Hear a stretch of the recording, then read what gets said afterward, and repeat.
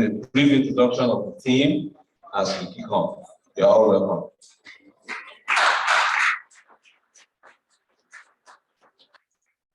Stay close by here. That's right. Okay. Hi, good morning. Morning. Wow, some people are still sleeping. Hello, good morning. Okay, thank you all for coming. We are from America. I work at UCSD in San Diego, California. And this is a joint effort with the team from Sharing Hope Medical Mission and Riverside International Outreach Team. Sharing Hope has been here. This is our third medical trip, which I call third missionary journey. So hopefully we look more years to come to continue this process as a team. So thank you all for coming, both nurses and residents and doctors and all medical staff. So we are here to give you as much information as possible. Things you can grab and go out and spread, like others and spread word. So I'm going to hand this microphone over to Dr. Stephanie Lowe. More elaborate, and then we will start the lectures as we go. Thank you. Okay. Hi, I'm Dr. Stephanie Lowe. I'm from Riverside University Health System in California, United States. I'm also the co-founder of Riverside International Outreach. And I just wanted to say thank you so much for coming to attend our lecture, and thank you for inviting us here.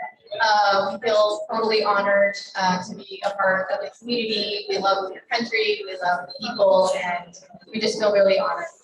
There's quite a bit of information today. We're going to try to get through as much as we can. The courses that we're teaching are going to be over 2 days.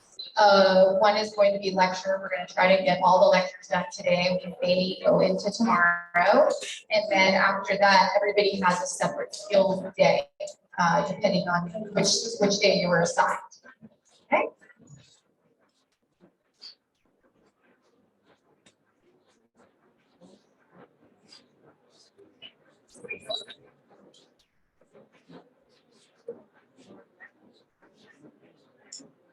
Are you trying to go back? No, I just want to go to the next slide. Oh, here.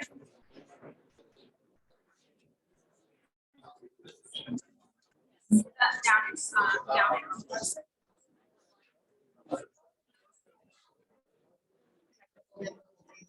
Or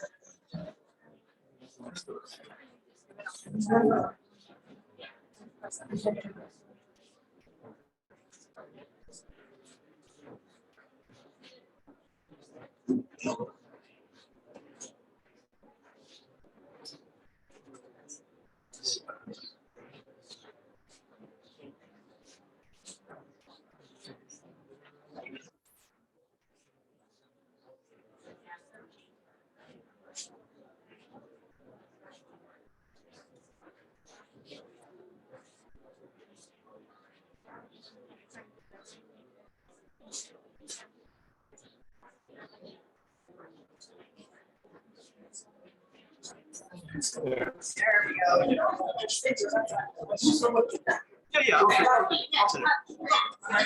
Okay, sorry about that. I wanted to go over the agenda for today. We're going to start with basic cardiopulmonary resuscitation, so BLS. Then we're going to go into advanced cardiac resuscitation, which is ACLS. And we're also going to do advanced pediatric resuscitation. We'll probably take a little break after that to stretch, go to the restroom, things like that, whatever you need, just a few minutes. And then we'll go right into the advanced trauma resuscitation, or ACLS. During ACLS, we're also going to give you a Stop the Bleed lecture. Stop the Bleed lecture. And we have a treat lecture from Ingrid regarding breast cancer. So without further ado, I'd like to introduce our first lecturer. We have Maria Arvizu. She's one of our registered nurses at our trauma center. She's here to teach BLS.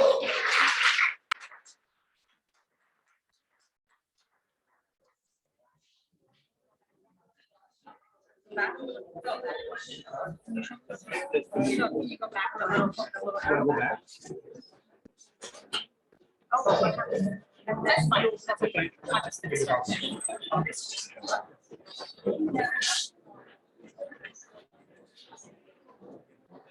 Good morning, everyone. Can everyone hear me? Okay? Yeah? Okay. Well, my name is Maria Arvizu. I will be teaching your BLS course this morning. Thank you again for having us. We'll go ahead and get started. Okay? Okay, so our BLS course, learning objectives, hopefully by the end of the lecture, you'll be able to describe the importance of high quality CPR, its impact on survival, steps of chains of survival, and apply the BLS concepts in chains of survival. Recognize the signs of someone needing CPR, performing high quality CPR for adults, children, and infants. Also describe the importance of early use of AEDs and demonstrate its use. Signs of choking in the adult, infant, and child. Some of these skills I do have some videos for, but you will apply this during your skill sessions tomorrow. Okay.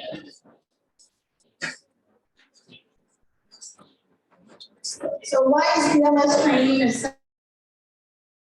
Lives. BLS is a opportunity for us to provide basic medical care for those patients, family members, your neighbor, your coworkers who find themselves either injured or in some kind of emergency situation where they need that life-saving support. Okay?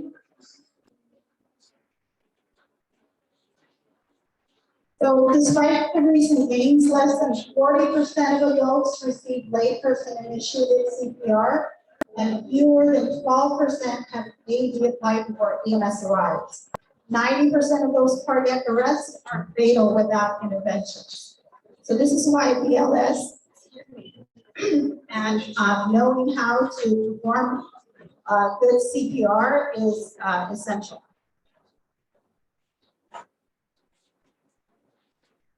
So how do we save lives? We recognize the life-threatening emergencies in adults and pediatrics. You will mostly see that by the time your coworker, your family member, your patient needs these life-saving emergencies, they're either cardiac arrest or respiratory arrest.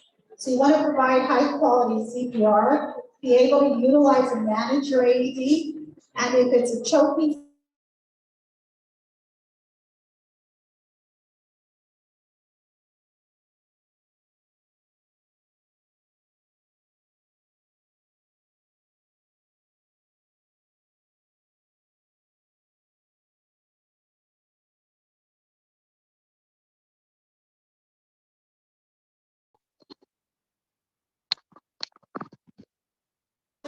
congenital heart disease, or just an abnormal electrical conduction.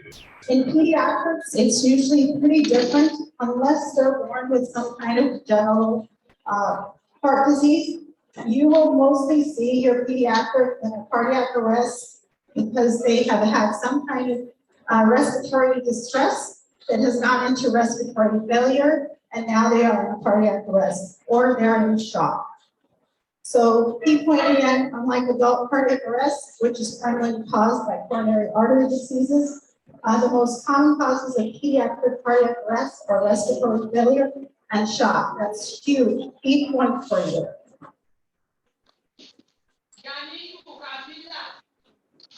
Our Grace. Okay, so common causes of respiratory arrest in the adults and pediatrics. So they're pretty similar.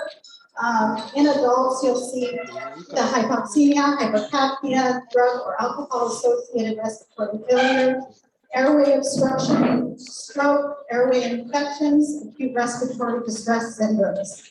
In our pediatric, they're pretty much the same. The only thing you'll see a little differently is the drowning, or if they're born with some kind of congenital chronic airway disease.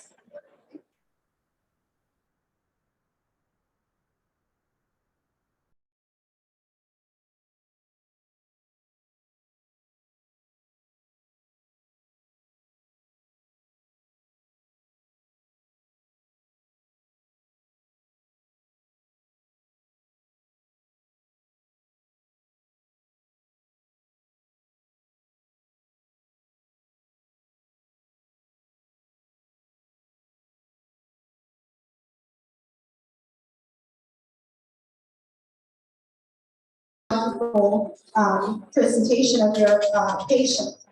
And if there is, and you feel like your patient becomes or goes into cardiac arrest or respiratory arrest, you want to activate that emergency response. So in our hospital, we have emergency response teams or co-teams. So you want to immediately start high quality CPR, bring your defibrillator to your bedside, and then provide post cardiac arrest care, as well as your recovery for the patient.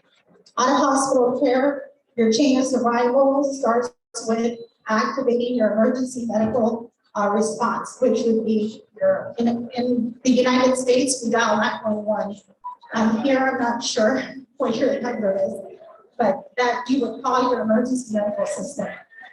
Start your high quality CPR. If you have access to a defibrillator, AED, you want to bring it to your patient's bedside or your patient's side immediately. And then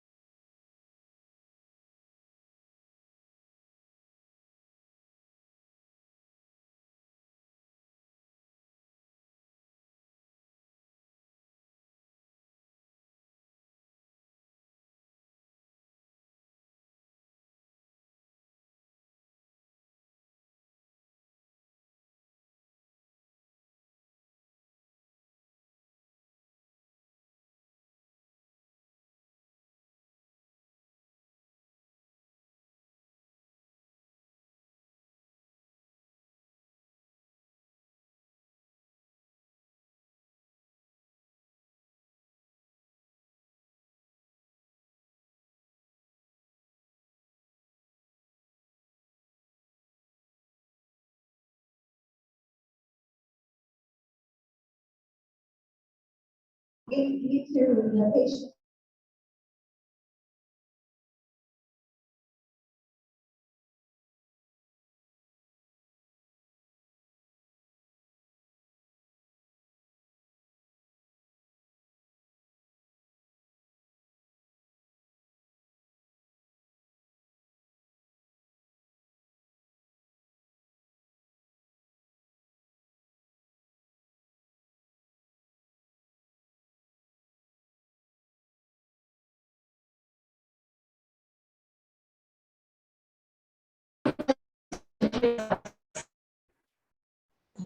If you only want to do hands-on, that means only compressions.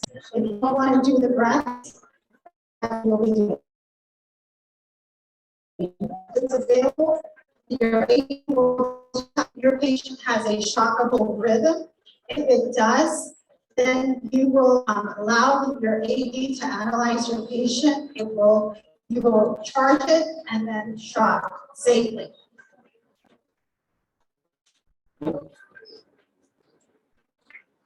So effective CPR in adults, you want to make sure that you have correct hand placement.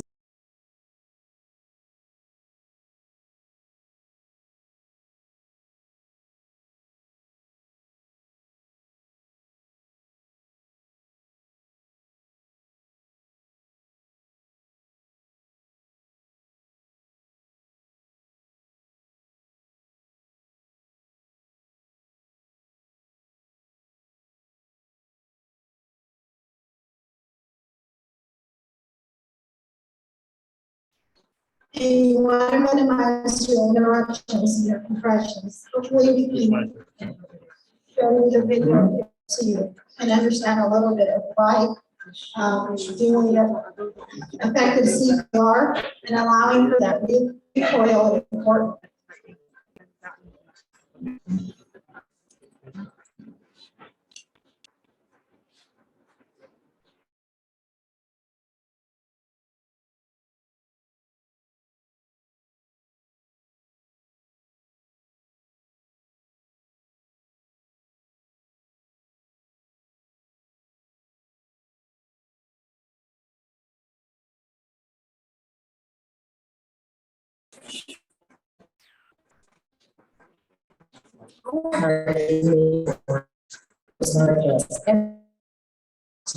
Every cell in the body.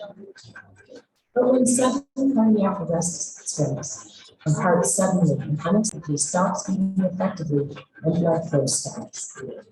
Without any intervention, the brain, vital organs, and our heart will begin to die. Beginning CPR is the patient's only chance of survival. Brain damage will start to set in within 4 minutes, and after 10 minutes, brain damage becomes irreversible. The power to save a life is truly in your hands. Performing CPR accomplishes 2 critical things. 1, compressions move oxygenated blood to the brain to keep the brain alive. And 2, compressions blood and oxygen. Okay. Sorry about that. We're gonna go ahead and start this video. I really want you to take a look at this and understand why effective CPR is important. Every second of every day, delivering blood and oxygen to every cell in the body. Our heart is an amazing organ.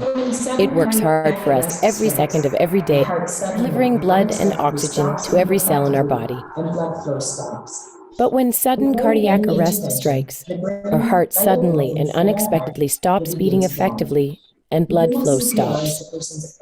Without any intervention, the brain, vital organs, and our heart will begin to die. Beginning CPR is the person's only chance of survival. Brain damage will start to set in within 4 minutes, and after 10 minutes, brain damage becomes irreversible. The power to save a life is truly in your hands. Performing CPR accomplishes 2 critical things. 1, compressions move oxygenated blood to the brain to keep the brain alive. And 2, compressions keep blood and oxygen moving to the heart muscle itself so that it has the best chance of resuming a normal electrical rhythm after a shock is delivered. As you begin compressions, you are creating an artificial pump and doing the work of the heart manually. With each good, effective compression, you are building up pressure in the system, which will move blood around the heart and up to the brain. It does take time to get the blood moving with CPR, so it is very important to push hard and push fast to build the pressure up, which keeps blood going to the brain. Pushing down at least 2 inches allows for the heart to be squeezed and blood to move out. Pushing at a rate of 100 to 120 compressions per minute is necessary to keep blood pumping. Let's see what happens when we take our hands off the chest. Blood stops moving to the brain. It is for this reason that if you are taking your hands off the chest to deliver breaths or switch, we don't push deep enough. Blood does not reach the brain. The same is true if we do not push fast enough. Watch what happens when we push too fast. The heart does not have time to refill with blood, therefore not enough blood gets pumped out. The heart does not have a chance to refill with blood. Therefore, no blood gets pumped Watch what happens when we don't allow the body to decompress and allow the chest to fully recoil. The heart does not have a chance to refill with blood, therefore no blood gets pumped out. So remember, the key purpose of delivering compressions is to keep oxygenated blood moving within the heart and up to the brain to keep the brain alive. We need to push hard and push fast in the center of the chest. If ribs break, that's okay. What's not okay is allowing the brain to die from a lack of oxygen. So remember, you are their only hope. Do the best you can, and don't give up until medical help arrives or an AED is present. You can do it.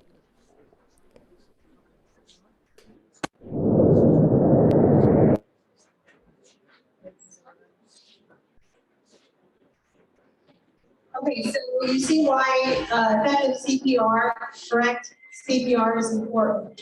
If you don't have good hand placement, if you are not compressing as you should, then you will not have an effective pump. So AED and defibrillation video in adults, power on the AED, place your appropriate size pads in correct location. Clear for analysis of your cardiac rhythm. Your AED will tell you whether your patient has a shockable rhythm. stay clear to safely deliver your shock, and make sure that you, if you have someone next to you, that you also let them know that you will be shocked, so that you don't end up with two patients. All right. And then you're going to resume compressions immediately after you deliver a shock.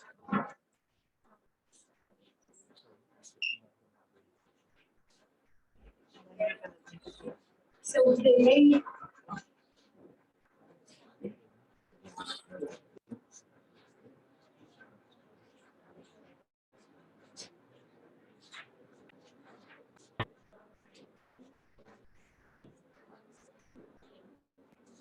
This video is intended to help you understand how an AED works. The ECG strip you are going to see is from Steve's actual save, a real person who is alive today because of an AED. Help you understand how an AED works.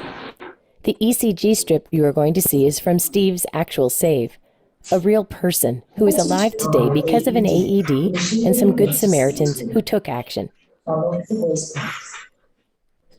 Once the pads have been placed, the AED will Once you turn on an AED, the machine will begin to speak to you. Follow the voice prompts. Once the pads have been placed, the AED will instruct you to stand clear and to not touch the patient while it does an ECG of the heart. The AED is designed to determine if the heart is in a normal rhythm or if it needs to be shocked. In this case, the heart is in ventricular fibrillation, the most common rhythm when someone goes into sudden cardiac arrest. Notice how the heart is not beating effectively. It has electrical activity, but it is uncoordinated. The heart looks like it is shaking like a bowl of jelly. When in this rhythm, you can see the heart is not effectively pumping any blood out.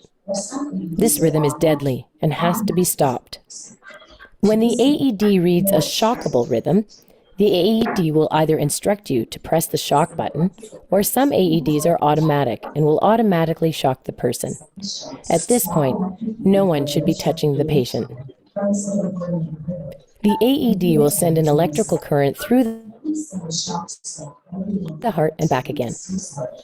The purpose of this shock is to stop the heart completely for a very short period of time from this uncoordinated rhythm and give it time to reset. Notice how the shock stopped all the electrical activity in Steve's heart for a brief period. Seconds after this shock, our own SA node, the pacemaker of our heart, will try to regain control of the heart and tell the rest of the heart when to squeeze. It can take up to 2 minutes for the heart to reorganize itself electrically after a shock, before it will function again and effectively pump blood to the brain. This is why you will be instructed to begin CPR immediately after the shock. Your job is to push hard and fast in the center of the chest in order to manually pump blood to the brain to keep the brain alive. Your compressions will not interfere with the heart trying to reorganize itself electrically, so do not worry about that. After 2 minutes, the AED will instruct you to stop CPR. It will reanalyze the heart and advise whether another shock is needed. Always listen to the machine and follow the voice prompts. In Steve's case, the ECG picked up a healthy rhythm, and therefore a second shock was not advised. In Steve's case, only 1 shock was required to bring him back to life.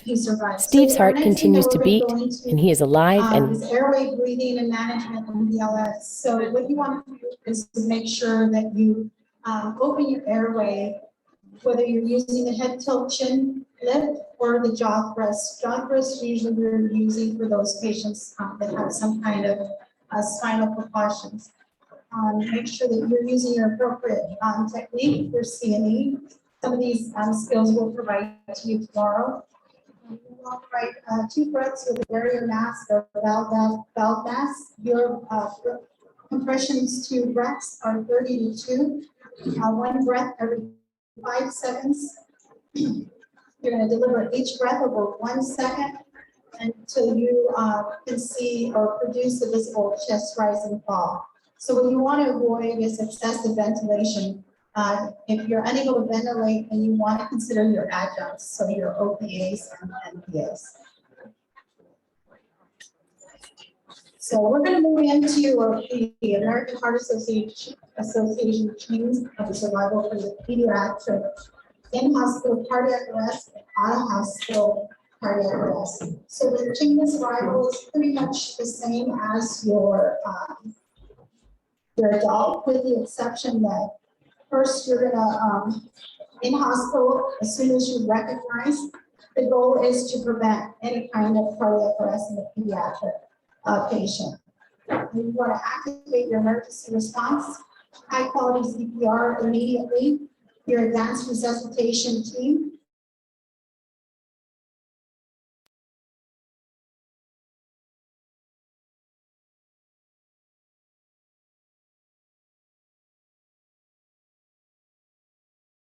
Team will follow.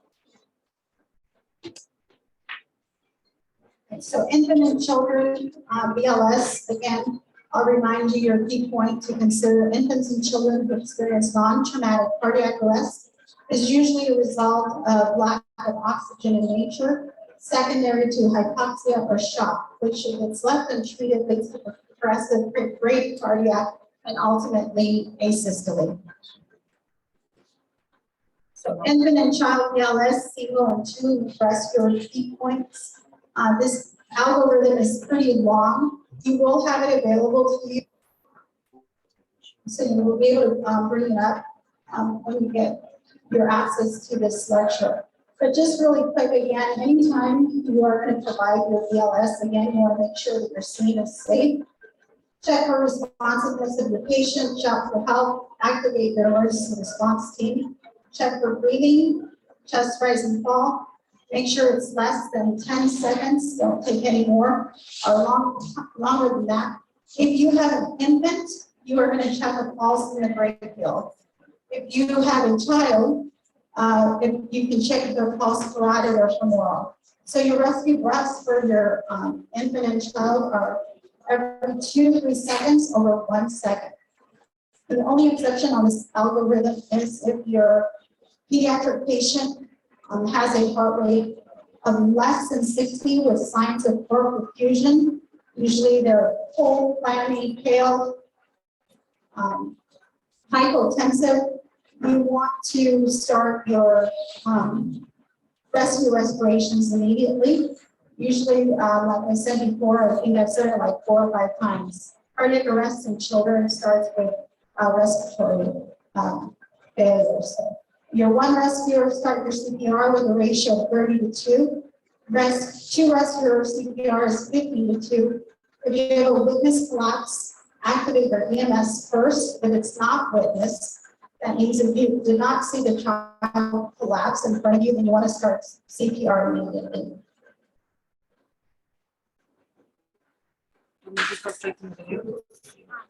Yes, so there's two different techniques for your infant to start your CPR. There's a 2-finger technique for one rescuer, which you're pretty much use 2 fingers, put it in the center of the chest, and you'll start your compressions. Okay.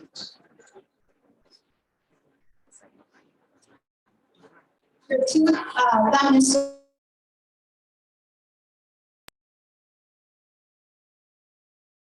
preferred only because researchers show it produces better blood supply to the heart muscle, ensures consistent depth, and may generate a higher blood pressure. The technique and the compressions are the same. You still want to have that 100 to 120 compressions per minute. You want to compress for your child, it's 1.5 inches, and allow for your recoil. Okay.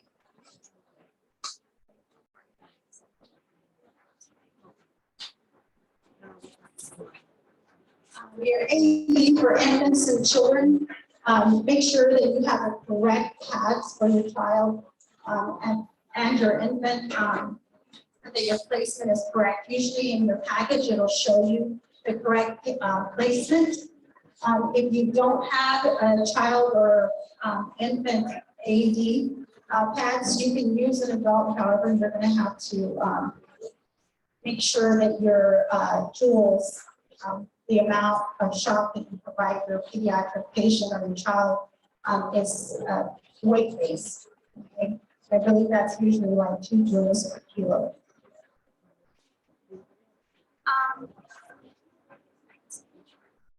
We're going to try and show you this figure.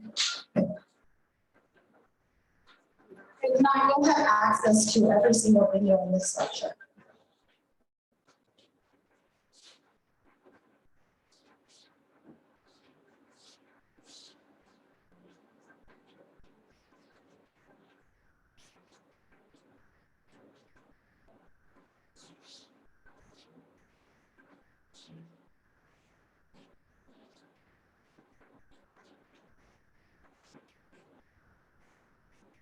Thank you guys for your patience. I know it's a little more than hearing our technical difficulties are taking a little bit longer than what we expected.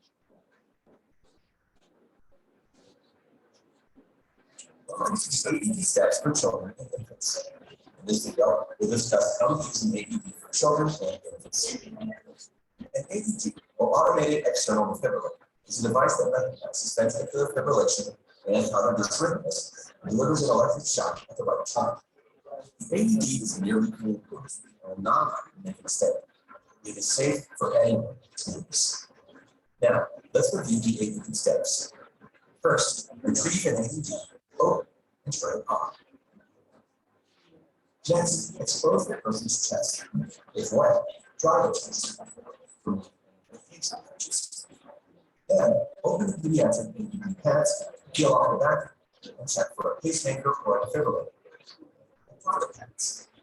Apply one pad on the upper right chest and one breast. For infants, apply on the frontal chest. Apply the second pad on the lower left chest below the armpit. For infants, apply the second pad to the head. Move away from the child. Ensure that the wires are attached to the ABD box. Then steer the individual, stop CPR, and instruct others not to touch the injured or the ill individual. Let ABD analyze further. If the ABD needs to check electrodes, then ensure that the electrodes are making good contact. If ABD message reads shock, then press and hold flashing shock button until shock is delivered. Resume CPR for 2 minutes, starting with chest compressions. Repeat steps 1 to 10. This concludes our lesson on ABD for children and infants.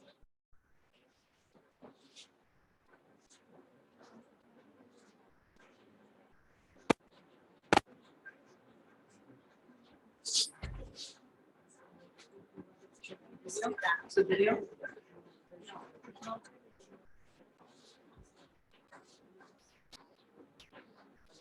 Okay, so we're gonna move on to adult and children choking. Your conscious adult and child, what's the universal sign for someone's choking? Does anybody know that? What's the universal sign if you are choking? This. Right? Just cross your arms in front of you and bring them up to your neck. That tells someone that you are choking and need help. So what are some signs and symptoms that someone is choking? They have a weak pulse. They're unable to speak, adventitious breath sounds, decreased air movement, and they can even have great signs of periorbital cyanosis. So choking relief maneuver is the same for an adult and child 1 year and above. So for your unconscious adult child, then don't check for, if they become unconscious and you're not able to remove the obstruction, then you want to start your CPR immediately. After 2 minutes of CPR, you want to activate your emergency medical system or team. Continue CPR, open the airway, check to see if you see any obstructions. If there's a visible object, you can go ahead and try to remove it. But you're proceed based on the patient's presentation. So you want to check airway breathing and neurocirculation. So I'll show you. So I'm going to show you the video for your infant choking.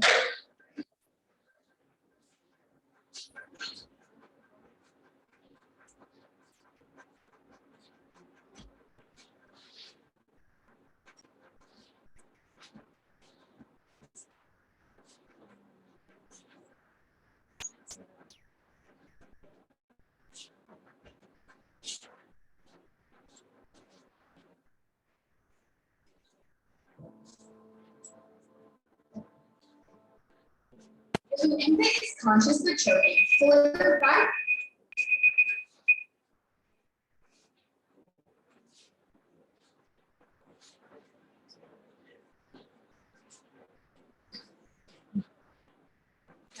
using the two finger technique, resting the infant against your forearm and thigh.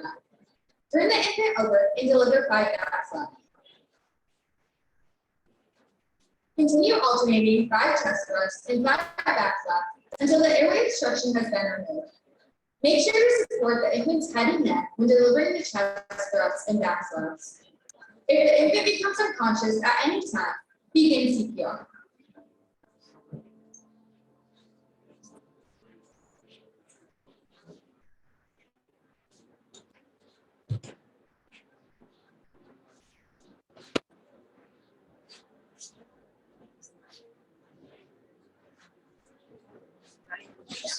Okay, so I'm going to go ahead and skip the person or the woman who was pregnant and choking. You will have access to the video and my notes in there. Then we're going to move on to our next presenter. So thank you guys very much. Please remember that support, effective CPR will save someone's life. Okay?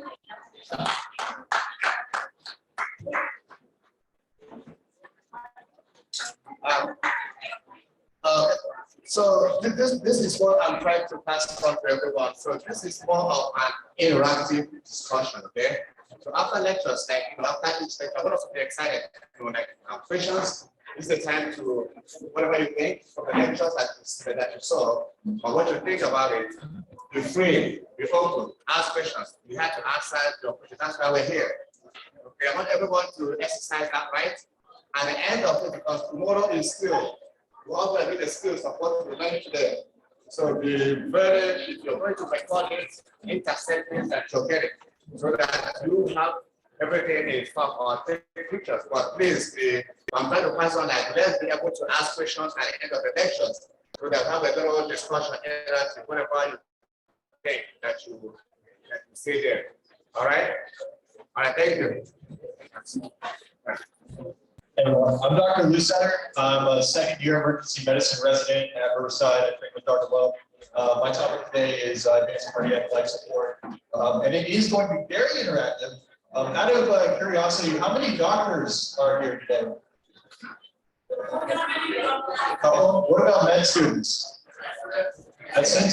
Okay, I'm picking on the med students. Okay, and then nursing staff. Nurses, I'm going to pick on you guys too. So just a quick overview, ACLS is all about, BLS, somebody's heart stops. ACLS is finding ways to bring the heart back, okay? They briefly touch on that with like the lead bib, but there's many other causes that we're gonna try to cover today, okay? So we're gonna start with identifying stable and unstable patients in arrhythmias. We're gonna talk about the tachyarrhythmias, the bradyarrhythmias, our treatment options for those. And then we're going to talk a bit about pulseless electrical activity, okay? So I'll start off with the tachyarrhythmias. So how do you know, you have a patient come in, you get them on the monitor, their heart rate's going crazy, right? In the 150s, 160s. How do you know if they're stable or unstable? There's a couple of things you need to ask, okay?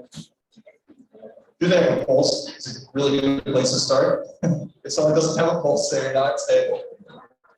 What's their blood pressure doing? Okay, are they going to be able to perfuse their brain with this arrhythmia? Do you have time to try other treatment options? Are they altered? Are they confused? Are they saying things that don't make sense? Those are all signs that they're not perfusing their brain, right? A sign they're not stable. And then active chest pain as well.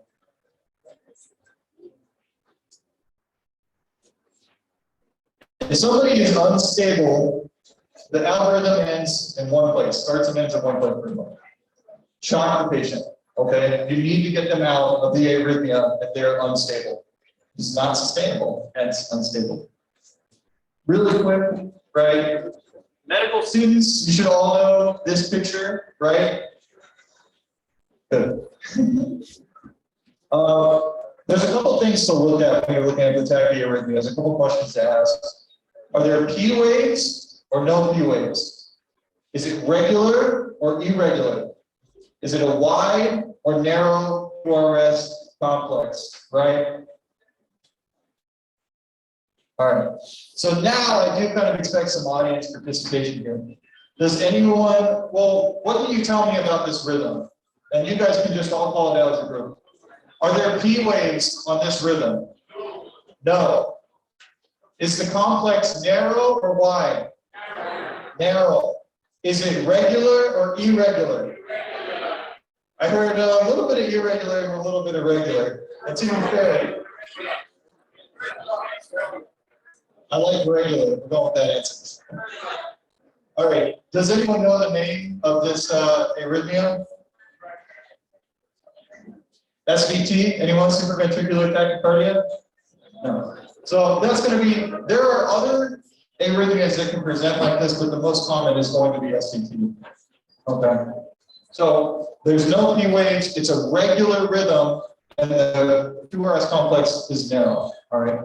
So what do we do for these patients? If they're stable, if they're talking to you, you're just seeing it on the monitor, maybe they have some complaint of chest palpitations, blood pressure is fine, they're mentating well, then we can start looking at our first treatment options. What would you guys give as your first line treatment for SVT?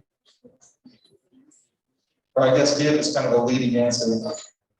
You guys ever heard of vagal maneuvers?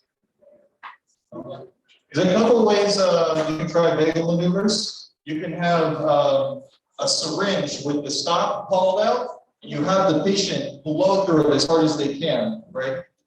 They can try bearing down.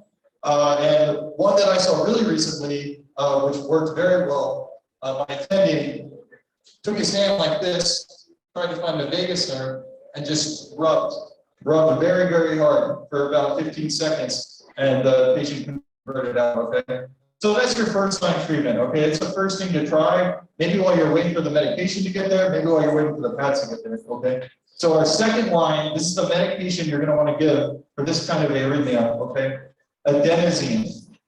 ACLS teaches start with 6 milligrams, and then if that doesn't work, go to 12. It's very important that when you administer this medication, you administer it fast. This medication is not stable, and it will break down in the blood very quickly. So if you do a slow push, it won't work, okay? You push it in as fast as you can. And then your last, well, the last thing you could try is going to be electricity, right? Electricity can be an answer for every one of these arrhythmias. But secondarily, if you have a stable patient with this arrhythmia, SVT, you can also try calcium blockers and beta blockers as well, okay? Unstable, there's only one answer though. What's the answer? Shock. Yes, correct. All right. So, next rhythm. P waves or no P waves? No P waves. This isn't the best rhythm. You guys are gonna have to work with me. We're saying no P waves in there. Is it wide complex or narrow complex? Narrow sounds good. I like that, right? Pretty narrow.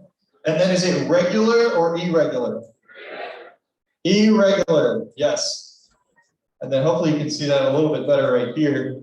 So when we're talking about regular versus irregular, we're looking at the interval of time between the QRS complexes. You can see this one is longer than this one. Those are about the same size, but those are all three different than that, right? So irregular. All right. For atrial fibrillation, you're going to want to do AV nodal blockade on your stable patients. And that can be completed with the same medications I just talked about, calcium channel blocker or a beta blocker. And then unstable patients, you do what? Shock. Good job. All right. P waves or no P waves?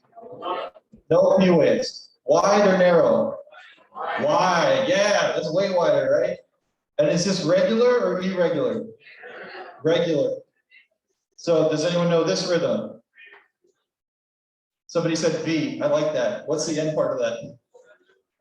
Ventricular tachycardia, right?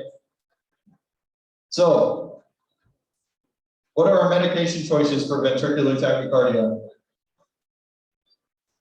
For a stable patient, right? Again, stable patients, your first line treatment, you're going to want to give an antiarrhythmic. Most commonly in the United States, I've seen amiodarone used. And then also, if you need to, you can cardiovert these patients out of this rhythm. But if they are unstable, we are going to do what? Shock. Yes, very good. You guys learned so quickly. All right, P waves, no P waves. Doesn't really look like much, right? Is this wide or narrow? Wide, okay. Is this regular or irregular? Irregular. So we have no P waves, we have a wide complex, and we have an irregular rhythm. And this is not a fun arrhythmia. This is ventricular fibrillation, right? How do you treat a stable ventricular fibrillation? You don't. There's no such thing as stable ventricular fibrillation. There's only one treatment for this. You're going to jump on this person's chest, start BLS, and you are going to shock them. If the first shock doesn't work, you're going to push an amiodarone and try again. And then just keep shocking. Does anyone know this rhythm? Med students? No? No guesses? Okay. So this is a peculiar kind of ventricular fibrillation called torsades. And the reason why we bring this one up is because there's a slight change to the medication that you can give. For this one, you can give magnesium, right? And you can give magnesium and then shock, or shock and do magnesium, whichever is there first. Just get those going, get those done. Okay. This, again, you guys are gonna get access to all of these algorithms here, okay? But this is for the tachycardia. This covers everything I just talked about in a very brief algorithm, okay? And so now we're gonna very briefly go over the bradyarrhythmias. There's a lot fewer, a lot less. That's nice. All right, so the whole P wave thing, regular and irregular, that's more for the tachyarrhythmias. These are, you're just gonna kind of have to know these, like memorize these, okay? So what is that right there? T? That looks like a T right there, so that's gonna be the P, but the P is kind of like really far away from there, right? So what kind of block is that? Anyone? No? So this is a first degree AV block, okay? And that's what you're gonna see there. You have this set distance from the P wave to the QRS. And it's consistent, right? There is a QRS for every P wave. It's just a little delayed, first degree AV block. The treatment for these, you're not gonna do too much. You can kind of sit and watch these people. They need to see a cardiologist though, or else they might continue to develop into our next rhythm. Anyone know what this is? So we have a P wave that's kind of that distance, QRS, another P wave, maybe a little bit wider of a distance there, wider of a distance there. And then eventually we have a P wave with no QRS. Somebody said 2, I like that. Is it type 1 or type 2 too? I think it's type 1. Yeah, type 1. And you can see the red lines right here. They are getting longer. And then you end up with the drop. Type 1. What do we do for a type 1 second degree block? Again, not much. You can kind of watch these people. Can follow up. And now this one, P wave, no QRS. Normal P wave, normal QRS, normal P wave, no QRS. P wave, no QRS. What's this one? Somebody said second. Yeah. This is a type 2. This is a second degree type 2, or Bowman's 2. And then for this one, these people actually need a pacemaker. Okay. We're starting to get to the point where these are a little bit more unstable. And this person is going to need to probably come into the hospital and have a pacemaker placed. Anyone know what this one is? This one's a little tricky. You get confused. So that is a P wave, right? What's that thing right there? QRS? Okay, maybe. Do you see that little defect right there? This one though? Not really. So this is what's called a buried P wave, okay? So you have a P wave here, P wave here, P wave here, P wave here, and then another one there. And the P waves are kind of marching at their own beat. If you look at those are regular P waves, right? They're happening at the same interval, but they do not correlate to any of the QRSs, right? This QRS is not, it is a little bit wider too, which is a clue, but this QRS is not being set up by that P wave there. So this is a 3rd degree AV block. This is kind of the end stage of the blocks here. This is where the patients can begin to get pretty symptomatic and start having some issues, okay? So our treatment for these patients is kind of based on how they're looking, you know? Somebody can have a 3rd degree block and they can kind of be talking to you, but it's just as likely that they're starting to have some symptoms. Maybe they're altered, maybe their blood pressure is starting to go down, maybe they're not perfusing as well, right? And it's at that point where you're gonna have to start intervening, okay? You can try atropine for these patients, 1 milligram push. It probably will not respond, but it's a good place to start. And then you need to get the pads on this patient, and you need to start doing transcutaneous pacing, right?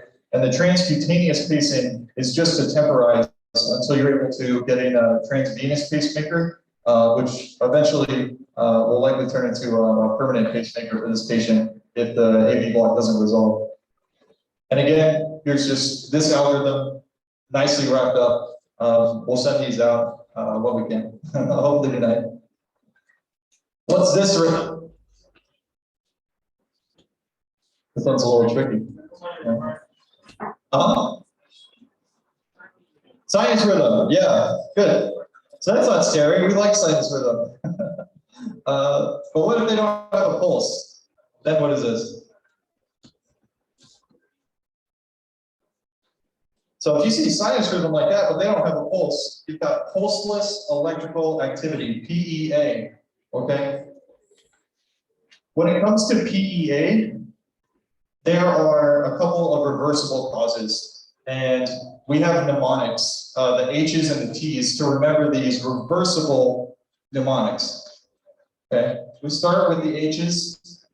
The first thing you want to think of is your potassium, all right? This is something that we can fix. This is something we can temporize. We can maybe get the patient to dialysis. We're going to be giving them calcium during a code, maybe some bicarb to try to get them out of this rhythm. Or excuse me, get their heart pumping again. Hypothermia, cold patients, right? We need to warm them up. The saying goes, you're not dead until you're warm and dead. Hypoxia, respiratory failure, get them an airway, start giving them oxygen. Might come back. Hypovolemia, we're going to talk about hemorrhagic shock here soon. They need fluid resuscitation. It depends on, whether they're fluid down from dehydration or hemorrhagic shock will depend on the fluids that you provide. High proton concentration. There's no A in the H's and T's, so they decided to make it high proton, but acidemia, right? Maybe these patients will respond to some bicarb. And then hypoglycemia as well. Your heart is not going to have the easiest time beating if it doesn't have any fuel. Then we go on to the T's. We're going to get into tamponade and tension pneumothorax later today. That'll be part of the ACLS course. We think thrombus, right? Thrombus in the heart would be like a heart attack, an MI, myocardial infarction. And then we think thrombus in the lungs, the lung vasculature, as a pulmonary embolism, right? For which you could administer like TPA. And then the final T is toxins. You want to be thinking about drug overdose or accidental ingestions, anything like that. And then because this is ACLS, I have to go over this rhythm. Anyone know?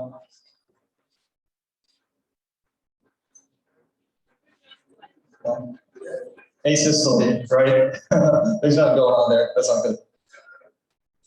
All right, and then very briefly, I just want to go over kind of this is like the centerpiece of ACLS, so to speak. And you kind of get lost in this algorithm. You can follow it all the way down, right? The decision trees all the time, but it's you should think of it as this person's heart is not beating appropriately. What are one of the ways that can happen? They're in a arrhythmia, okay? This is the arrhythmia side. If they're in an arrhythmia, you try to fix the arrhythmia.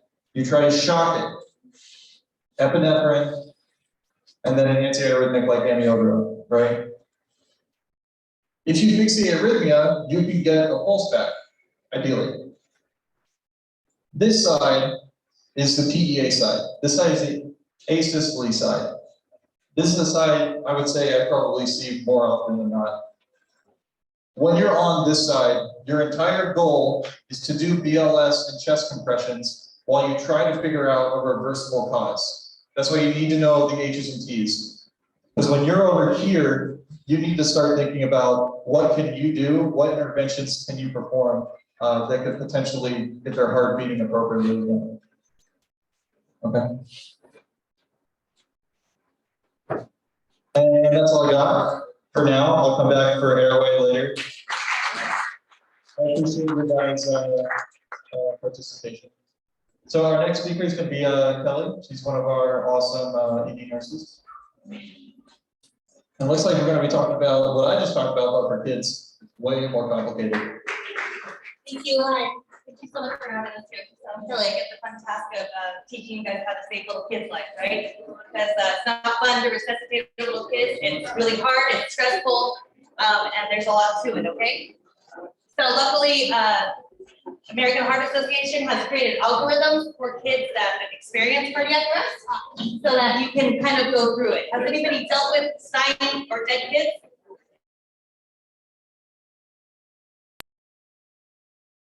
You lose any kind of knowledge that you ever have when you do see a little child dying in front of you, okay? So that's why they made it really easy here to try to follow along, okay?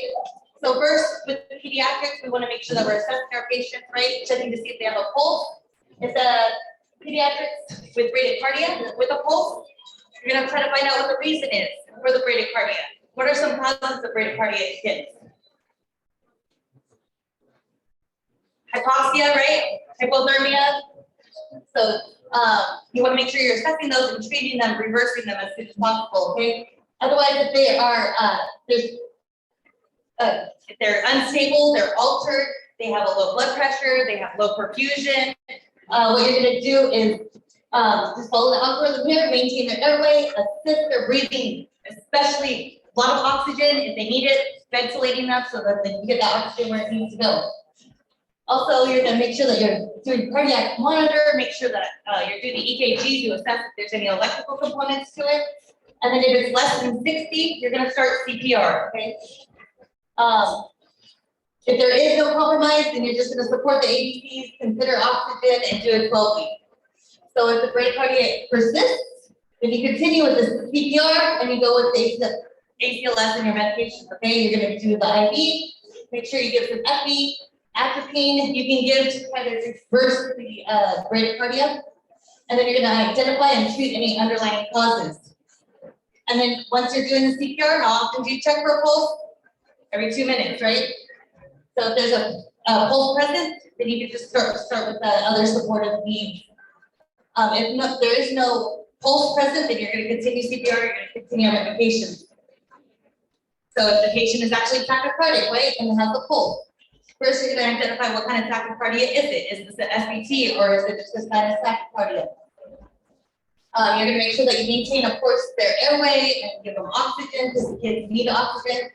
And then you're going to evaluate the 12 weeks. If it is just a sinus tach, what are some causes of sinus tachycardia? There's certain causes, right? Dehydration, pain, fear, all those things. So if it is dehydration, what's the treatment for that? Fluids, right? If they have a fever, then the treatment is going to be antipyretics.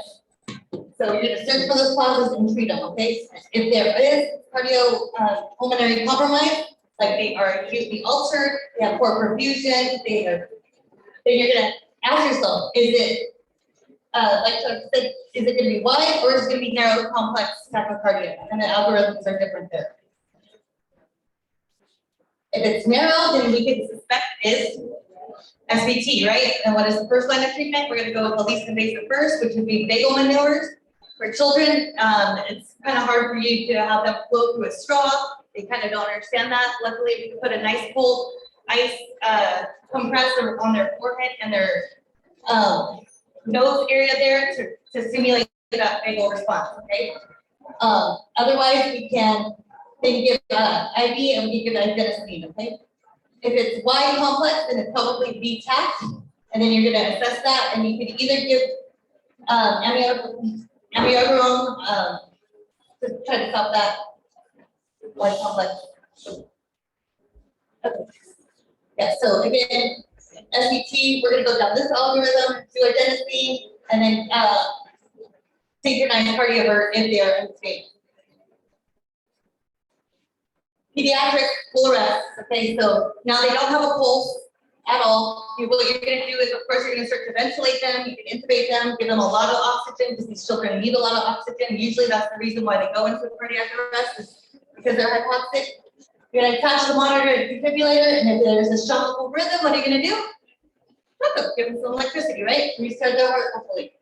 So if it is asystole, with either of them, you're gonna make sure that you do your CPR and continue CPR for 2 minutes, and then you do a pulse check. Is there a shockable rhythm? If there is, then you're gonna defibrillate. If there isn't, then you're gonna continue with CPR, and then you're gonna also do your medication. So your epinephrine, adenosine, if it is, if you get some kind of tachyarrhythmia that you need adenosine or lidocaine, and amiodarone. The neonatal resuscitation is a little bit different. If the heart rate is below 100, you're going to check for the chest movement, you're going to ventilate, and you're going to take corrective steps as needed. If it's below 60, then you're going to intubate, chest compressions. You're going to make sure that you give them 100% oxygen, and do a little heart monitor. If it's below 60, then you're going to give the medication IV epi. Make sure that you're thinking that if it's hypovolemia, maybe they had a pneumothorax from the delivery itself. So, and you want those are going to be your targeted O2 after birth. It's a little different than So this is for when the children are dying or dead and stuff. But as we know, children are very good at compensating until they start to crash. Okay, so then. Key is going to be to make sure that you are recognizing those subtle signs of children decompensating. Do you guys know what some of those are? Yeah, like what? Maybe they're altered, right? They're not looking at you. They're not paying attention. They're not tracking. They're not getting perfusion to their brain, right? Or maybe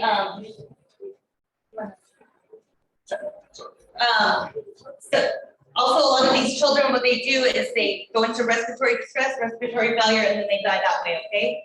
So we want to really make sure that you guys understand the respiratory component for children, okay? So my objective here overall is just to make sure that you guys can recognize some of those signs and symptoms and how to intervene early for these kids. So in the US at least, respiratory illness is one of our main causes of respiratory failure and cardiac death in children.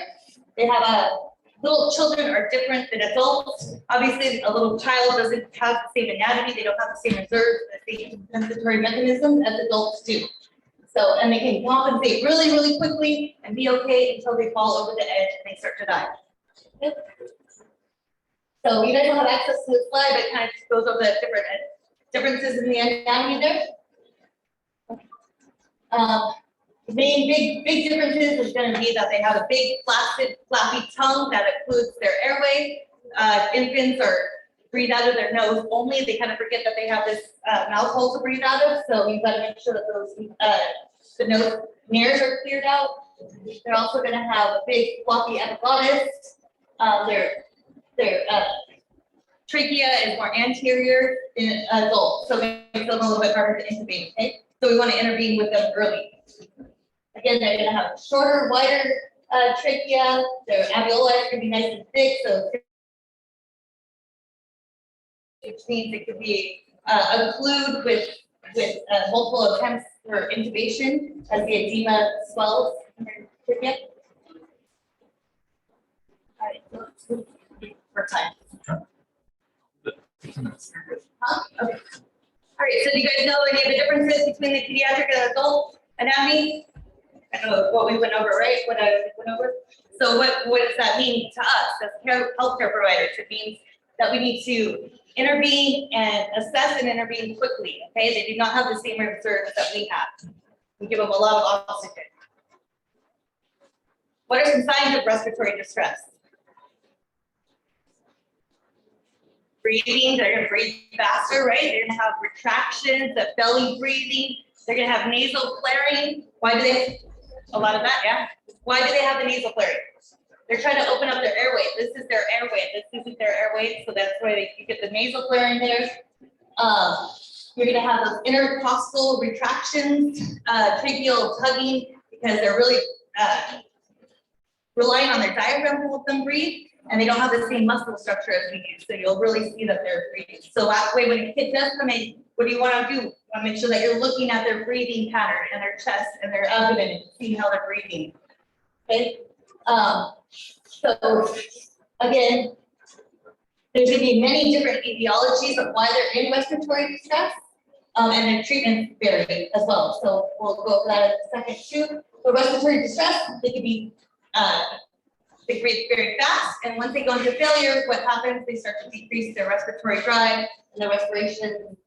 That's the head bobbing. Is that good or bad? And they're like, no, it's really bad. Okay, they don't have enough strength. They're getting lethargic, they're tired, and they can't keep their head up. They're just bobbing with each respiration. The grunting, have you guys heard grunting before? Yeah, that's their way of trying to pressurize the oxygen and open up their little thick alveoli there. So they're trying to get that oxygen exchange down into their lungs. It's a very ominous sign the kid is going to die soon. Of course, if there's any color change, if they're really pale or if they're cyanotic, and a big one is going to be that altered mental status. They're not paying attention to you. They're not looking. They're not tracking. They're not crying. That's big. Those are bad signs. So here's some of the abnormal signs of breathing. Let me know if you guys have ever seen these before. That nasal flaring. Have you guys seen nasal flaring before? Yeah. Yes. Good.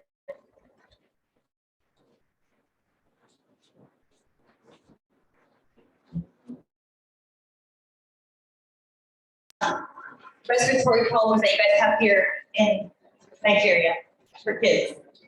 Pneumonia, COVID, hopefully. Yeah. Right?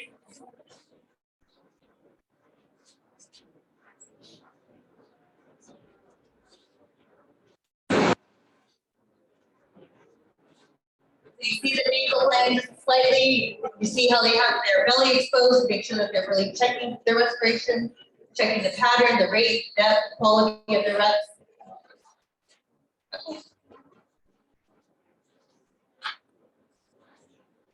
You guys will have access to all these YouTube videos here, so I don't know if it'll even fit. You can just go down to respiratory failure.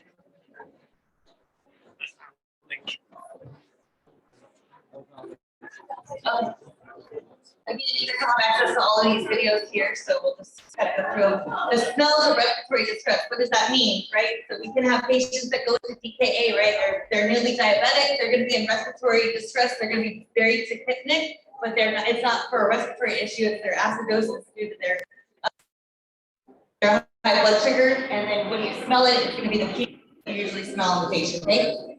So how do we know that they go from respiratory distress to respiratory failure? There's going to be a change in their level of consciousness. They're going to be very anxious to like not paying attention to you at all and lethargic. Okay, there's going to be a decrease in their oxygen level and an increase in their end-tidal. It can also be, you can have slow respiration or high respiration, no respiration. Okay. So when you want to monitor them, you want to use their pulse ox, capnography, the end-tidal if you have it, and poor perfusion may impede the monitor's ability to actually read their oxygen level. But what is the best monitoring tool? Your eyes, right? So really looking at the patient and seeing how is this patient acting, how are they breathing, right? You can listen to their lung sounds and really kind of get a better understanding of what's going on inside there. And asking the parents, is this normal for your child? Is this especially if they have chronic diseases and stuff like that. So Diagnostics are fun. You can get a chest X-ray. You can get a neck X-ray to see if they have stridor and something to see if there's upper airway obstruction. And then of course you can get blood gases, cultures, CBC, any of those things. So now that you've identified that you have a sick kid, what are you going to do with it? You're gonna, I say, call some friends, right? And you guys have respiratory therapists here that can kind of help. They can administer some of the breathing treatments and some oxygen, stuff like that, right? You want to do the least invasive first. You're going to follow the ABCs of resuscitation. And of course, we are really big on if you assess something that's wrong, we're going to intervene and then we're going to reassess our treatment if it's working or not.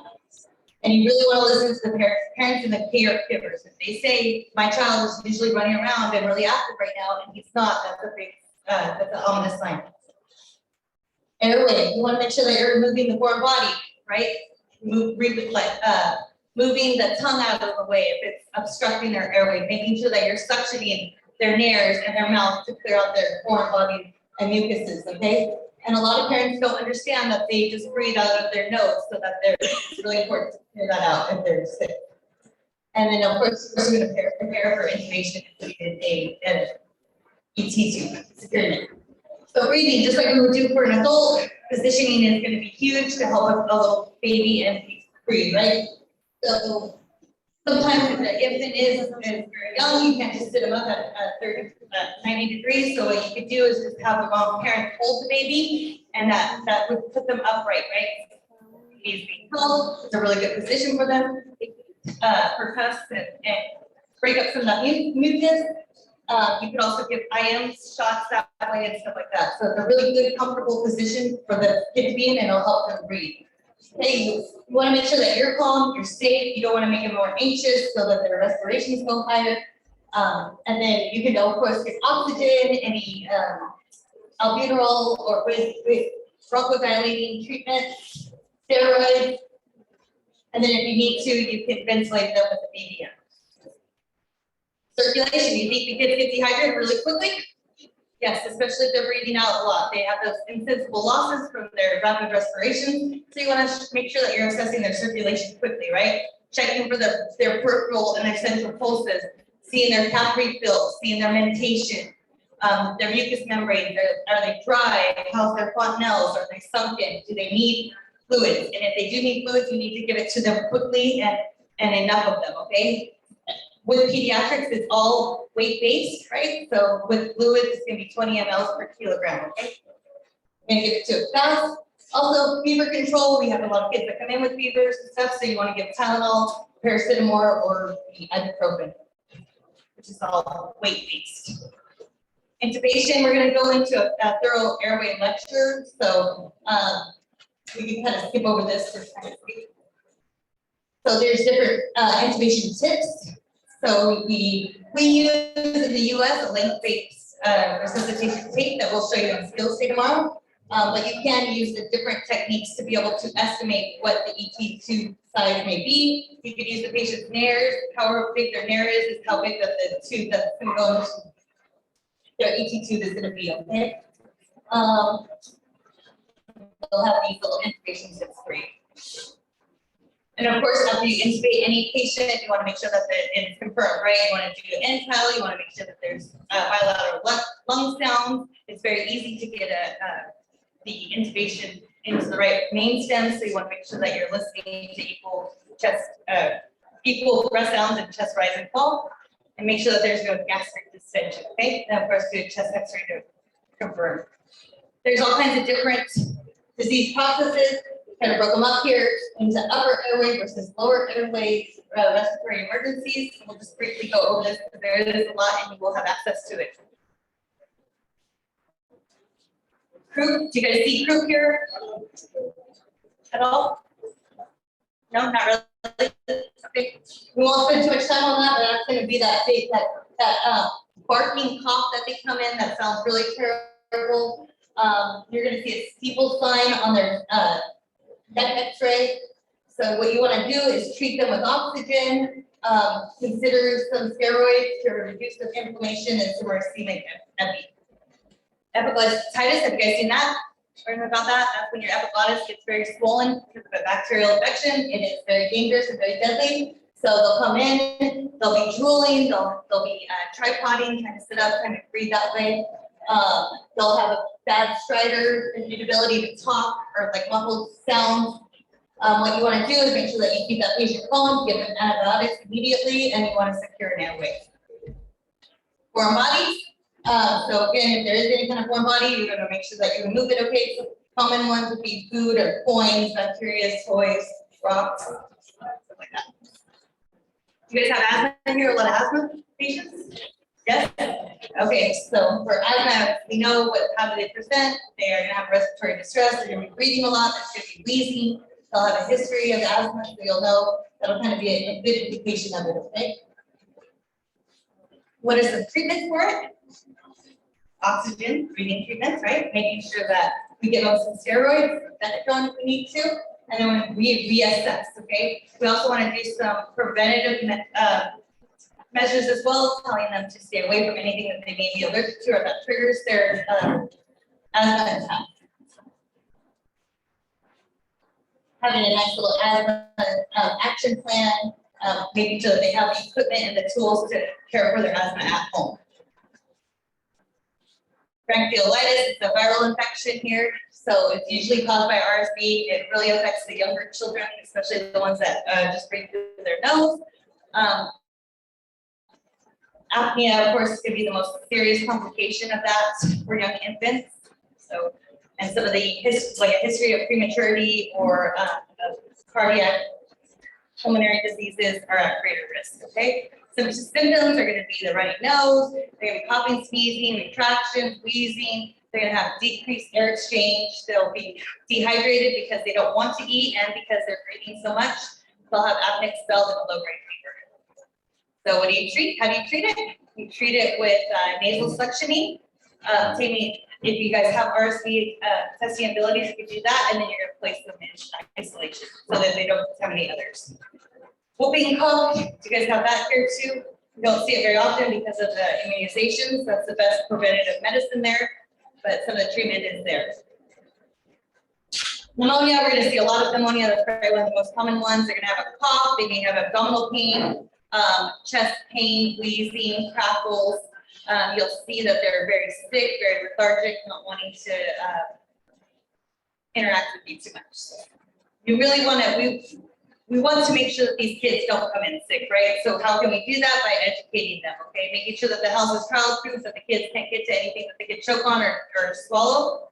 You want to educate on the asthma, you make sure that they have follow-up, instruct them on any kind of medication use that they may be prescribed, and make sure that you remind them that their condition can change and get worse and to bring them back if it does.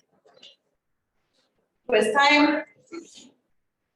So this child presents to you, you're in the ER, you're in a clinic here, and the nurse is caring for a child diagnosed with epileptitis. In assessing the child, the nurse should monitor for which of the indications that the child may be experiencing airway obstruction.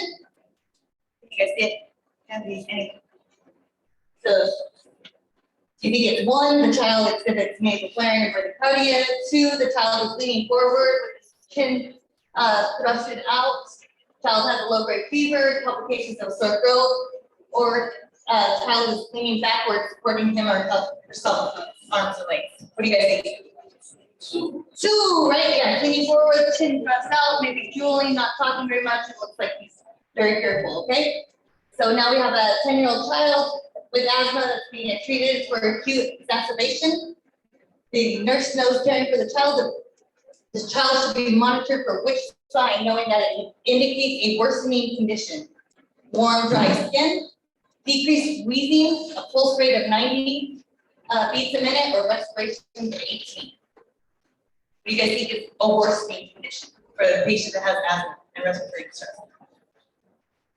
D, right? So D.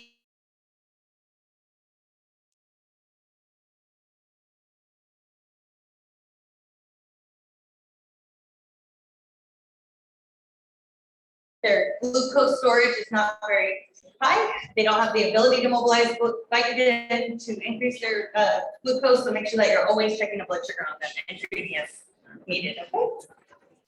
Now we'll give it to Dr. Little.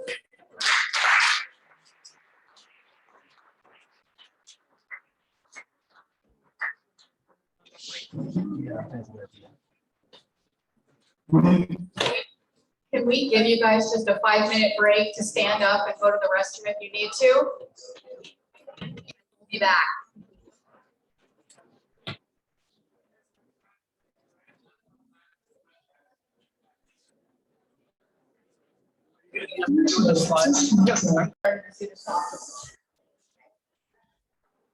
So now that we've covered ACLS, PALS, BLS, now we're going to move on to trauma.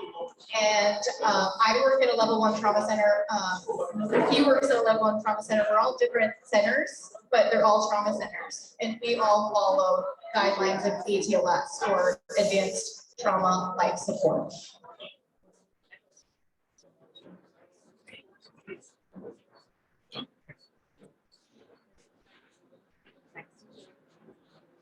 Okay, so when we are giving these lectures, there's a series of lectures.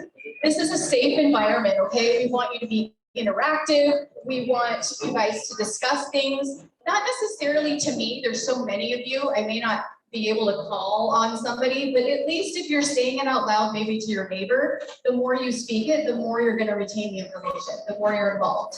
Can we ask questions? You can ask questions. Just raise your hand, I'll call on you. So please help participate. It'll be best for everyone. And then we're all going to respect each other. We may have wrong answers, but we're not going to make fun of anyone. There's no stupid questions either. Okay, so let's talk about this case. I'm going to read it to you. First of all, this NIST mnemonic, this is something that ACLS uses that you're going to see over and over again through everybody's lecture. And I'm going to tell you what it means. NIST is an acronym for M is mechanism. So what is the mechanism of this injury? I is injury that we know of. Signs is the signs of the patient, usually vital signs, maybe GCS as well. And T is the treatment that has been given already. So typically in the United States, we use this information. This is kind of what our paramedics or ambulance staff tell us what's going on with the patient. And sometimes it just may be family who's transported the patient. So here's the case. 43-year-old male, driver of a motor vehicle collision, involved in a head-on collision with a truck. Okay, that's the mechanism. Injuries, he's got right-sided bruising, abrasions on the chest, deformed right leg. Signs, not responsive. Respiratory rates 30, heart rates 130, blood pressure 80/60. Treatment so far is he comes in on a spine board with a C-collar, cervical spine C-collar. I'm happy about that. So what are your concerns with this patient? You should already be thinking, this is the history that we've gotten. We want to see, what are we worried about? I'm worried that this is a high impact injury, head-on collision. It's a lot of inertia and there's a lot of injuries that can happen. I have right-sided bruising to the chest. That makes me concerned about their lungs. It makes me concerned about their heart. Deformed right leg. So you're worried about fractures. And you can also lose a lot of blood in your extremities as well, even though you can't see it. When I look at the signs, they're non-responsive. That makes me concerned. Is this because they're hypoxic? Is this because they are intoxicated? Or maybe they have a severe head injury? This is all the things that are spinning in my head as I'm trying to decide what I want to do. Respiratory rate's 30, that's too high. Heart rate's 130, that's too high. And blood pressure is 80/60, which is too low. So I'm thinking, is this patient in shock? And what are the potential reasons they're in shock? Okay, so the ACLS course provides one acceptable method for the safe, immediate management of trauma patients. Just like we use BLS all around the world, we all kind of should know the compressions and how it works and how the respiratory system and the bag valve mask and things that we use. Same thing with ACLS as well. ACLS was developed after that. So it shouldn't matter whether you are from a trauma center or a small community hospital or even a community clinic. If you follow ACLS, we're all speaking the same language. Okay, next. So here's our goals. So we want to be able to learn how to assess a patient's condition rapidly and accurately. So usually when we go to medical school, when we learn how to assess a patient, they come into the office, they sit down, we ask them questions, they give us their life history. This is not how it works with ACLS. You do not need to have an actual diagnosis. You just need to know what you're looking at and what to treat first. So we'll learn how to resuscitate and stabilize patients according to priority. And that means priority of that patient's organs. Okay, we have to know which is the most common cause of death and treat that first. And then determine whether a patient's needs exceed the facility's resources and or provider's capabilities. So maybe your hospital does not have a surgeon. Maybe your hospital doesn't have a neurosurgeon. You may need to consider, should we be sending this patient somewhere else if possible? Oh, and arrange transfer when indicated. Okay, so course objectives. We're going to demonstrate the concepts and principles of the primary and secondary patient assessments. Greg's going to go into very much detail about that. We're going to establish management priorities in the initial management of a trauma patient. So initiate the primary and secondary management of simulated trauma patients in a timely manner. We want to make sure we're doing this quickly. And then in a given trauma simulation, we're going to demonstrate the skills that are often required in the initial assessment and treatment of patients with multiple injuries. So on our skills day, which we have one tomorrow, we're going to be covering a lot of these skills. Chest tube placement, needle thoracostomy, we're doing intubations, we're doing arrhythmias as well. We're also doing how to log roll a patient on a backboard, C-collar, we're going into peds trauma as well. And we're even going to bring an ultrasound and show you guys how to ultrasound the belly in trauma. Okay. So why do we need this? So why do we need ACLS? Well, this data is from the CDC and the WHO. 5.8 million people die every year from unintentional injury and violence. So it's basically 9 people every minute is dying from an injury. So injury accounts for 18% of the world's burden of disease. That's a large percent. I mean, remember, you've got cancers and cardiac, heart problems and things that other people die of, but 18% is pretty large for something that might be preventable. So motor vehicle crashes alone cause more than 1 million deaths annually and 20 to 50 million significant injuries. So if you can see the map of the world here, I know you can't see this legend on this, but the red is a lot more patients. And you can see where the red injuries are happening more in this area, motor vehicle collisions. So ACLS provides a common language. When I say I'm going through the ABCDEs, any physician that's taken ACLS should know what I'm talking about in any hospital. So why did this start? So there was this physician, he was an orthopedic surgeon who was flying his plane with his entire family. And this was back in like the late 70s. This was in the United States, in Nebraska. And the plane crashed and him and his family were taken to a primary care place. I don't think it was a trauma center. They didn't have that back then. And he thought that the care he received for trauma was completely inadequate. His wife ended up dying, and he realized that something needed to change. His name was Dr. Steiner, and he says, when I could provide better care in the field with limited resources than what my children and I received at a primary care facility, there is something wrong with the system, and the system has to be changed. So the point is, you should be able to perform certain activities and skills in the field. You don't always need a hospital. This is how we can decrease morbidity and mortality. So initially, before ACLS was developed, when you looked at when people died from injuries, it used to be a tri-modal distribution. So you had a first peak at immediate deaths, right? So patient gets in a car accident, there's not really much you can do for immediate deaths. Maybe they have a massive aortic injury, maybe they have crushed their heart, massive bleeding. That's usually what happens in immediate. The second peak is going to be in your first 1 to 2 hours. We call this the golden hour. It doesn't exactly mean 30 or 60 minutes, but we just use that term saying this is the most important part of ACLS that we can intervene and save lives and decrease morbidity or mortality. So there used to be a huge jump in peak in that first 1 to 2 hours before ACLS came along. And then you also had a peak, weeks later. Those patients were probably dying of infection and so on. So as ATLS has been developed, your immediate deaths are pretty much the same, other than what we have provided as prevention. That's really the only thing you can do to prevent the immediate injuries is prevention. You know, you have helmets, you have seat belts, that sort of thing.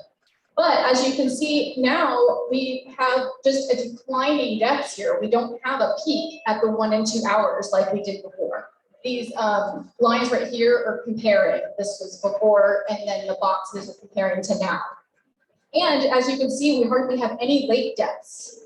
So if a patient survives more than 24 hours, their chance of dying after trauma, if they've survived for 24 hours, is about 4%. So we want to get there. So ACLS concepts. So you're going to follow this ABCDE approach to the evaluation and treatment. You're going to treat the greatest threat to life first. The key is knowing which one that is. Recognize the definitive diagnosis is not immediately important. I don't need to know exactly what's going on with them. I just need to know how to assess them and treat what's going on. That's why I use this algorithm. Understand that time is of the essence. We have to do this quickly. They don't have time to sit and get their history. And we don't want to cause more harm in what we're doing. I think it's great that we're doing, airway management, but we want to make sure we're protecting their C-spine at the same time. We don't want to make that worse. So here's the ABCDEs. This is what we want you to learn. Memorize this, look at this. This is your foundation of ATLS. So this is how you're going to assess a patient. Airway is the most important. That's why it's A. We have to look at that first. And when we're addressing airway, we have to make sure we're keeping the C-spine, intact. We don't want to move it. Then you have breathing and ventilation is next. You can't move on to B if you don't have an airway. So it doesn't matter if their leg is hanging off, you need to go to airway. Breathing and ventilation is next. Then circulation with hemorrhage control. Then disability. And then E is for exposure and environmental control. So we want to cut all the clothes off, and we want to make sure we put blankets on them so they don't get hypothermia. So initial assessment and management, you have preparation, which is key as well. Hopefully, if you are a hospital and you know something's coming in, you're always prepared. That may not be the case everywhere. You're going to have your primary survey, and there are certain resuscitative adjuncts that we can use for the primary survey, ultrasound, chest X-ray, things like that. And then we're constantly reevaluating their status. If anything changes, we go back to the beginning, A, B, C, D, E. You're going to have a detailed secondary survey. This is a head to toe evaluation after you've gotten through the A, B, C, D, E. And then you're constantly reevaluating, and what is the definitive care for this patient? Are we going to be treating them here? Are we going to see if there's a hospital nearby we could send them? So this educational format, like I said, is a group discussion. It's interactive. I'm not giving you guys a written exam. There's too many to do a written exam, but we want to do the best we can and provide you this information. So there is an app online which does get a lot of information. It's you go to myatls.com, or you can search for the mobile app. You can buy the ATLS guide. It's $10. The manual itself is a lot more expensive. I would recommend doing the app. We do have the manual as well that we might be giving to you guys. Okay, so international ATLS programs. As you can see, 83 countries are already teaching ATLS, including Nigeria, actually. So impact, so documented, so we have improvement in the care of injured patients after implementation of this program. I've shown that. We have organized trauma care resulting in reduced injury mortality. And the retention of organization and procedure skills is better. Any questions? So here's the summary. ABCDE approach to trauma care. Do no further harm. Treat the greatest threat to life first, which is what? A. There's only one safe way to do this. We're not going to do things differently. And this is a common language that we all need to have.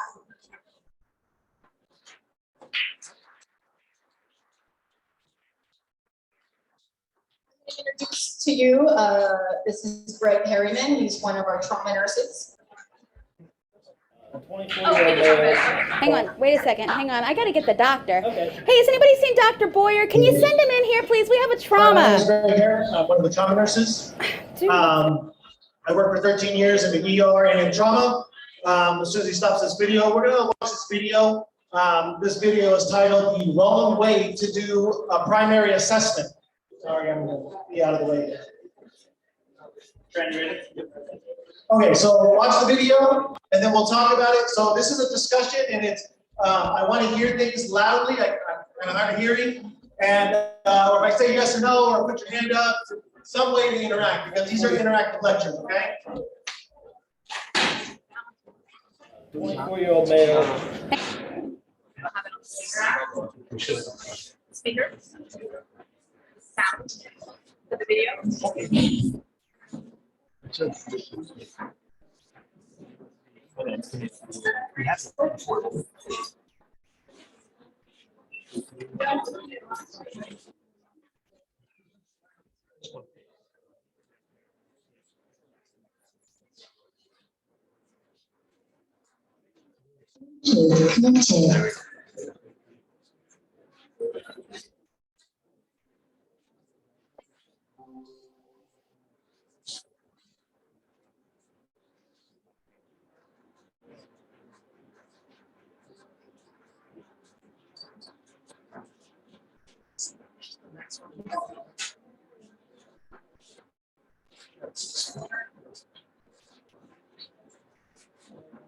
Connected. Hang on, wait a second. Hang on, I gotta get the doctor. Hey, has anybody seen Dr. Boyer? Can you send him in here, please? We have a trauma.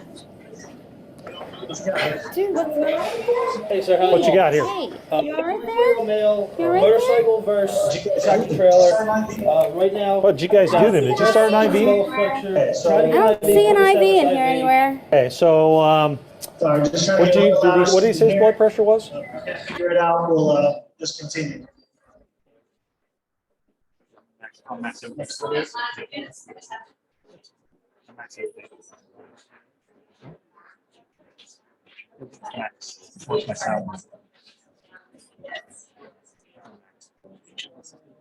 Hang on, wait a second. Hang on. Hey, somebody see Dr. Boyer? Can you send him in here, please? We have a trauma.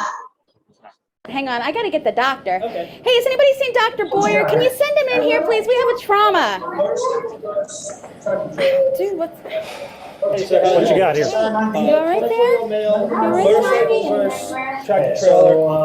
Right now. What did you guys do then? Did you start an IV? Try to I get don't an see... IV. Okay, so we got a little time to do some Yeah. things, so I'm gonna what's just going go on ahead here? and put him on a. Oh, it's on the board, yeah. All right. Oh, shoot. Just got this thing clean. I'll tell them in just a second. Hey, buddy, how you doing? He's opening his eyes, looks like he's responding a little bit. So, let's see here, he's breathing. Turn back on you there, sir. We don't want you to. You got a stethoscope? I can't. There's some scissors on you. I can't get anything over this. Okay, this let's see, sharp take a here. listen Ah, there we go. Oh, there's some trauma scissors. here. Can you put some pressure on that? It's bleeding an awful lot. Is ortho here yet? I haven't seen them, but Okay, then let me let's call- just do this really fast. So can you hold, you got a blood pressure or anything on it? No, I haven't gotten that yet. Hang on for a minute. What's your name? Not talking a lot up here, Dr. Boyer. Oh, that looks a little blue. Well, We got pulse ox? yeah, it's not really picking up so well though. Here. Okay, well, maybe I'll take a look at his airway here. Hey, sir, open your eyes. Let's get this thing off. I can't see his neck very well.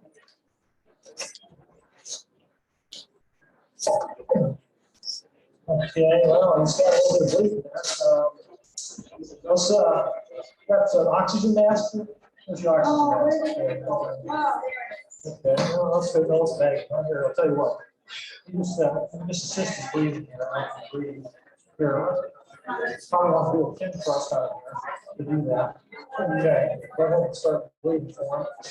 And you got an IV start yet?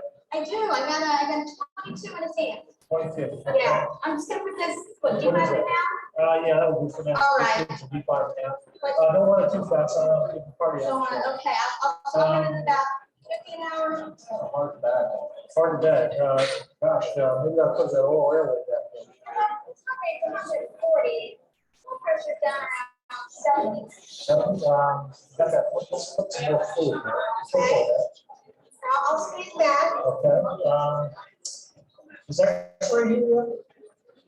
I don't know, let me call out.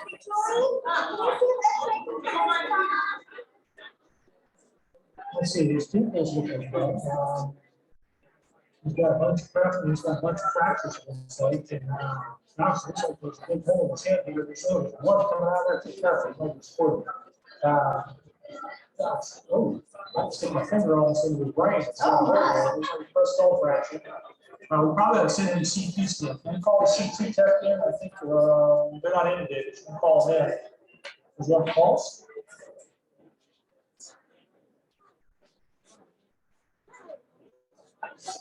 Are you looking for it? You want to go pulse? Oh, it's so much. You know, I'll do CPR. I'll let you start pushing on his chest here, okay? And let's see, we got breathe for him.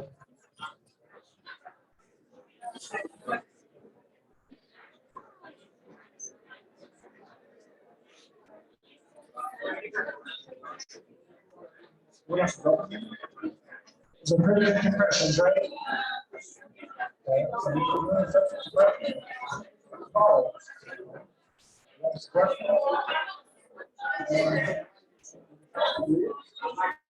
Looks like it's not moving now. Okay, so some comedic relief, right? We saw the incorrect way. So as Dr. Lowe earlier described, we want a systematic approach to this, right? So we don't want to see this happen when we have a trauma patient, right? Some of you are laughing. Hopefully that's just because this is the first time you've seen that and it hasn't happened in your trauma bay, right? So we're going to go over the initial assessment and management of the traumatically injured patient. So go ahead. So primary survey, A, B, C, D, E as well, right? We went over that. Airway with what? What do we need to do with airway? C-spine, right? Airway with C-spine. B, what do we do for B? Breathing. C, circulation. All right, good. And D, disability, neurological status. Are they following commands? Things like that. E is what? Exposed. Exposed E, you want to look and make sure we're not missing any injuries, okay? So we want to, this is the cornerstone of what we do in trauma. And if something isn't going right or your patient's not getting better, we're going to repeat that primary survey and just make sure we didn't miss anything. Objectives, I'll go over this briefly. Importance of preparation. Sometimes we have time to prepare. If you have ambulances, they call your hospital ahead of time. It's nice to have that heads up. It's harder to take care of this patient that shows up at your door, you know nothing about them, everybody's in a panic, right? So we want to try to prepare as much as possible. Evaluate the mechanism of injury. Certain mechanisms of injury have specific injury patterns, and if we know what happened to the patient, then we can predict what the injuries are from the mechanism of injury. Sometimes we don't know, they'll just show up. But if we can get that, that's important. Get it from family, get it from EMS, which is, or the ambulance, however we can. Correct sequence of priorities, not what the video showed, right? A, B, C, D, E, that's what we want, correct priority. Apply principles of primary and secondary survey. Secondary survey is going to be a head to toe assessment, we're going to cover that. Importance of reevaluation. Anytime we do an intervention, we will reevaluate and then move on. We don't move on if we can't. If you can't get a definitive airway because you can't back valve mask somebody, you can't intubate them, and you better go for that crib because you can't move on, right? Recognize patients who require transfer. Don't know what transfers are here, but we don't want to exceed our capabilities and we don't want to send patients to the wrong place. So if you don't have a neurosurgeon here, we hopefully wouldn't bring a patient that needs a neurosurgeon here, but I don't know the logistics of transfer here. So you guys know better than I do. So here's your first case scenario. Yeah, mechanism of injury. We have somebody who was unrestrained, drive her into a tree, right? Is this a high mechanism? Yes or no? Yes, right? So injuries, great. They told us nothing. Does that help us much? Nope, doesn't help us much, right? Vital signs not reported. Another great piece of information. Nothing was given. And treatments. They know they were, if you look at that car, it took them a long time to get out. They're being transported to the ED, we know that, or your trauma bay or wherever. They're applying O2. They're giving some fluids, they have an IV, spinal immobilization, all good things? Are these all things that can happen in your area? Can these people do this? Perfect. So encourage them to do that. It's one less thing you have to do when the patient shows up. Right? Keep going. Okay, so give me some things that you guys want to do to prepare for this patient. Just spit them out. Anything. Patient's coming in, you got a heads up. Hey, you got a car accident coming in. What do you want to do? Nice and loud. Okay. So what I do is I make sure I prep, right? I got a person into a tree. I don't know much about them. I want to make sure my doctor's away, right? Maybe if I can get some blood, I'll have some blood. Maybe some oxygen equipment, suction equipment. You know, put on some gloves, some gown. I don't want to get covered in blood like that doctor, right? Earlier, they got blood splattered all over it. So we want to prepare things before the patient arrives. What other information would be helpful to know? What's missing? Sorry, real loud. Huh? The situation of the patient, right? Did we get a set of vitals? Yes or no? Do you want a set of vitals? Absolutely. So we're missing that piece of information, right? So it'd be helpful to know what interventions were done as well, or what injuries are seen on this patient. So did we get any of that in the report? Nope, we didn't.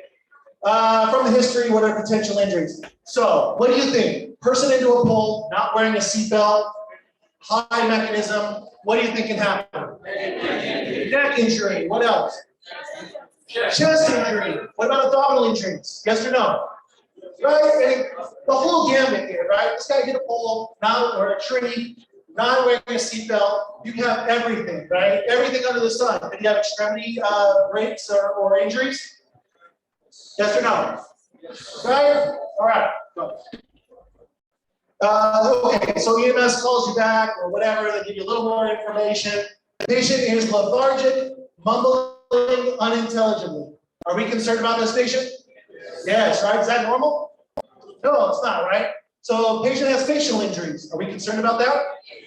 Why? Say again? Airway, right? Yeah, we have a potential airway issue. We got facial injuries, right? Vital signs, heart rate 120, BP 90 over 40, respiratory rate 24, O2 sat 89%. Are we concerned? Yeah, we are, right? Anytime you see a heart rate greater than your systolic blood pressure in trauma, you might have a problem, right? So this guy's sick, right? What do you think the cause of this low blood pressure in this part of heart rate is? Say again? What is it? Hypovolemic shock. I apologize. Yes, you are absolutely correct. Okay, let's move on. Good job. Based on this information, what interventions can be done pre-hospital? I'm not going to go over a lot of pre-hospital stuff in this slide, but if they can start an IV for you, put a patient on oxygen, splint an extremity, and get them to the right location, that would be huge, right? Takes away a lot of burden from you. And then where are they going to be transferred to? I'm not going to harp on that because this is something you guys have to figure out yourself in a way that I don't know your agreements with other hospitals, okay? But we want to get them to the right place. That's what's important. Okay, patient arrives in your trauma bay, right? Here's what they should look like. Fully spinal immobilized, C-collar in place. Everybody's got their PPE on. You've called your doctor because you pre-arranged that. Maybe you have your RT, maybe you have some blood.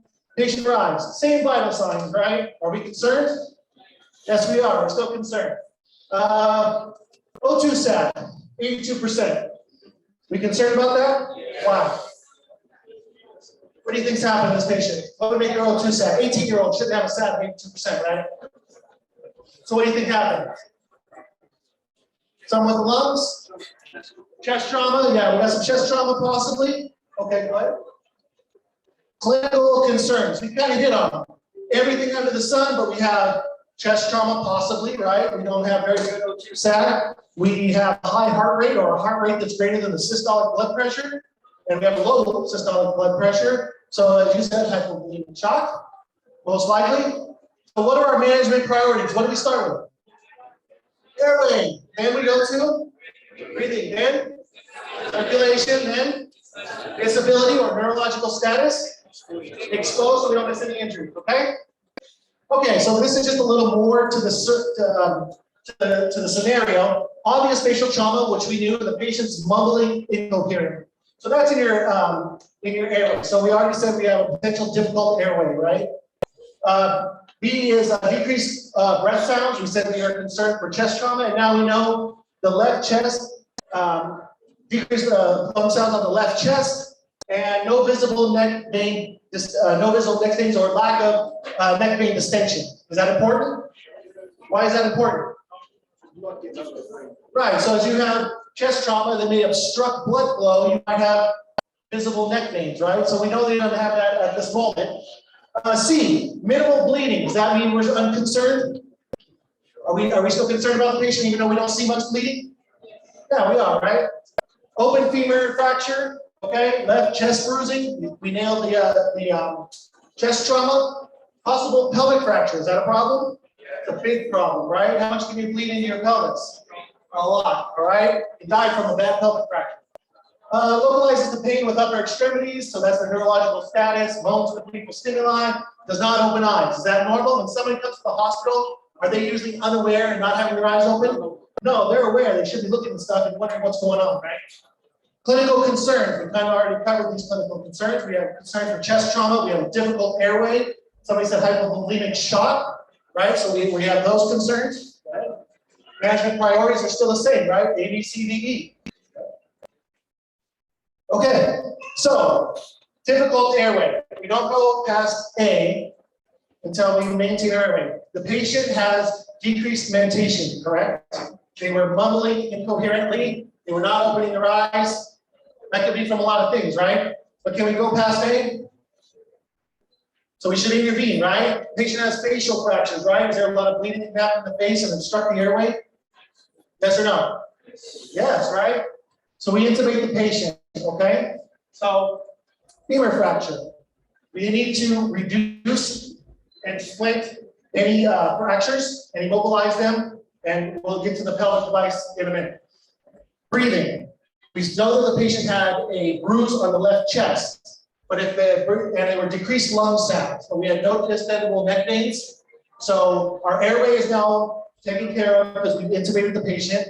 Okay, so if we go to breathing, do we need to intervene in breathing at this time? Yes or no? Yes. Okay, so we're breathing for the patient because they're intubated, right? We don't have distended neck veins. We might have something going on. So what might you need to tell you a little further information about breathing? What adjuncts would you want? Chest x-ray, right? So let's say this patient doesn't have a pneumothorax or a hemothorax, right? So let's say he doesn't. Still has decreased lung sounds that we know from previous, which could be caused from maybe pulmonary contusions or something. But let's just say they don't have that. Do we need to intervene in breathing at this moment? We do. We do. Okay, well, breathing for the patient, I think we can move on because you don't have a pneumothorax, okay? And the patients, we're breathing for them. So at this point, since we don't have to do a needle-thoracostomy or a chest tube, we probably can go back and reassess it later, make sure we're not missing anything, but we should move on because there's no pneumothorax. Although they do have decreased lung sounds, it's a concern, but it's not a life-threatening concern at the moment, okay? So circulation, what are we looking for in circulation? Say again? Pulse. Pulses, right? Pulses, skins. What else?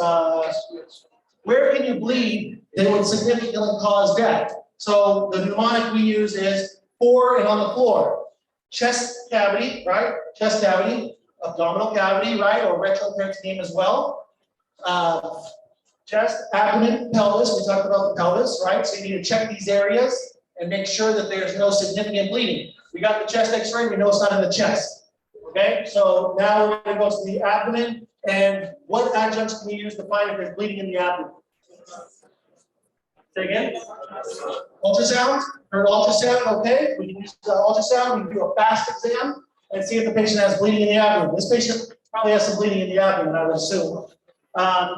Okay, so, and then we check the pelvis, right? So we check the pelvis, and how do you check the pelvis? You compress the pelvis one time. If it feels unstable, you need to bind that pelvis, because bringing the pelvic wings together will help minimize bleeding, just like splinting a leg. You're gonna need to take care of that pelvis, otherwise they can bleed out entirely. So under circulation, you guys got pulse, we got the IVs, we're checking all the places. chest, abdomen, pelvis, and long bones would be 4.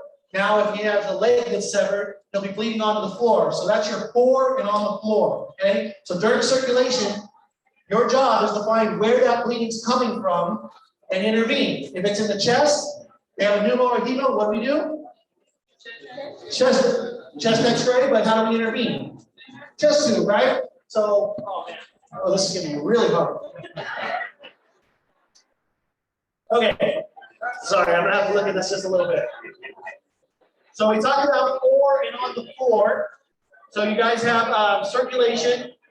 Now, you cannot move forward until you intervene for circulation. Now, the patient, we splinted them, okay, the long bone, they have a femur fracture, we're splinting it. We put a pelvic binder on this patient, so we closed up that pelvis.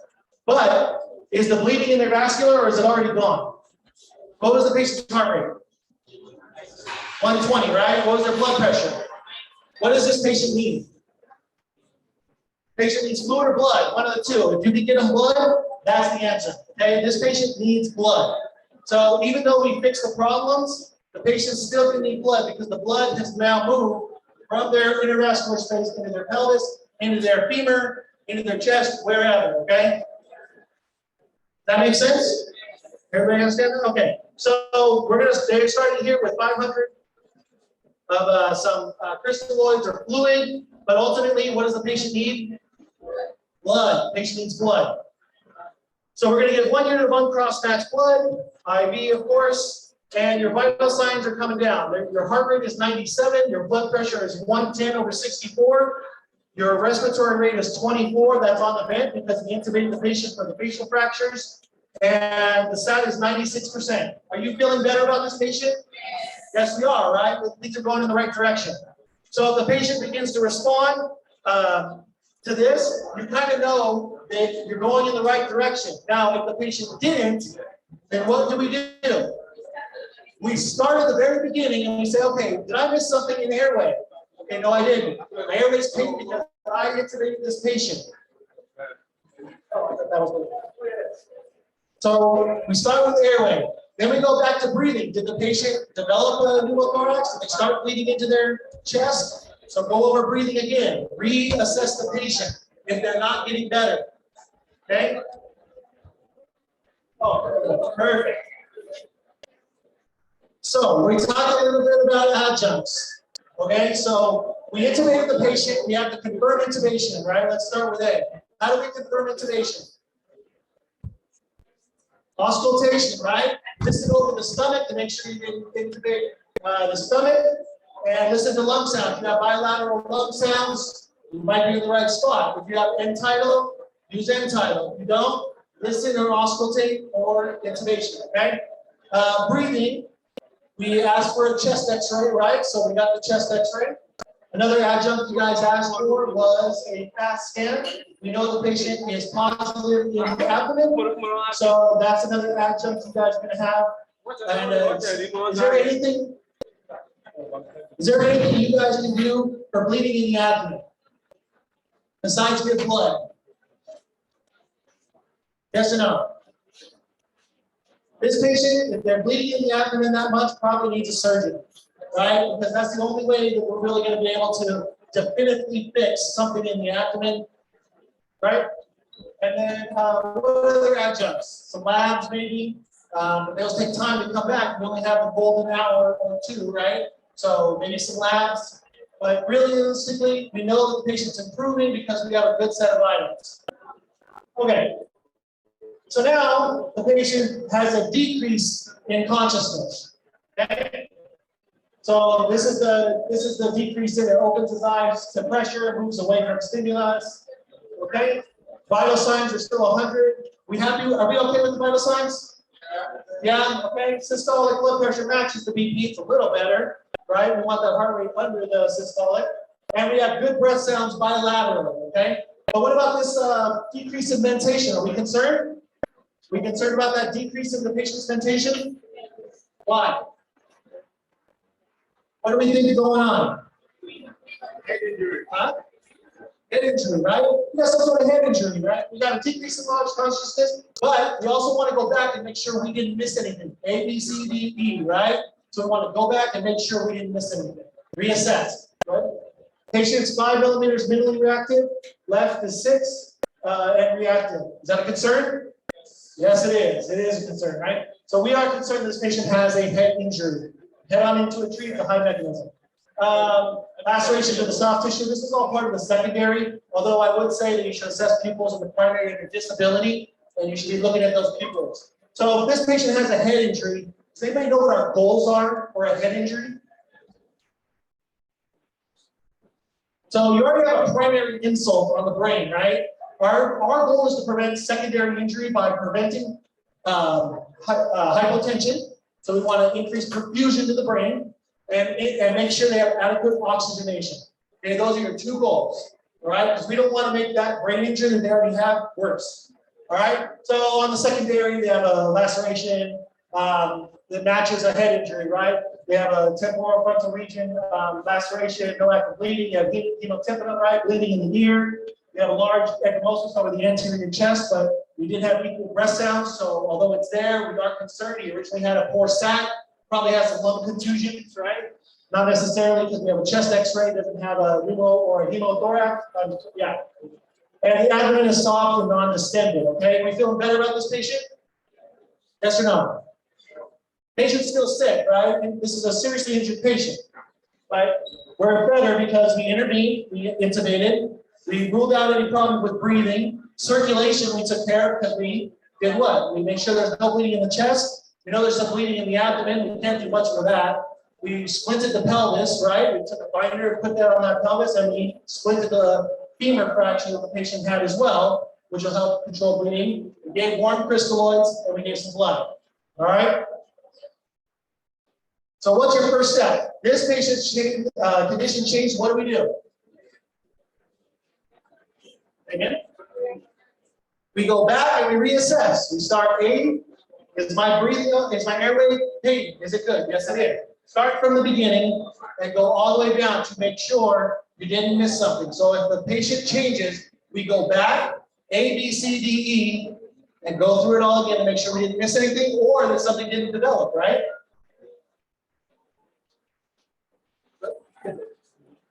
Oh, sorry, when does the secondary survey occur? Okay, the secondary survey, you're doing a head to toe assessment, and your goal is to find all those little injuries that not necessarily will kill the patient, but might be a concern down the road, right? They might have an ankle fracture, that probably needs to be taken care of, but the secondary survey is only started after your primary survey has been completed and your interventions are done and the patient is improving. If they are not, then you are still in the primary assessment, figuring out how to intervene on this patient, okay? So this kind of goes, this is institutionally based, right? You have no neurosurgeon. This patient has a suspected head injury because we know they have bruising, they have the pupils, they have a decreased mentation. So in this scenario, like in the States, if this was a rural hospital, we would need to transfer this patient to definitive care where they can actually help this patient and a neurosurgeon could be available. Okay? We'll do consent response. So the main point of this slide is if you have the ability to transport your patient to definitive care, you should not be doing interventions that you can't fix here. Don't delay a transfer of a patient to get a study that you can't do anything about, right? So, yeah, maybe you want to get that head CT, right? You want to make sure that they don't have a subdural or some sort of head bleed, right? But if you can't do anything about it, is it going to change your management of the patient at your rural center? No, it's not, right? So if you can transfer that patient and it's not a delay, transfer that patient out, you don't need further study. Stabilize them first using the ABCDEs, okay? And then organize transport if you can. If you can't, you own the patient and you gotta do what you gotta do. And then information provided to the facility. Obviously, you're gonna give every injury that you found. You can almost use the same MIST mnemonic that we use. Mechanism of injury, what you found, what your interventions were for each of the ABCDEs. And you can pass that along so that the receiving hospital knows all the things that they're expecting and they can prepare for that patient when it shows up at their door. Patient is transferred to a trauma center via air. goes into the surgery for evacuation of an intracranial hematoma. That's the point, right? If you can't do something at your institution, get them stabilized, do the A, B, C, D, E, because this is what you're gonna have to do in trauma, and get them to where they need to get definitive care. Any questions? All right, thank you. And our next speaker is? All right. Oh, sorry.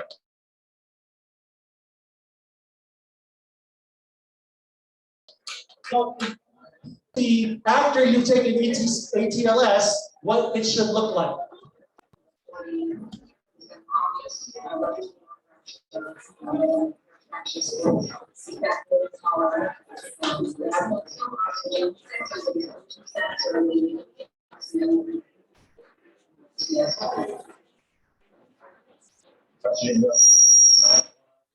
One IV, I think 18 and 1. All right.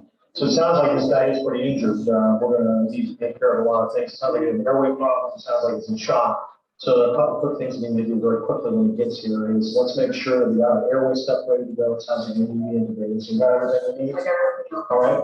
And Betsy, it sounds like he's only got one IV. So when he arrives, what I'd like you to do is put in a second IV on his other side. If he doesn't have one, we'll get some blood out of that when we do it. Also, if you would call the lab and X-ray before he gets here, make sure they come and help us out. And Tracy, when he gets here also, I'm gonna look at his airway while I'm doing that. You put him on the monitor and blood pressure cuff, and let me know immediately what the vital signs are so we can go from there. And I guess the other thing we want to think about is this guy's probably bleeding from themselves, so let's notify the blood bank. And let's get the massive transfusion protocol and stand by and make sure that we got that ready to go. Also sounds like this guy is too sick for us to keep here. So once we figure out what's going on, let's get to the trauma center on the phone so that talk can be transferred. Okay? Any questions? Good. This is Garrett, who's 18 years old. He's an unrestrained driver and a single vehicle MBA in Switzerland. 10-minute extrication because the GPS is about 8, has a head injury up here, underneath the gauze, and an open femur fracture with some minor bleeding. Present motor vehicle collision, into a tree, prolonged extrication, he's unrestrained, and you said he's got an obvious head injury and an obvious femur fracture. Okay, and that's all you see right now? We're taking the last test as well. And his last set of vitals? The blood pressure is 90 by pound. He's 120 times half a monitor. Respiratory rate is about 12. Respiratory bilateral. And he's unresponsive. Any other issues? Not that I know. All right, thank you very much. Thank you.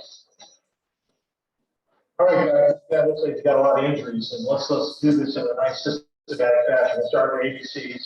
So Tracy, while I'm assessing the airway, I want you to put some leads on. Let's get the blood pressure. And Betsy, if you can come over here on this side, help me with the airway. Looks like he's breathing about 20 times a minute. Sir, can you open your eyes, sir? What's your name? Looks like he's not responsive at the moment. He's got some obvious facial trauma, and it looks like he's not breathing real well. He's a little bit good. Oh, he's at 80%, so we're going to need to intubate him. So what I would like you to do, Betsy, is I want you to hold C-spine precautions here. I'm going to take the C-spine collar off. And I'm going to put in an oral airway here. See if we can get a little bit better. All right, let's put this oral airway in. Let's go ahead and bag in here. Responsive. It looks like he's going to need to be intubated. Do we have our intubation stuff ready? Everything's right behind you, ready to go. All right, can you bag in here while I grab that? Can you come off for a second? Let me just take a look here. Looks like we got a little bit of blood in there. Let me suck that out. All right. Okay. All right, good. Great. All right, let me just take a peek here. Yeah, we'll pressure. Great, thank you. All right. See his scores. Tubes going in. Great.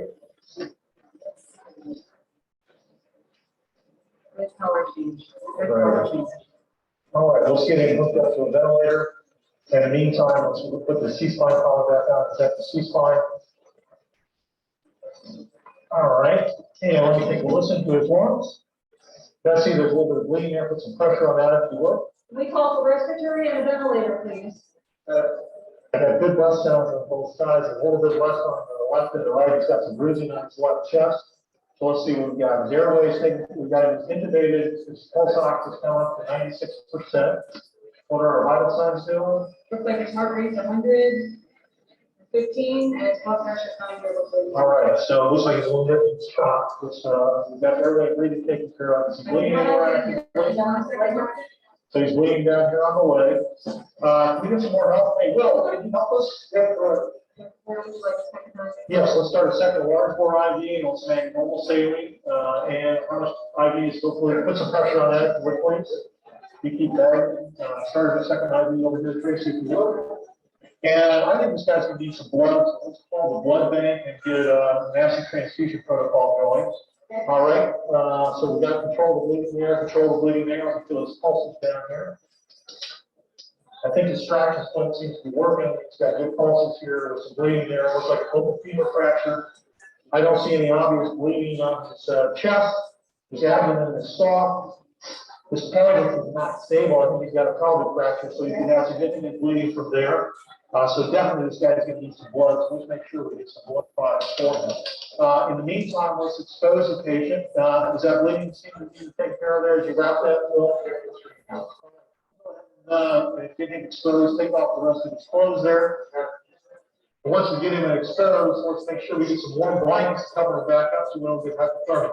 Let's do a disability exam. All right, sir, can you open your eyes? He opens his eyes to pain, that's a 2.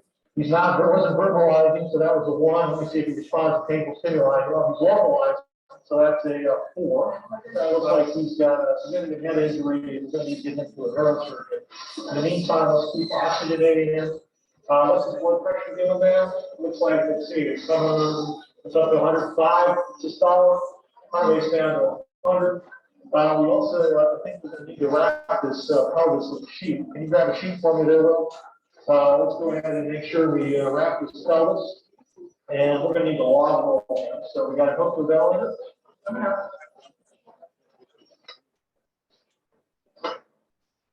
All right, this is going to be on your count. You count it down for us on the count of 3. 1, 2, and 3. All right, let me get this backboard out. And change the spine here to make sure there's no step off. Feels like there's no step off here. Let's do a rectal exam. I need some jelly for that. All right. All right. He's got good rectal tone. Well, I've got it up here on the side. Let's put the X-ray points in to get a chest and a pelvic X-ray. All right. And let's bring it back on your count again. 1, 2, 3. Can we call for X-ray, please?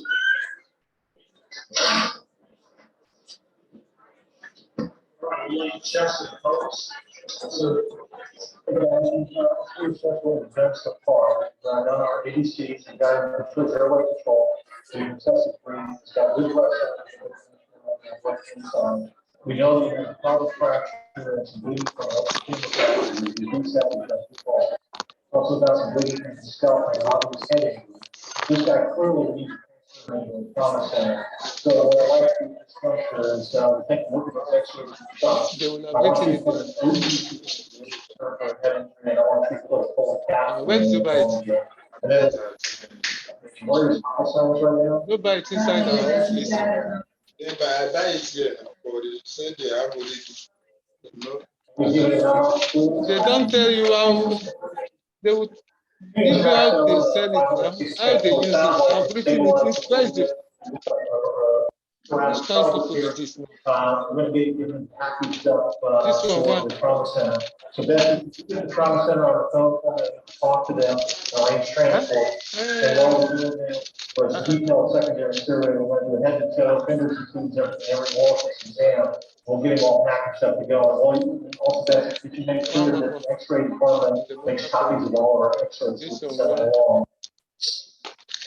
Got our X-rays back. We got a chest here. Looks like he's got some rib fractures here on the left side. He's probably got a pulmonary confusion. And his pelvic film, he's got a vascular fracture, pelvic fracture. That confirms, I think, what we think is going on with his blood loss. Let's get copies of these X-rays made and send them so we can send them on with it to the next hospital. Okay. Dr. Brazil, hi, this is Mark Boyer from Mary Washington. I've got a patient that transferred to, it's a 18-year-old young male who was involved in a high collision off, he ran his car off the road into a tree. Significant damage to the front end of the car. He was unrestrained. Apparently, he was unresponsive to the scene, intubated. He does have some bluish breath sounds on the left side with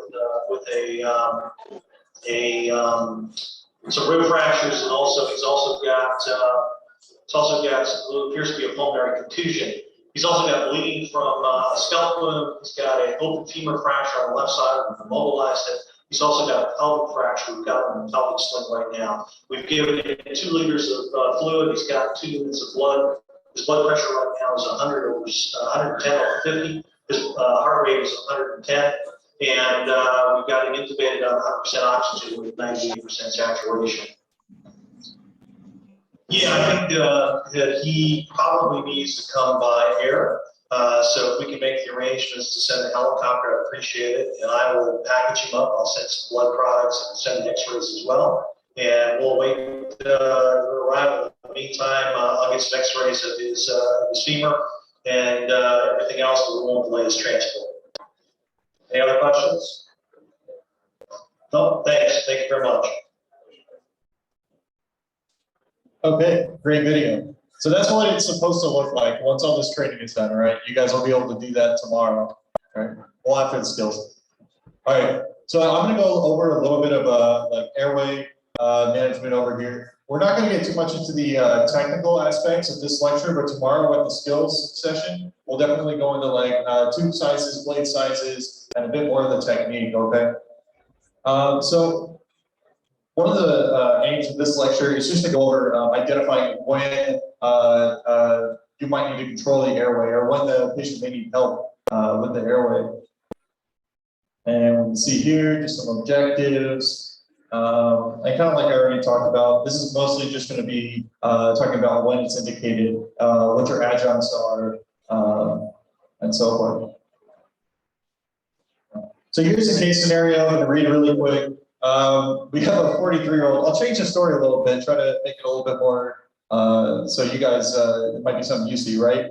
43-year-old guy riding a motorcycle, runs off the side of the road, and now he's not doing so hot, right? No injuries reported by EMS, but when they're kind of getting them out, you know, he's fighting them a little bit. He's not acting appropriately, right? Confused.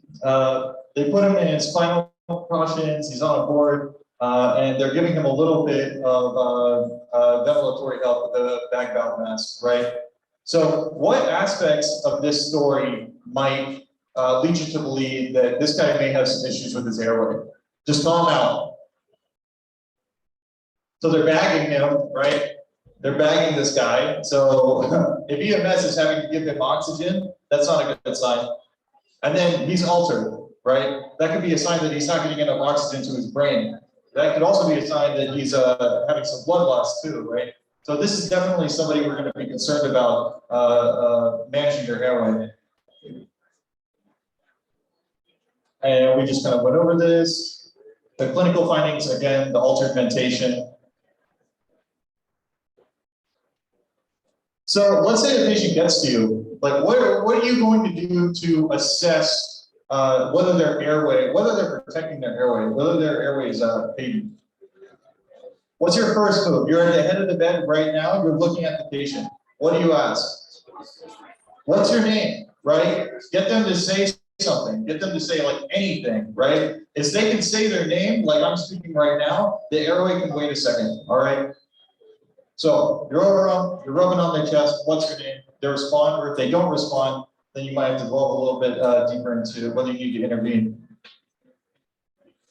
What factors about this case in particular are going to make like managing the airway a little bit more difficult? Like say you need to intubate this patient, right? If we look at the case details, they're in a C collar, all right? When you have to intubate these patients that are in a C collar, it's very difficult, right? You have to make sure, in a patient like this where you cannot make sure that they don't have a cervical spine fracture, right? You can't take them out of C-spine. So you can't extend the neck, you can't make the anatomy work for you. So these airways are typically, or can be fairly difficult, okay? You also gotta look at the patient's face, you know? Sometimes these people are gonna come in pretty messed up. They might not even have, you know, like a mouth to open as far as that maybe.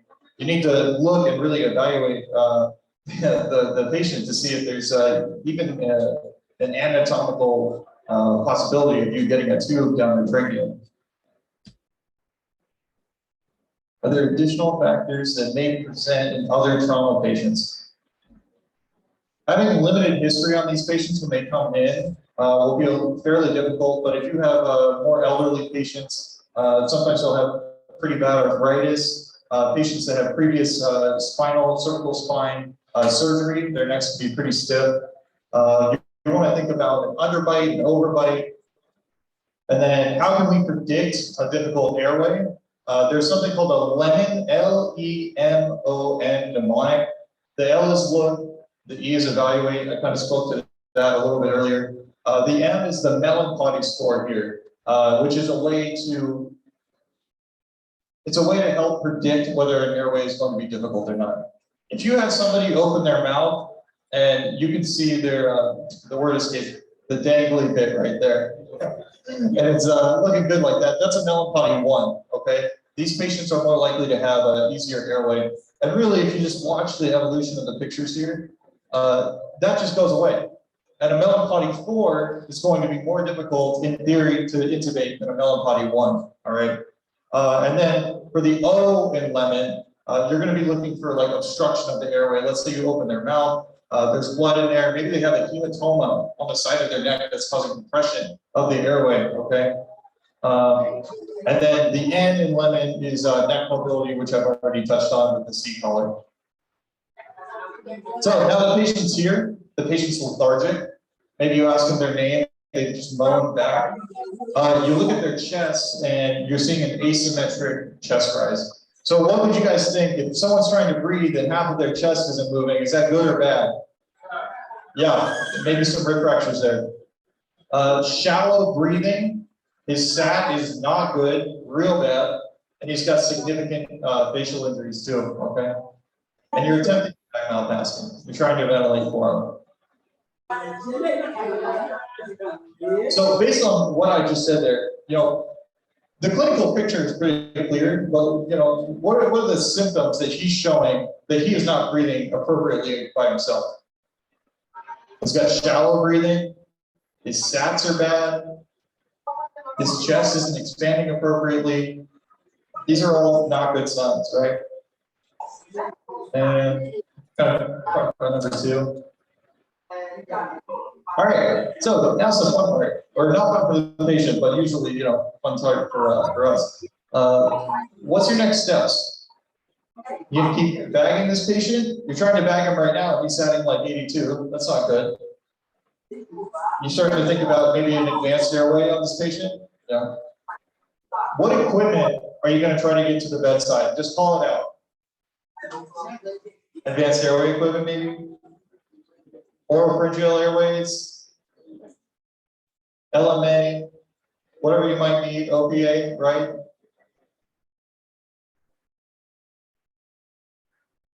All right, so hopefully you call all that to the bedside because now the patient is unconscious.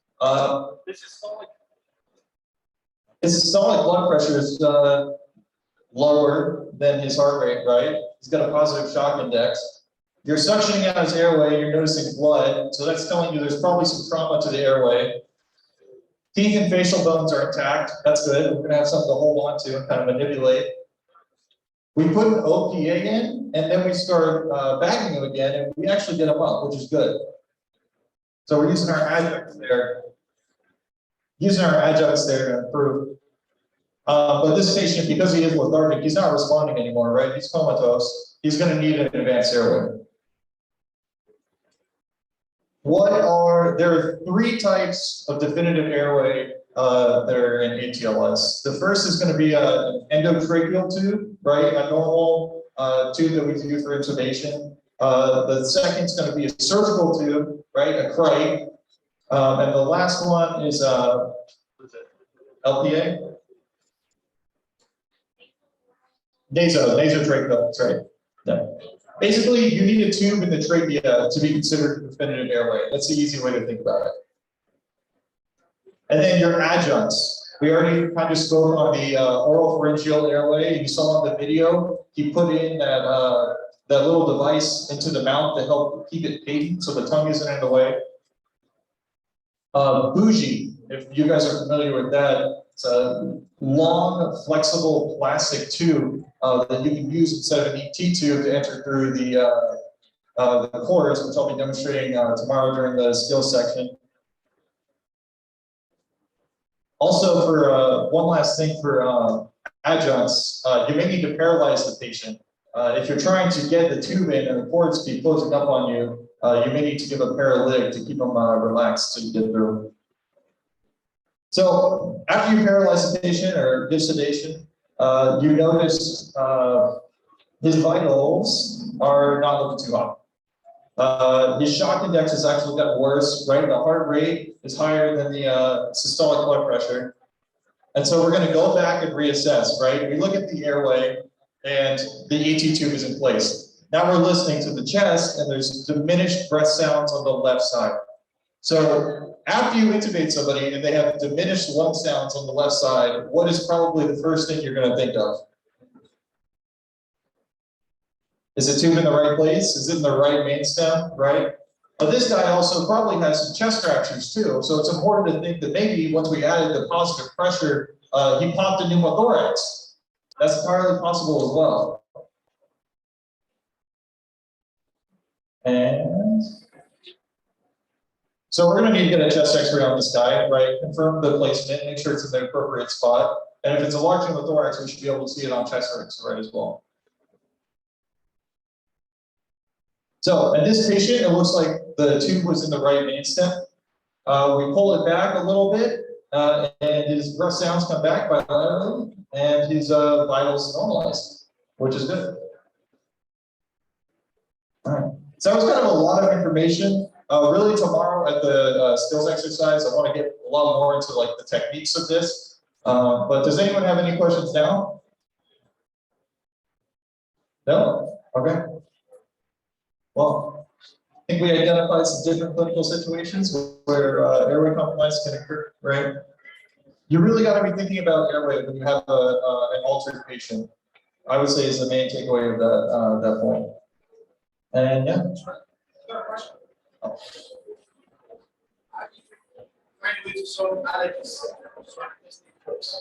For allergies? How do you mean?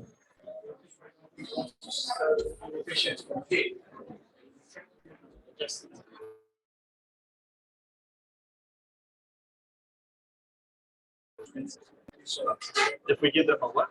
Injection. So the question is, when we're about to do the airway, about to put our rapid sequence induction meds, if the patient has an allergic reaction to those meds at the time. In ACLS, you're still going to try to get the tube in as fast as possible. But then at that point, I would say if you have a medical issue, you'd want to give epinephrine for anaphylaxis. That being said, you got to also keep in mind where in place of that the patient is on the algorithm for ACLS, right? Once you have airway, do breathing, then do circulation. I think that would probably affect circulation at that point, because then you start to be looking at a distributive shock from the anaphylaxis. That would be a very interesting patient to help manage, because they're probably going to need blood and epinephrine. So that was a good question. All right, I think we're going to get the next person up here. This is Dr. Patel. He's going to be talking about airway. And, yeah, you already did it. He's going to be doing chest trauma. Shock trauma, excuse me.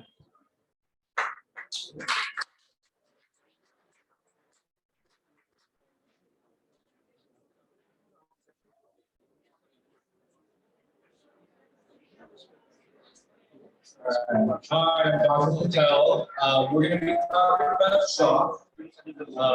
Before we begin, can anyone define shock for me? Anyway, shock. No? Okay. Is it a blood pressure problem? No? Okay.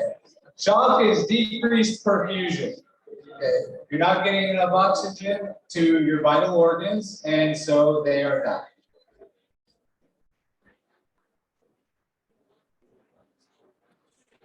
So we got some objectives here. We want to apply our ACLS principles to traumatic patients with shock, recognize signs and symptoms of shock so you can act on them, evaluate the patient and figure out the causes of the shock, then address changes seen on the initial investigation in a patient with shock, and then evaluate your resuscitation measures and then special patient factors that contribute to shock, which we'll get into. All right, so we got a case scenario here. 80-year-old male, no seatbelt, low impact motor vehicle collision. They don't tell us about any injuries. The patient's kind of confused, and they're brought into your hospital by the paramedics. So can anyone give me any potential causes for this patient's confusion? You can just tell me the title of the lecture. Shock, okay. Shock could be a cause of the patient's confusion. Multiple types of shock. I'm sure you guys already know them, or you can look it up, but most common cause of shock and trauma is hemorrhagic, hypovolemic shock. You can also get into neurogenic shock, obstructive shock, which we'll get into in the next lecture. And then anything else? What medical problems cause it?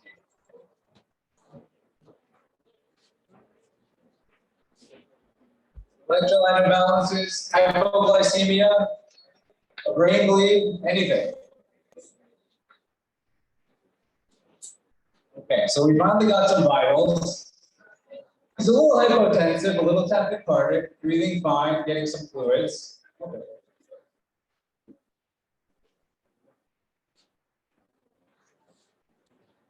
Is this patient in shock? Yes or no?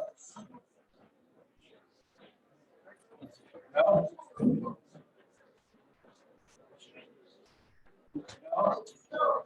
No, the answer is I don't know. Who knows? I don't know. All right. We need some more information. Okay. We need. What other information do you guys want before you determine whether they're in shock? What?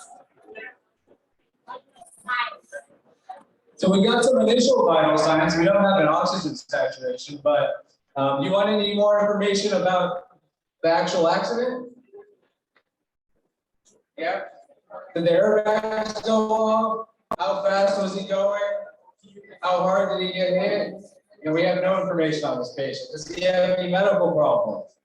Those vitals could be normal for him. He could have dementia. Maybe he's just confused normally. What vital signs do you guys consider to be indicative of shock? Blood pressure, high or low? Heart rate, high or low? Oxygen saturation, high or low? Respiratory rate, high or low? All right. Can any single one of those tell you about whether a person is in shock? If I gave you a respiratory rate of 33, could you tell me the patient was in shock? Exactly. Okay, well, I already told you this, but what's the most common cause of shock in trauma patients?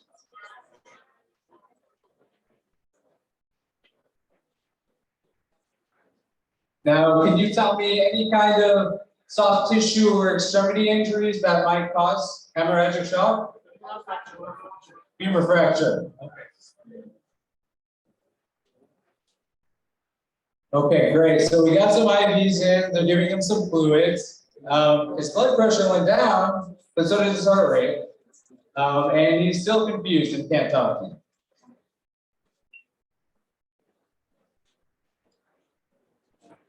What else do you guys want on this guy?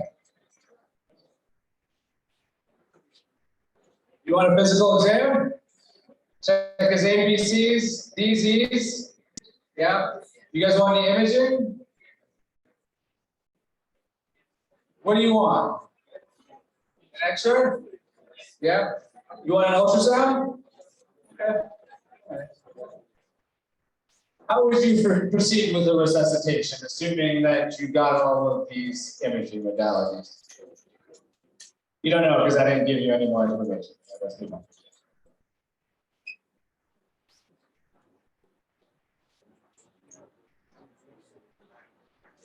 So how would you guys evaluate the patient's response to, let's see, the liter of fluids we gave?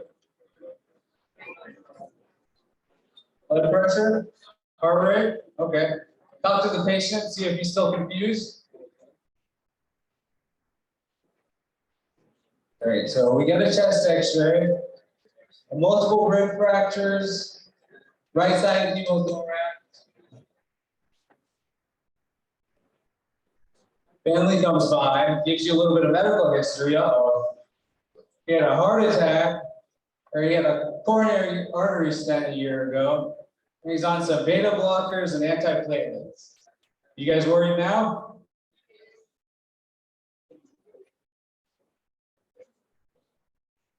So how are his beta blockers going to affect how you look at his vital signs? Do beta blockers make the blood pressure high or low? Do they make the heart rate high or low? So if he's bleeding out, is he going to have a high heart rate? If he's in hemorrhagic shock, is his heart rate going to go up? No. All right. What about that Plavix and aspirin? Are you worried about those? Yeah. If he's bleeding into his chest, is he going to be able to stop? No. What are you going to do about it? You want to give him platelets? Because his platelets aren't working anymore, right?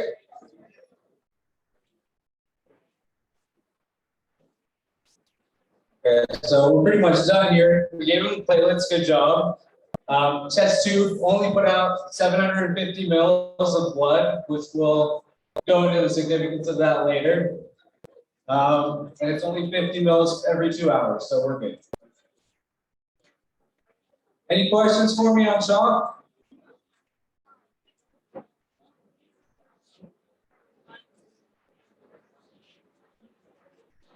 Okay, all right. So we went through the management and, initial identification of shock. I'm going to start with your ABCDEs. C is shock. We already went through the signs and symptoms of hemorrhagic shock at least. And went through the possible cause shock and how to search for those. We talked about how to assess whether or not you're giving enough fluid or blood. Okay.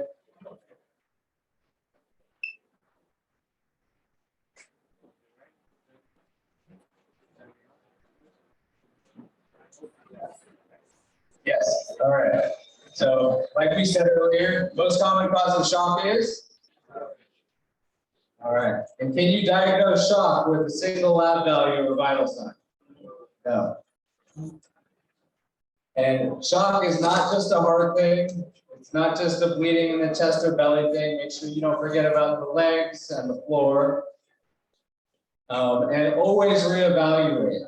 You're giving fluids, you're giving blood, you need to make sure it's actually working. And get a medical history. If your patient's on beta blockers, you're going to miss shock. And now we have Stop the Bleed with Kelly and Missy. So we're going to take a break.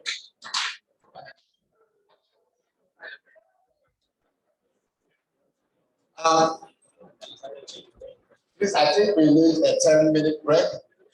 Refresh yourself, get some water, and then we come back. What time is it now? 1 o'clock. So we come back 1:10. 10. Okay, please. You gotta do fresh air. Come back 110. So now 115. 104. 104. So let's take 115. All right, we got time. 115. So you guys saw. Highly requested, we're told, so it's my great pleasure to give you that. Kelly. I'm gonna use that.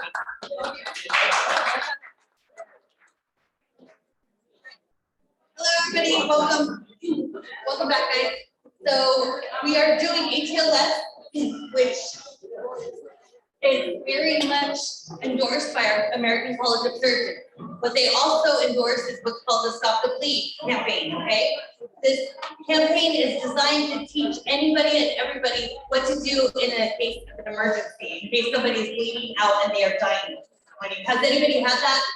Seen somebody get hit by a car, have been shot, maybe got cut by a machete, anything like that out in the field? Have you guys seen that? Yes, okay, so now we know what are we gonna do with it? How are we gonna save their life, you know? So this information, once you guys are done with this little lecture, we're gonna do the hands-on portion tomorrow, and after that, you'll get a certificate. You can also go onto their website, stopthebleed.org, and you guys can become instructors for Stop the Bleed. Why is that beneficial? Because we want this information everywhere. We want everybody to know about it. We want everybody to be able to save somebody's life out there in the field, okay? None of the images are disturbing. So, the number one cause of death after injury is bleeding, right? We talked about hemorrhagic shock, right? We want the blood to be inside their body so that we can fix them, right? So, where can you use this training? Anywhere, not just in the hospital where there's tourniquets. You could use it in school, you could use it on the side of the road, you could use it at your home, anywhere and everywhere, okay? We're first gonna recognize the life-threatening bleeding, and then we're gonna learn how to stop it, okay? Your safety is priority, okay? So if you are out in the street, which seems pretty dangerous, especially for American standards, but there's a lot of traffic, there's a lot of different cars, there's buses going. So you wanna make sure that you don't become injured yourself. So if you're helping somebody on the side of the road, you need to make sure that the traffic is stopped, or you were able to pull that patient away from where the traffic is. If it's an active shooter situation, you want to make sure that the shooter is subdued and neutralized before you go out and become a patient yourself, okay? So your safety is number one priority. If you can, you're gonna wear gloves first. You don't want to get any kind of blood-borne pathogen like hepatitis or HIV or something. So if available, wear some gloves and PPEs. So the first thing that you're gonna do is alert your ambulance system. What number is it? Is it 911? No, no.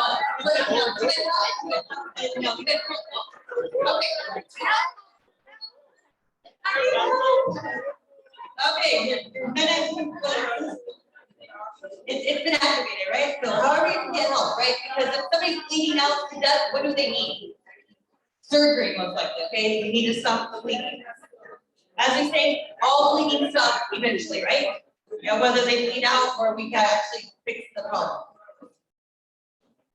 Okay, so I guess knowing the location would be pretty easy if you're just shouting out for help. So we're gonna go through that. All right, bleeding. We're gonna find the sources of bleeding, okay? If somebody's on the back of the truck riding down the road and they're going, 50 kilometers an hour and they fall out, do you think that they're gonna be bleeding in multiple places? Yes, right? If they are riding one of those vans that have, many people in there and they hit a tree and somebody goes flying out of the windshield, do you think they're gonna have multiple spots of bleeding? Yes. So how do you find where they're bleeding? You're gonna look, right? I'm gonna look at them. I'm gonna see where there's continuous bleeding, where there's large volumes of bleeding, whether the blood's squirting across the road, and check to see all the different places of bleeding.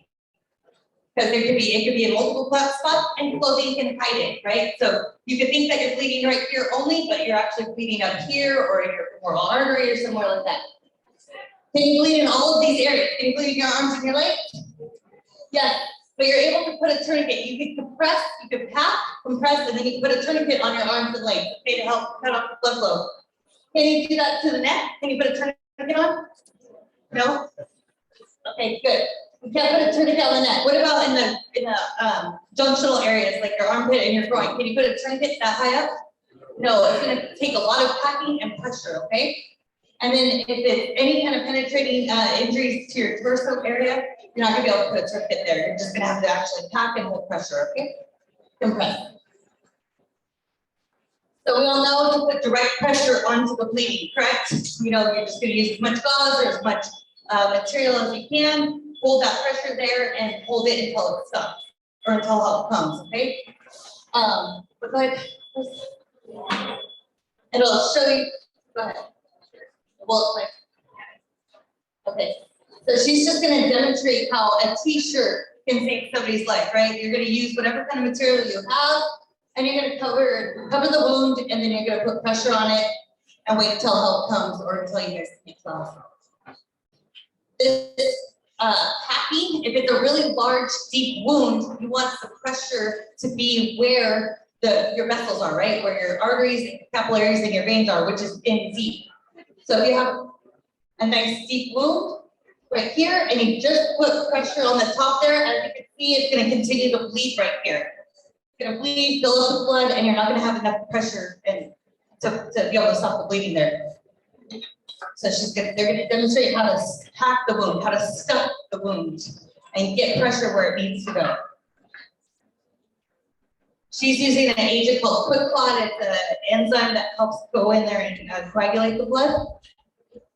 But you could use anything, a t-shirt, sock, a scarf, whatever you have to stuff in that wound and put direct pressure where it's bleeding to the arteries and veins. As you can see, initially it looked like a very superficial wound. Now you can tell it's very deep, and you can keep stuffing and you're gonna keep packing until you can't pack anymore. It's gonna be a lot bloodier than this as well, okay? If you're doing it in real life. And then you're gonna hold pressure, okay? So the tourniquets, right? Tomorrow you will have opportunity to place tourniquets, okay? So when you do place the tourniquet, you're gonna put it 2 to 3 inches above the site. So you're gonna put it 2 to 3 inches wherever they're bleeding, okay? So if Jackie here was bleeding right here, here, and here with arterial blood, where would you want to put the tourniquet? Up, right? As high up as you can, okay? Because you want to stop the blood flow from our heart, obviously, to the wound itself, okay? You don't want to put it over a joint because you won't be able to get a good compression, and there's a lot of nerves that go in here, so it's going to cause a lot of pain, okay? So you want to, and you don't really want to put it over clothing. You can put it over light clothing, but again, you want to be able to see where that bleeding is. So getting them exposed is going to be very important. Otherwise, you put it up 2 to 3 inches above the wound itself, okay? And do you ever remove the tourniquet? Once you place the tourniquet, the bleeding is stopped, do you remove it? No, never. The surgeon does, okay? What if they ask you really nicely to take it off? Don't take it off, okay? Just keep it on, keep making sure that it's cutting off the blood circulation. So. You can apply it. The tourniquets that are commercially made are have the ability so that it's easy for you to put it on yourself and cut off your own blood circulation. It can be applied over clothing, and they hurt a lot. If they're in pain and they're screaming at you in pain because you have a tourniquet on and you're cutting off the blood circulation, it's a good sign. It means there's enough blood to keep going to their brain, okay, and it's not out on the floor. Once they start getting lethargic and they don't complain of pain, that's when you have to worry that they are dying from blood loss. And you can, if you have a second tourniquet, you can put a second tourniquet on. This is going to demonstrate how to put the tourniquet on tomorrow, or today. Tomorrow you're going to have hands-on experience. These are the commercially combat application tourniquets. They're called PAC tourniquets. Yeah.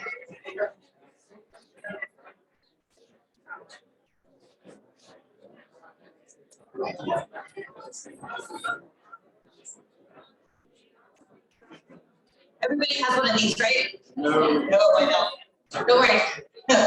We'll improvise. See, they're gonna put it nice and tight until the bleeding stops. Just wrap it around. If you have the ability, you can put the time and the date on it. Everybody has a Sharpie too, right? Okay. These are all the different kinds of tourniquets that they have available out there. Here's some more. And more.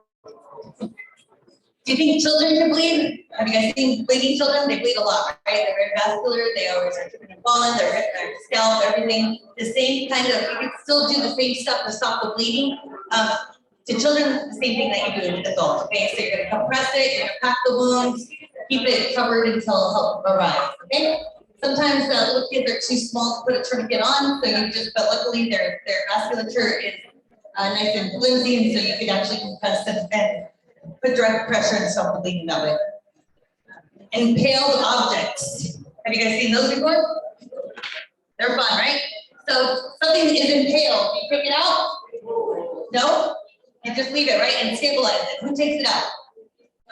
Probably the doctor or the surgeon, right? If it comes out, you just put it back in? Okay. No, you don't. You just leave it there, okay? Doesn't matter if it comes out, okay? So just leave it there, stabilize it the best you can, make sure nobody else pulls it out, make sure the patient doesn't pull it out, and keep it. Okay, can you improvise a tourniquet? You can, that's what you want to do, right? Especially since we don't have tourniquets available everywhere.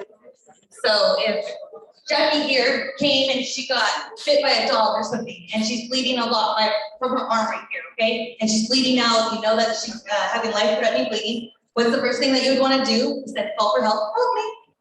You're gonna put pressure on it. You're gonna find out all the sources of the bleeding, okay? So if she's only bleeding right here, what you're gonna do is take a piece of shirt, a jacket, whatever you have, a scarf, I have tissue here. We're gonna hold pressure, lots of direct pressure after we pack that wound, okay? If it's not helping and she needs a tourniquet, you have the availability of a tourniquet, or she is arterial bleeding everywhere, you could use anything that's about 1.5 to 2 inches thick of material. You could use a lanyard. I'm going to use my fanny pack here, but you can use a scarf that's rolled up, a piece of clothing that you have cut, anything like that. Okay.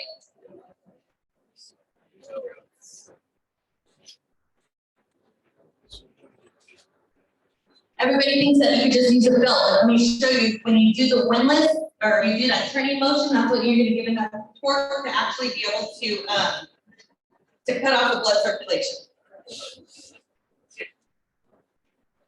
I'm just going to take this. I'm going to tie it as tight as I can. Take something else, tie it or whatever, and then you're going to twist. You need something strong enough to be able to twist it that it will not break, okay? So I'm using a pin, but you have to use a pretty thick pin, a thick twig that's really nice and hard. You can use a piece of metal or a spoon, butter knife, something like that, okay?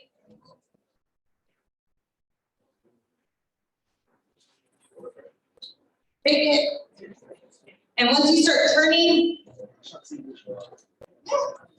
you can see that it gets tight enough to actually stop the bleeding, okay? And then once you do that, you're just gonna hold on to it. You could also put a shoestring or something to tape it to hold it so that this thing doesn't come spiraling out again, okay? And again, tomorrow during our stations, we'll be able to show you how to improvise a tourniquet. I think it's really important, okay? Does that make sense though? That whole like being able to twist it is what's gonna give you enough torque and enough power and enough strength to be able to glue that vessel. Okay. So loss of arm or leg, okay? Do people lose their arms and legs? Yeah, unfortunately, right? If they do, then you're gonna need a tourniquet, okay? Not the tourniquet, the arm itself, you're gonna tourniquet the body, okay? Make sure that this bleeding stops there. Also, a lot of people are wondering about how long it takes for the blood circulation to cause permanent damage to their limb where they have to have it amputated. That's gonna be anywhere from 4 to 6 hours, but again, it's better, or it's about 6 hours, right? But it doesn't mean after 6 hours, then you have the tourniquet on, you take it off, right? Like, sorry, the surgeon's not here yet, so. No, it's good. It's better to have a one-armed friend than no friend at all, right? So gotta make sure that life over limb there, okay? And just remember that it's gonna cause a lot of pain. You want them to be in pain. It means that they're increasing their brain, okay? So again, in summary, personal safety is number one. You're gonna call for help, find the sources of bleeding, all sources of bleeding. You're gonna make sure that you compress with pressure packing, compress with a tourniquet or improvise a tourniquet if you have it, and then you're gonna wait for help to arrive or until you get to the hospital, okay? So for more information, go to stopthebleed.org. I really encourage everybody, you guys are all healthcare providers in here. You guys can go in, register as a Stop the Bleed instructor and bring this out to the classrooms, to the high schools. Everybody needs to know this information. So if you guys do good community events out there, if there's soccer or rugby tournaments or something like that, you can go out there and just show them how to improvise the tourniquet, what to do, making sure they can compress the bleeding and stuff like that. And I've noticed that the community gets really engaged with it. Okay.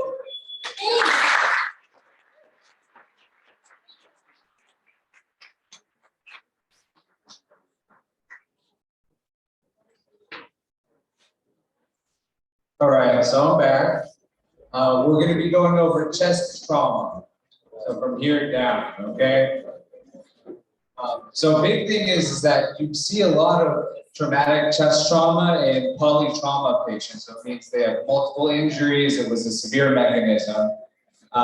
If you don't treat it and identify it, then they're going to die.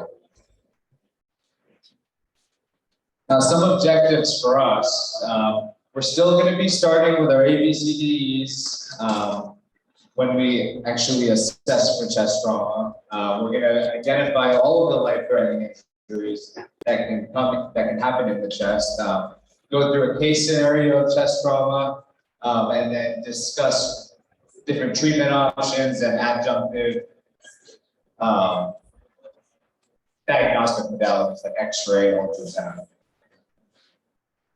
All right, so first case, 27-year-old male, no seatbelt, high impact, motor vehicle crash, as you can see there. Airway's intact, so A is okay, but he's in respiratory distress, breathing at about 36. Blood pressure is a little soft at 90/50 with a heart rate of 110. So heart rate above our SPP. And GCS 14, we don't know why. And they don't report any treatment. All right, so just based on this history and limited physical exam, what kind of injuries would you guys be worried about? Would you guys be worried about injuries in the neck? No, because airway's intact, right? Yeah, okay. What about in the chest? The chest lecture, so. Rib injuries, would you be worried about rib injuries? Yeah. Heart injuries? Lung injuries? Yeah. Yeah, anything, all right? And next steps in evaluating this patient. So we're gonna start with our ABCDs and work our way down.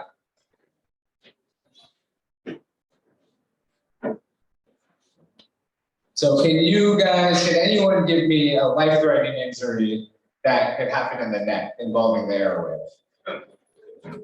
What? What do we have up here? We got a trachea, tracheal injury, right? Do we have any blood vessels up here? Yeah. Some arteries and veins, yeah. Esophagus. What about breathing wise? Anything up here, right? Yeah. Rib injuries, lung injuries, heart injuries, and then circulation. So you guys just had stop the bleed, so bleeding into the chest. Anything else in the chest? Pneumothorax? Yeah.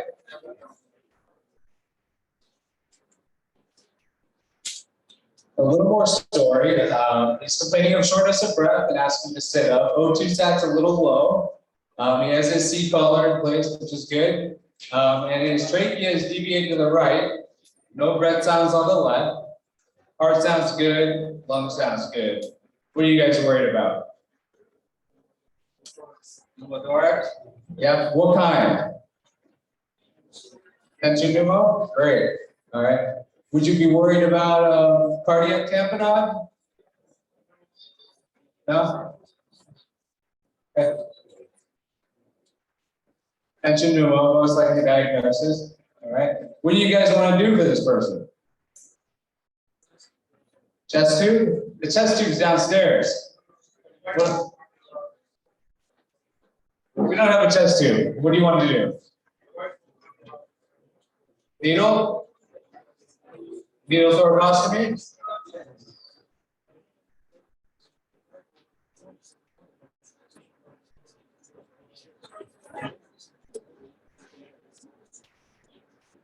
Pericardiocentesis.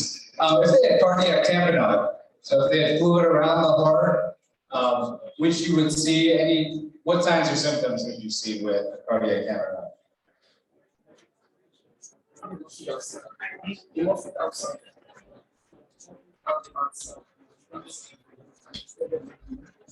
JVD, hypotension. Yep. But he doesn't have any of these. He doesn't have any local heart sounds. Oh, thoracentesis. Yeah. But this is trauma, right? And we're worried about attention pneumothorax, right? So we're just going to stick a needle right into the top of their chest and get that air out.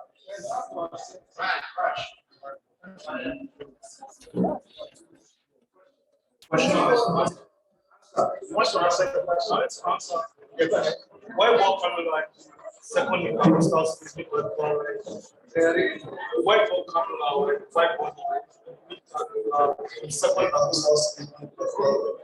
Exactly. Yes. So wide bore needle straight to the second intercostal space, right up here, whichever side.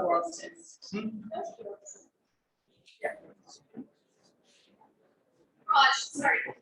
Also, another option is just getting your finger in the chest. Yeah. If you don't have a needle, you have a scalpel cut and just put your finger in chest to relieve the air. You can get the chest tubed up later, okay? Oh, I'm sorry. Next time. All right. Your thoracentesis didn't work. What are you going to do now? You're going to make a big cut on the left side, and you're going to stick your needle, you're going to stick your finger in there and dissect through to make a bigger hole.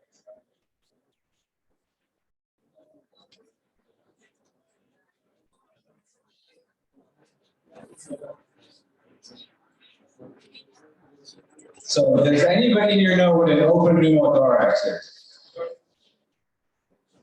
Anyone? Or a sucking chest wound? Has anyone heard of one of those? Yeah? Okay. All right.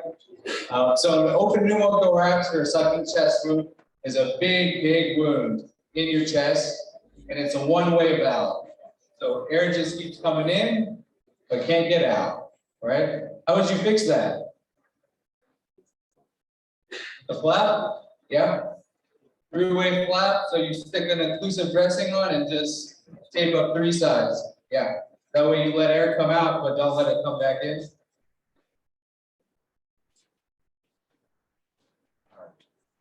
So vitals wise, respiration's improved a little, heart rate's coming down, blood pressure's coming back up. Okay. We get 600 mLs of dark blood coming out. Why is that significant?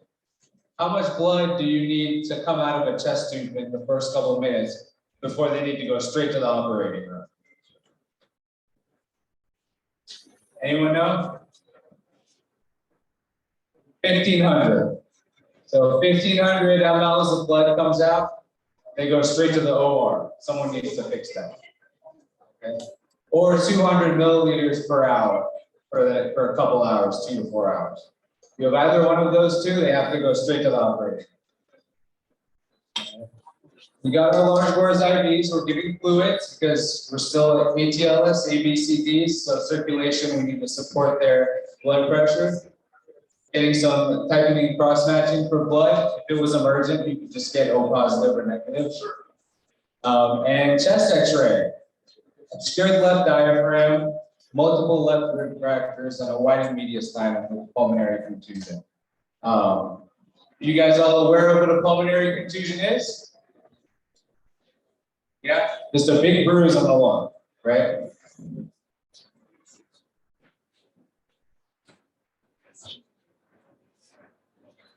So this is our chest x-ray here. You can see the ribs, but the biggest thing is the huge whiteout, right? There's something in there and it needs to come out.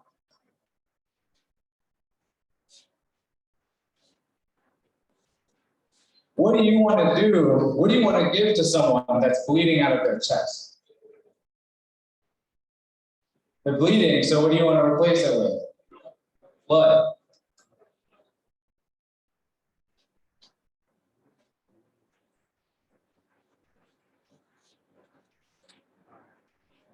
So other life threats in this kind of a patient, so what else in the chest would we be worried about? What else could be damaged in this kind of a situation? Esophagus, I heard esophagus. Anything else?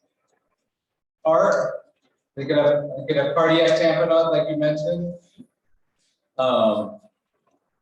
They could have flail chest. Does anyone know what flail chest is? Yeah. More than 2 ribs broken in more than 2 places, that's a problem.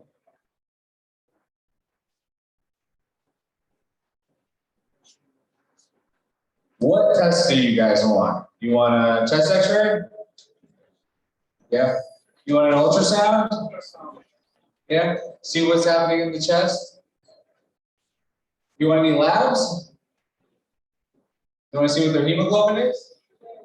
Yeah, see how bad it is? Okay. So you guys are going to have access to these slides, and this is just a quick table for you guys to look through of the major causes of major diagnoses of traumatic chesting.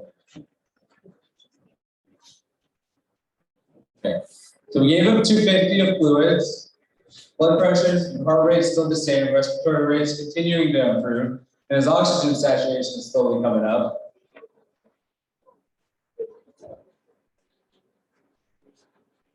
Okay. Can everyone read this? Yeah? Okay. Best treatment for pulmonary contusion or spill chest. You want to give them beta blockers? Huh? You want to give them a bunch of fluids? Give blood, right? You want to give them a nebulizer? No, right? Okay.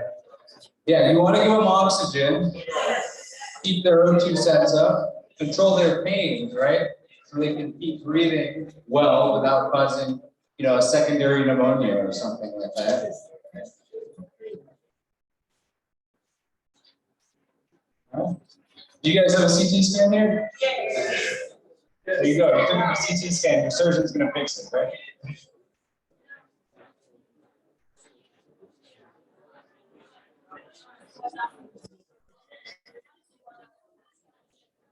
All right, second case.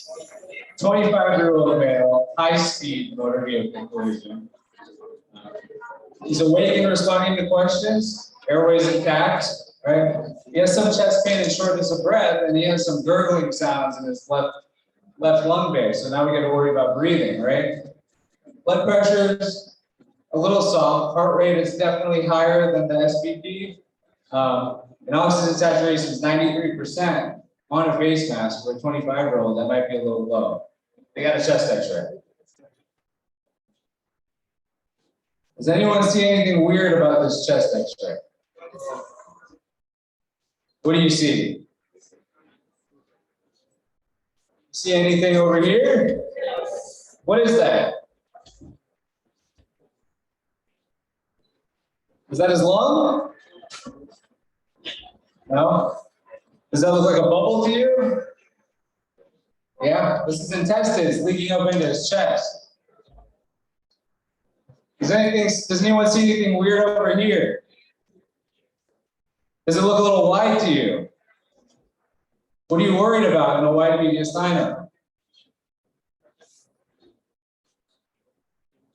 You got a big blood vessel right behind the heart. What is that one? Aorta. There we go.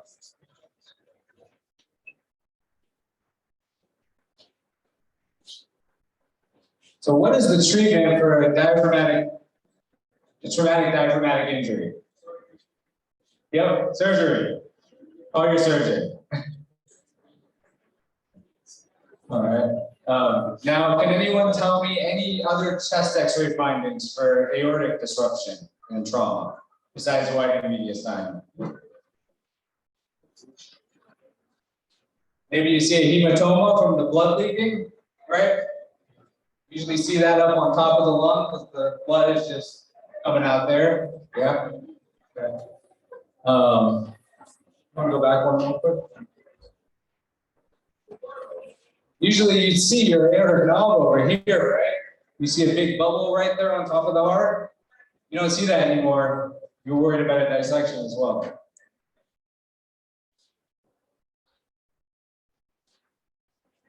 Aortic dissection on CT scan. Can everyone see this?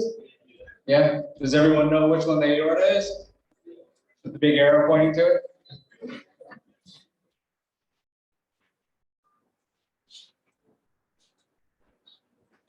Okay, so you have an aorta that is disrupted but not actively tearing. You worried about that one? Is that person going to die right now? No.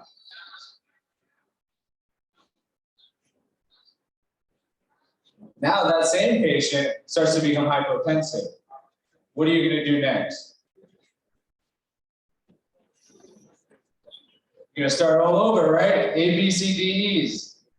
Your patient changed, something changed. You got to make sure your airway's intact, breath sounds are still good. Go back to circulation, right? Can other things bleed? Yeah? What else can bleed? Bleed in your lungs, right? Can your liver bleed? Yeah, your spleen? Your spleen can bleed, right? And what do you want to do for this guy? You want to control his blood pressure? Yeah? You want to keep it high or low? Low? All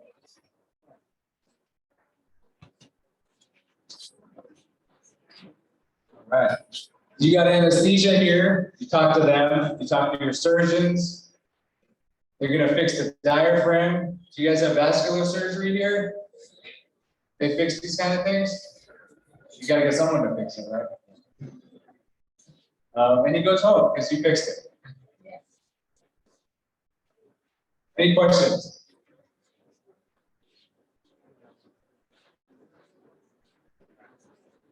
So we talked about chest trauma. Remember, we're always starting with the ABCDs. Anything changes, we start with A all over again. I know it's a hassle, but you got to do it. It's important to remember all of your organs in your chest cavity and recognize that you can basically injure any one of them, and you have to consider an injury to every single one of those when someone comes in with chest trauma. Okay? It's not just heart and lungs, it's esophagus, it's trachea, it's upper trachea as well. Okay.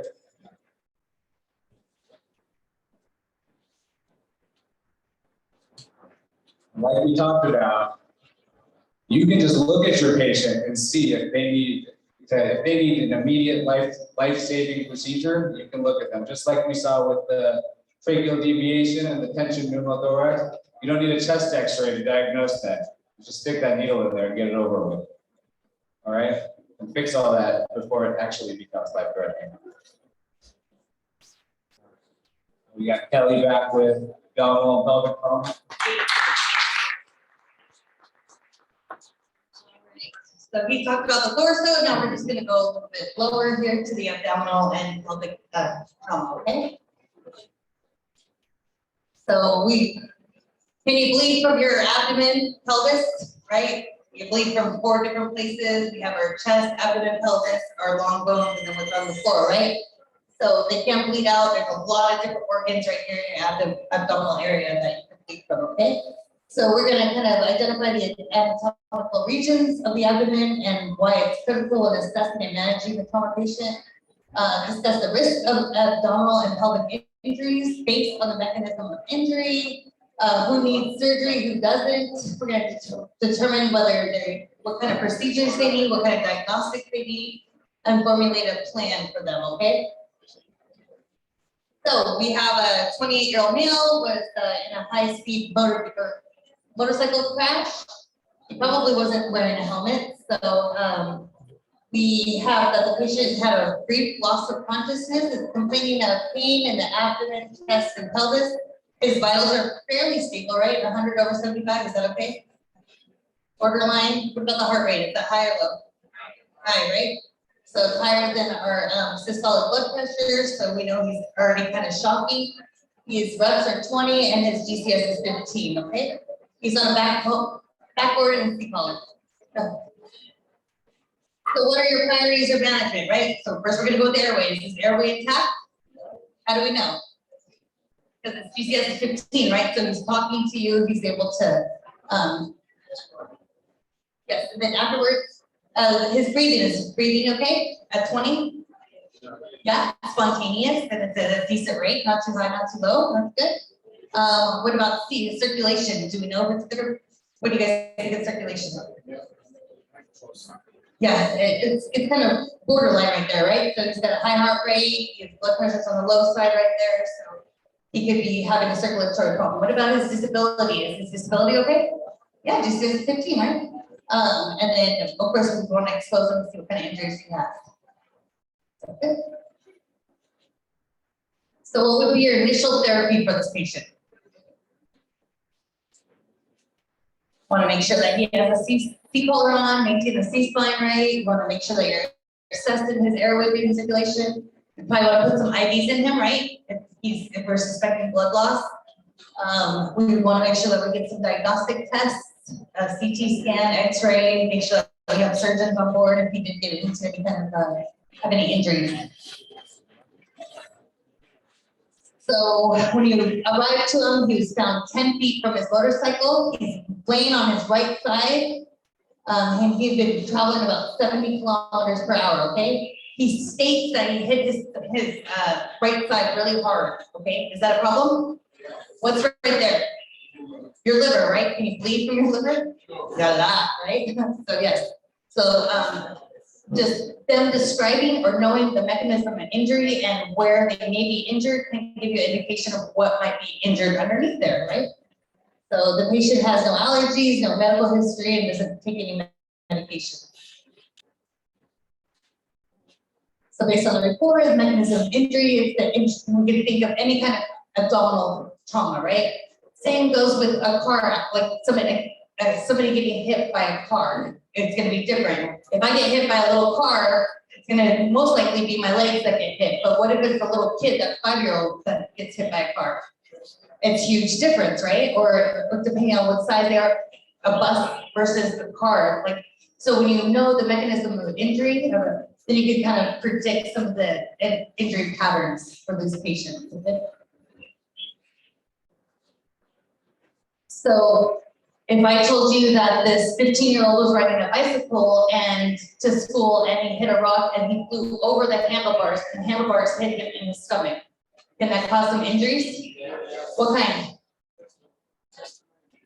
Intestinal injury, right? That's huge. We have a lot of valves right here that are very vascular, okay? And if they do become compromised, guess what can happen? It can leak into your peritoneal cavity, it can cause peritonitis, bowel obstruction, stuff like that. What else do we have that's right there? Your spleen, so you have a spleen injury, liver, and then what else is? Oh, abdominal injuries, right? Any kind of abdominal. You also have your pancreas right there too, okay? So if you had a patient, say the same kid, when initially you saw him, he was okay, but 3 days later he comes back in, hey, I fell off my bicycle 3 days ago and now I'm having nausea, vomiting, I can't keep anything down. Is that a problem? Yes, right? And if we think maybe he did have a pancreatic injury or a bowel injury or something like that, okay? So on exam, this guy's right lower, he's having some chest tenderness. So we can think of maybe broken ribs or pulmonary contusions. He's got a contusion to his right chest, his abdomen, and plate. So with these patients, it's very important that we are assessing everywhere on him, right? That's why what we do when we get a trauma patient is we make sure we cut off all of their clothes, we really expose them, and we're really looking for any hidden injuries, okay? And especially in the abdominal area, making sure that you're not only looking at the front, but you're looking at the back, the flank area, as well as their peritoneal area, making sure that there's no compromise there as well. Okay, making sure that there's no blood at the meatus, and then you're going to do a rectal exam to check for any disruptions as well as spinal cord injuries. Okay, so you gave him some fluid, and his blood pressure's down 110/75, his heart rate of 100. Is better? Okay, now GCS is still 15 and his reps are 20. So how should you assess the abdomen for any potential signs of bleeding? What kind of tests do you do?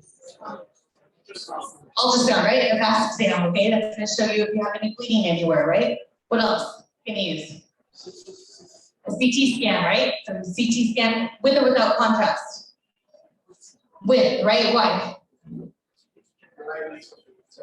Yep, you have to look at the linings and see if there's any compromise, if there's any extravagation of the contrast, that would indicate bleeding somewhere, right? What else can you use? Your hand, right? So you can palpate, kind of push, see if there's any tenderness or pain or swelling, distension. You could also, what else do you have that's right here that may be compromised that you could bleed a lot at? That I have a lot of, it's the pelvis. Okay, so you can have a broken pelvis, right? You could bleed out 6 liters of blood into your pelvis. You could die from it. How would you be able to tell if they have a pelvic fracture? They have pain right there, right? So they have pain, they have crepitus, it's unstable. When you go to palpate it or go to feel for it, it's gonna feel compromised. So what's the treatment for that? Pelvic binder, you know, have a binder, a sheet, right? You want to compress it, you want to bring the pubic symphysis back together and tapping out that bleeding like that. Okay. So if the fast exam is positive and they do have blood around their liver, and they're stable, what would you do? So surgery, if it's really bad. If not, then you could watch them for a little while. You could just watch them wait. If they do at any time become unstable, then you would want to take them to the OR. What if this patient was female instead of male? Is there a difference? What else would you want to know? If they're pregnant, right? Yeah. Yep, if they're pregnant, they also have they have ovaries and stuff like that, that could also be hurt and compromised. So what kind of investigations would you do? I think we kind of talked about that. Would we do a pelvis x-ray?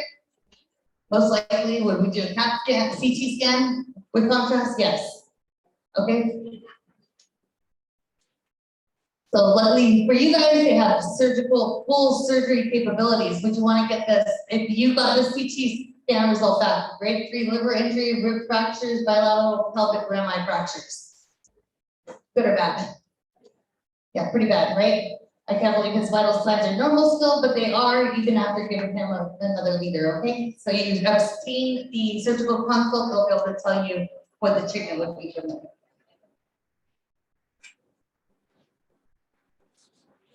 So when is an emergent when is emergent surgery needed or warranted? When they become unstable, right? So their vital signs start to tank, they do start to develop increased bleeding. That's when you're gonna wanna go in and do an exploratory lab, okay? Just to find out if there's any hidden bleeding to be able to stop that.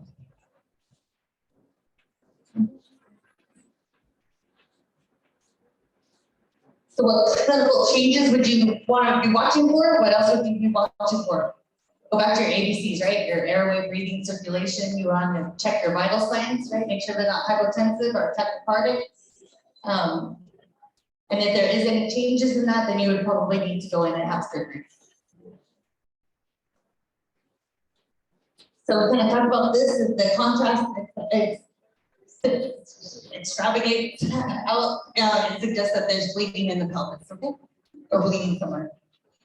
So at this point, this guy's lucky. He does not need surgery. It's a non-operative management is undertaken. He's admitted to the ICU for monitoring, pain control, respiratory care. His vitals are stable over the next 24 hours. He's been transferred to the ward. Physical therapy is needed for pelvic fracture, then he's discharged home 6 days later. He got lucky. Does have any questions? No, again, it's really important to know the mechanism of injury, really getting a good thorough assessment of their entire body from head to toe, including the back and other hidden areas, and evaluating for any changes in conditions.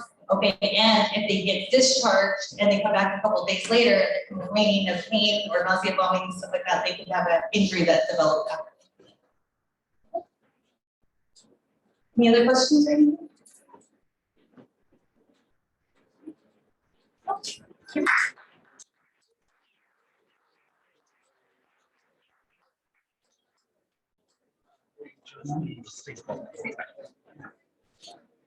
afternoon, everybody. My name is Louis Tran. I'm also a nursing medicine physician. I also work at a level 1 trauma center. I actually have the pleasure of training Dr. Lowe here. She was a tiny little girl when I first met her. Now she's my boss. That's where those things are going now. So I'm glad to hear that you guys have access to CT scan here. How easy is it to get a CT scan for patients? Is it easy? Yes or no? No. Okay. Yeah, that is unfortunately true in many places. So part of we know this a lot of times we go to CT scan, but there are a lot of things you can do sometime before you do a CT scan. So X-ray, we talk about X-ray, exam, we talk about exam, fast scan, which is ultrasound exam. Those things can help lead or tell you to have to call the next appropriate level, whether it be a surgeon or ICU or the anesthesiologist to get things ready for you. But I realized how fast if Dr. Lowe was in a car accident, she's an important person, how fast can she get a CT scan? 30 minutes, an hour, a day? Huh? 30 minutes. Okay. So that's pretty fast, actually. That's pretty fast, right? That's kind of true with most places. In trauma centers, because we have an algorithm and a protocol, we can actually move things faster. But 30 minutes for a community hospital is actually very easy. So once again, I'm asked to give you a lecture on head trauma. Head obviously is a very important organ. The brain is there, among other things. So the primary goal of treatment of patients with suspected traumatic brain injury is to prevent secondary injury. Yeah, the patient has injured their brain already. Now you're trying to prevent secondary trauma, secondary injuries, because the body is not just the brain, right? There's a lot more associated with it. So you can't just focus only on the brain. Brain is important, but you gotta take up everything else as well. So these are objectives. This little talk, hopefully you'll recognize the GCS scores. You guys, who knows GCS? You guys all know GCS? Glasgow Coma Scale? Yes, very good. What's the highest? 15. Lowest? 3. What's lower than 3? 3 T's, 2, you're intubated. By using my trauma, if you're 3, you're intubated. Okay, and know how GCS works. What it means to you when you evaluate a head injury patient. Identify the different type of intracranial injuries, intracranial bleeding on a CT scan. Do you guys actually see the images when you order a CT scan, or do you rely on the radiologist to give you the reading? Huh? So you see the images. Okay, so you're good. So you're familiar with looking at CT scan. I mean, I'm not a radiologist. I can't pick up everything. There are certain things that I can't pick up, bleeding the brain, a shift, bleeding the gut, that kind of stuff like that, which is good. Because if I wait for my radiologist, sometimes they may be busy. They may be out to lunch. They may be asleep. Who knows? And sometimes they may make mistakes. They're human, just like all of us. And they make mistakes. Sometimes I call up and I say, hey, Dr. Radiologist, I thought I saw a bleed on the brain. And he said it was normal. Can you educate me? Because what's wrong? And the radiologist said, oh my goodness, you're right. I missed the bleed. Thank you so much for calling me. Everybody is human. We all make mistakes. So it's good to know how to look at your CT scans. And sometimes when the radiologist gives you a different read than what you thought you saw, you can call the radiologist and say, hey, explain this. Okay? Identify, we talk about that. Discuss the role of oxygen and blood pressure maintenance in limiting secondary brain injuries. Describe the management of elevated blood pressure through brain injury or hypertension associated with mass effects on blood or brain swelling, and finally discuss the indications for early and rapid transfer to a center equipped to manage a patient with brain injury. Do you guys manage intracranial bleed here? Yes? Yes. I guess the correct answer is depending on how stable a patient is, right? If the patient has a little bit of bleeding in the brain, but the patient is otherwise awake and talking, they can probably be observed. But the patient is completely zonked, altered, and intubated, and the CT scan show a bleed with a shift. Can you guys manage that here? You guys have neurosurgery. Fantastic. All right. So here's our case scenario. 23-year-old male fell from a bicycle and hit a lot of people fall from a bicycle. Hitting his head on curb, not wearing a helmet.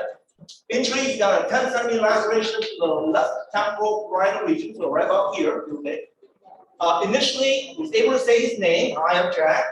Heart rate was 115, blood pressure 100/60, oxygen saturation 88%, GCS of 12. So first let's start with the heart rate. Is that fast, normal, or slow? That's fast. 112 is fast, right? 115 is fast. Normal is between 60 to 100. Blood pressure 100 to 60, is that high, normal, or low? Well, it depends, right? It depends, right? It depends. We don't know what the baseline blood pressure is. If it's a very slim young woman, maybe her blood pressure is low. An older person, maybe their blood pressure is low. If it's someone like you, who's big and bulky and lift weights, your blood pressure should be much higher than that. And what is significant between the heart rate and the blood pressure? Is that normal or not? Is that normal? Yes or no? No, what's not normal? Yeah, what do we call this? We call this the shock index, right? So shock index means your heart rate should always be lower than your systolic blood pressure, assuming you're not taking medication. Because we talked about before about beta blockers. Beta blockers will keep your heart rate artificially low when in reality it should be fast. But that's medication. So let's assume the patient is not getting medication that slows heart rate down. And for a 23-year-old male, they're not on any medication. So a heart rate of 115 is fast compared to a blood pressure of 100. Okay, that's a positive shock index. O2 sound 88. Is that normal? Yes or no? No, that's not normal. What should his oxygen saturation be?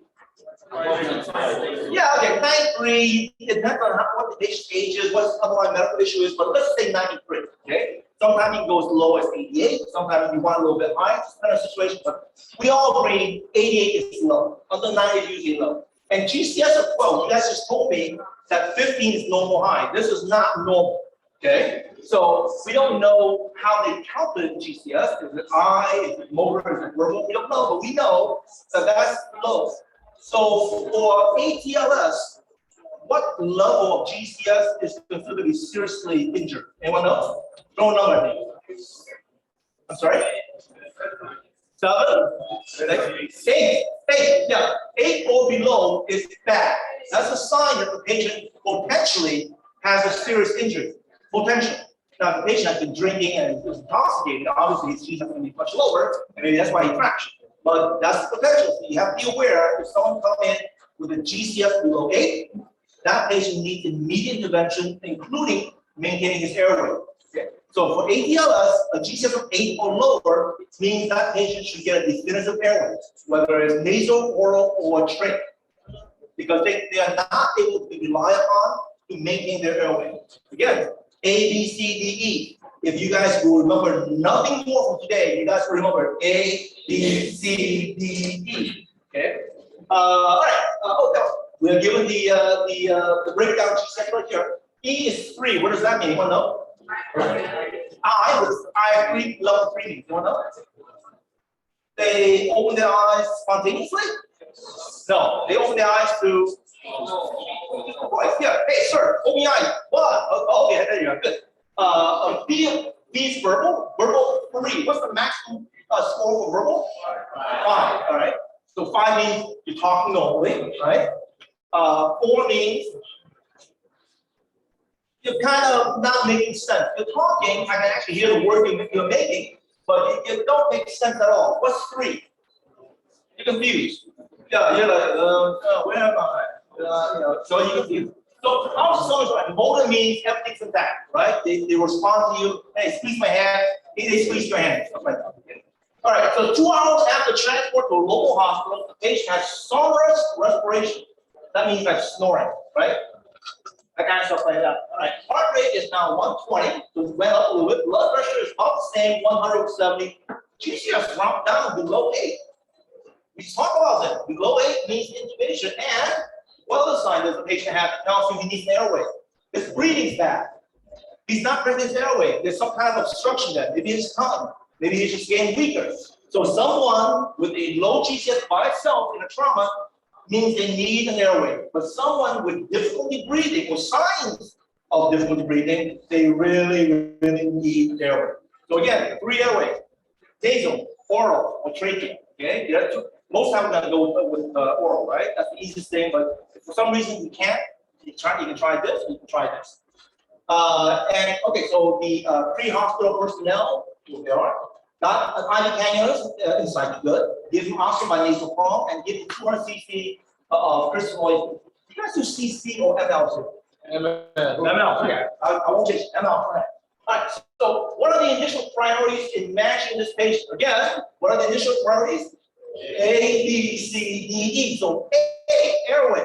All right, so airway, we talked about this. This patient's gonna need intubated. The GCS has dropped to below 8. He's having snoring respiration, so you're gonna intubate. Okay, whichever way you use to intubate this patient, get the definitive airway, will depend on the scenario. It looks like there's no face injury, at least not yet that we can see. So you can try oral airway, but who knows? Maybe he's difficult intubation. Maybe his Mount score is that the sun is like way high, and you can't do it. You may try the nose, you may try the trach. What are the signs that this patient injury is progressing? The most GCS, good. Right? GCS problem. So GCS, one number by itself does not mean a lot. But if you track the number, GCS, if the GCS starts high and then it drops, let's say it starts at 15, and then an hour later it's 13, an hour later it's 10. Does not mean the airway yet, it's still above 8, but something is going on, right? The GCS should not be dropping like this. So you keep an eye on GCS, so you track GCS. Okay, so to continue, this patient got intubated, good job. We gave this patient a liter of normal saline, repeat vital signs, heart rate of 100, so the heart went down. Blood pressure is still 100/70, so it's hasn't changed at all. Oxygenation level is gone up to 94%. So what does that tell you so far? The patient has a decent airway, right? The patient's airway is protected. Right? How do you monitor this patient now? If someone comes in with a suspected head injury, you monitor them by asking them to do things, right? Squeeze my hand, open your eyes. Are they following instructions? Do they understand what you're talking about? Can they speak to you? But this patient, we just decided, I'm going to take that away from you. I'm going to put a tube in your airway so you can't talk to me at all. And most of the time when we intubate a patient, what kind of medicine do we give? What kind of medicine do we give to the patient? Oh, please tell me yes, give some medicine to the patient, right? That got to do without medicine. That's the rule. So you, at the very least, you're going to have to sedate the patient. You're going to give medication because it's not a pleasant experience to have food down your throat. So you're going to give a sedation medication. And always, we also recommend paralytics because we want a patient to stop moving, make it easier for you. All right. So the problem is when you give a paralytics, the patient's not moving, so you can't assess motor function. If the patient is given a sedative, then you really can't assess much more after that. They're not going to listen to you. So without the ability to have the patient be involved in evaluation of his mental status, what are some other physical signs that you can use? Eye. What happened with the eye? Someone said. Well, the patient's not going to be tracking that. They're not going to follow your eye. Say, look left, right. But what else can you use the eye? Pupils. Pupils, right? Check pupil size. Are they normal? Are they reactive? Is one pupil bigger than the other? That's not normal. Well, for some people it is, but usually it's not normal. We should have equal pupils, right? And it should be reactive. But if one pupil is bigger than the other, that's a sign that something's bad going on to the brain. So you can check the eye. That's one of the more important things. If the patient is just sedated and not paralyzed, depends on how much sedation you give, you can still check reflexes. Okay? And you squeeze them hard, make them stir up, or the patient making any movement at all. If the patient not moving at all, not a good sign. Are they having some kind of a toss? They decelerate, reporting it, are they respond to pain or not? So there are other things you can do more than just asking the patient, hey, how's your head? All right, so same case. So a CT of the head, C-spine, and abdomen were performed. The patient apparently had no chest injury.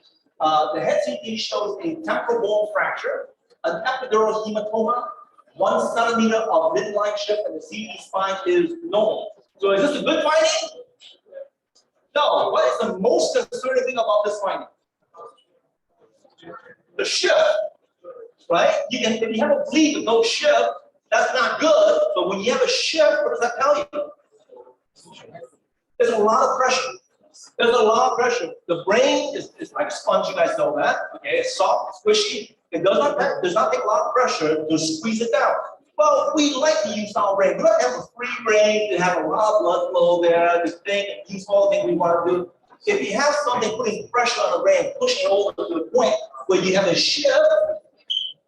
Okay, so you said you guys have seen CT scans. So I'm glad you have, because it's super important to know how, because most of the time you will be able to look at the CT scan for the radiologist, depending on where you work and what kind of facility you have.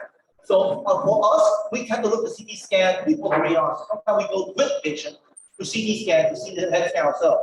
So this is an epidural bleed. Okay, usually blood tends to be lighter than brain.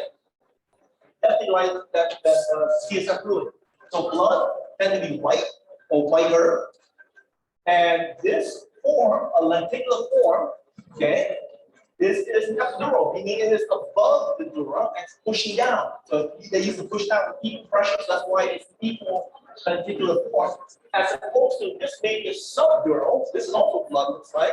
A subdural is underneath the dura, and because underneath the dura is not pushing down on the dura, so it tends to look irregular. Okay? But this is subdural. This may be a subdural. I would ask the radiologist, I'd say, hey, Dr. Radiologist, I thank you telling me about the epidural. Is this a subdural? I said, no, Dr. Tran, you didn't say. The patient also has a temporal bone fracture. The bone is sticking in. Okay, the bone is sticking in. This is the depressed temporal bone fracture. But as you can see, there's a shift to the brain. This is the midline. The midline should be straight down the middle, or down the middle, depending on how you look at it. This is the ventricle. As you can see, the pressure from the ectodermal hematoma has pushed the brain to the side. So that's a midline shift. That's not a good sign. How do you talk about that? So the shift and the depressed bone fracture. So for a shift in the brain due to a bleed, what is the treatment? You let them go home. I know you can keep them in the hospital, but who do you call? Neurosurgeons. What are they gonna do?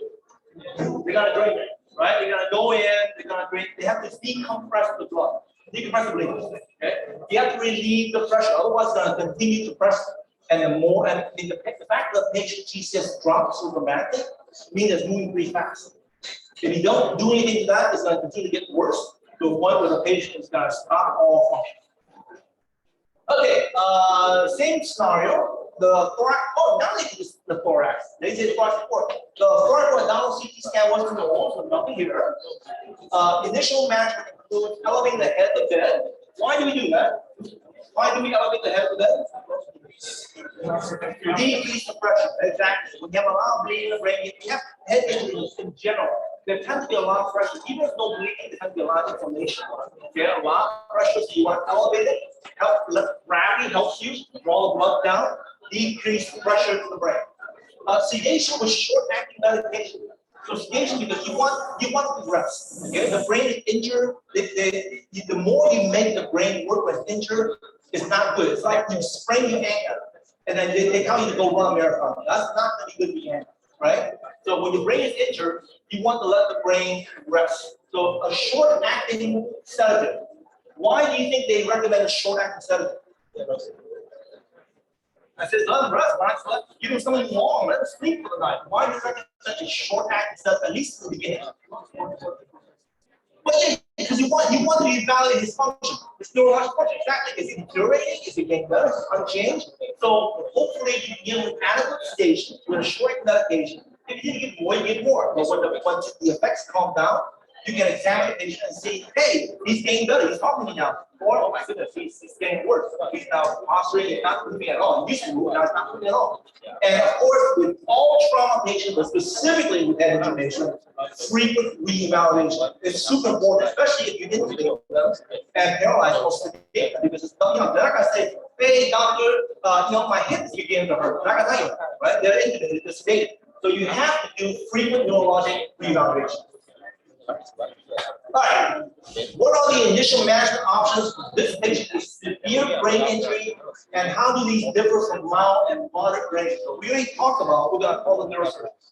Are the neurosurgeons in the hospital at night? or do they go home? So they're not in the hospital. That's true with many places. Okay, so the neurosurgeon is not in the hospital, so you are expected to match the patient until the neurosurgeon gets there. So we just talked that this patient has a brain bleed that's pushing the brain to the side. So we need to relieve the pressure. If the neurosurgeon was there, they can go in, take the OR, open them up, drain the blood. Is there anything we can do before the neurosurgeon gets there to decrease the pressure of the brain? That's right. Yes. Well, raise the head a bit up and talk about that, right? But any medication? Mannitol, Mannitol is an osmotic diuresis, right? Mannitol, hypertonicity can do it.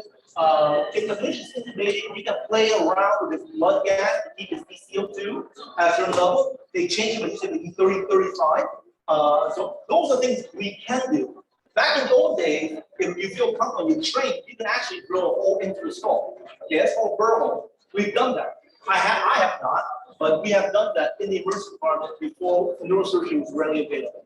All right, what indication for transferring a patient with a head injury to a center with a higher level of care?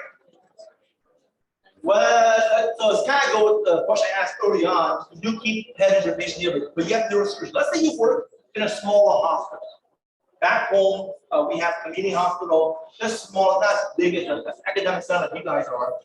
And not all of you have a neurosurgeon. So they would decide to transfer a patient to a place like mine that has a neurosurgeon. So what would be some indication that the patient would need to be transferred? You know, intubation, obviously the patient's intubated, that means the patient has severe injury. A shift of the brain, increased pressure of the brain, increased mental status, all those things will need to be transferred because eventually, maybe not now, but maybe they need to have defensive care by a neurosurgeon, something that you may not be able to do. So those are some indications that they need to transfer. So case scenario progression, your exam shows progression to extensive posturing. What does extensive posturing look like? Medical student. Extensive posturing, anyone else? What does it look like? Extensor, is it this? No, what is this thing called? Flexion. Okay, this is porticate or go to the core, porticate or flexion, and this is extensor, okay, decerebrate positioning. Decerebrate position, which one is worse, the porticate or decerebrate? Decerebrate. Okay, this is worse than this. This is the movement of 6, the Glasgow, the motor of 6, this is the 5. So neuroexam show progression to extensive posturing. Patients intubated state and still the patient doing this, not a good sign. Not a good sign.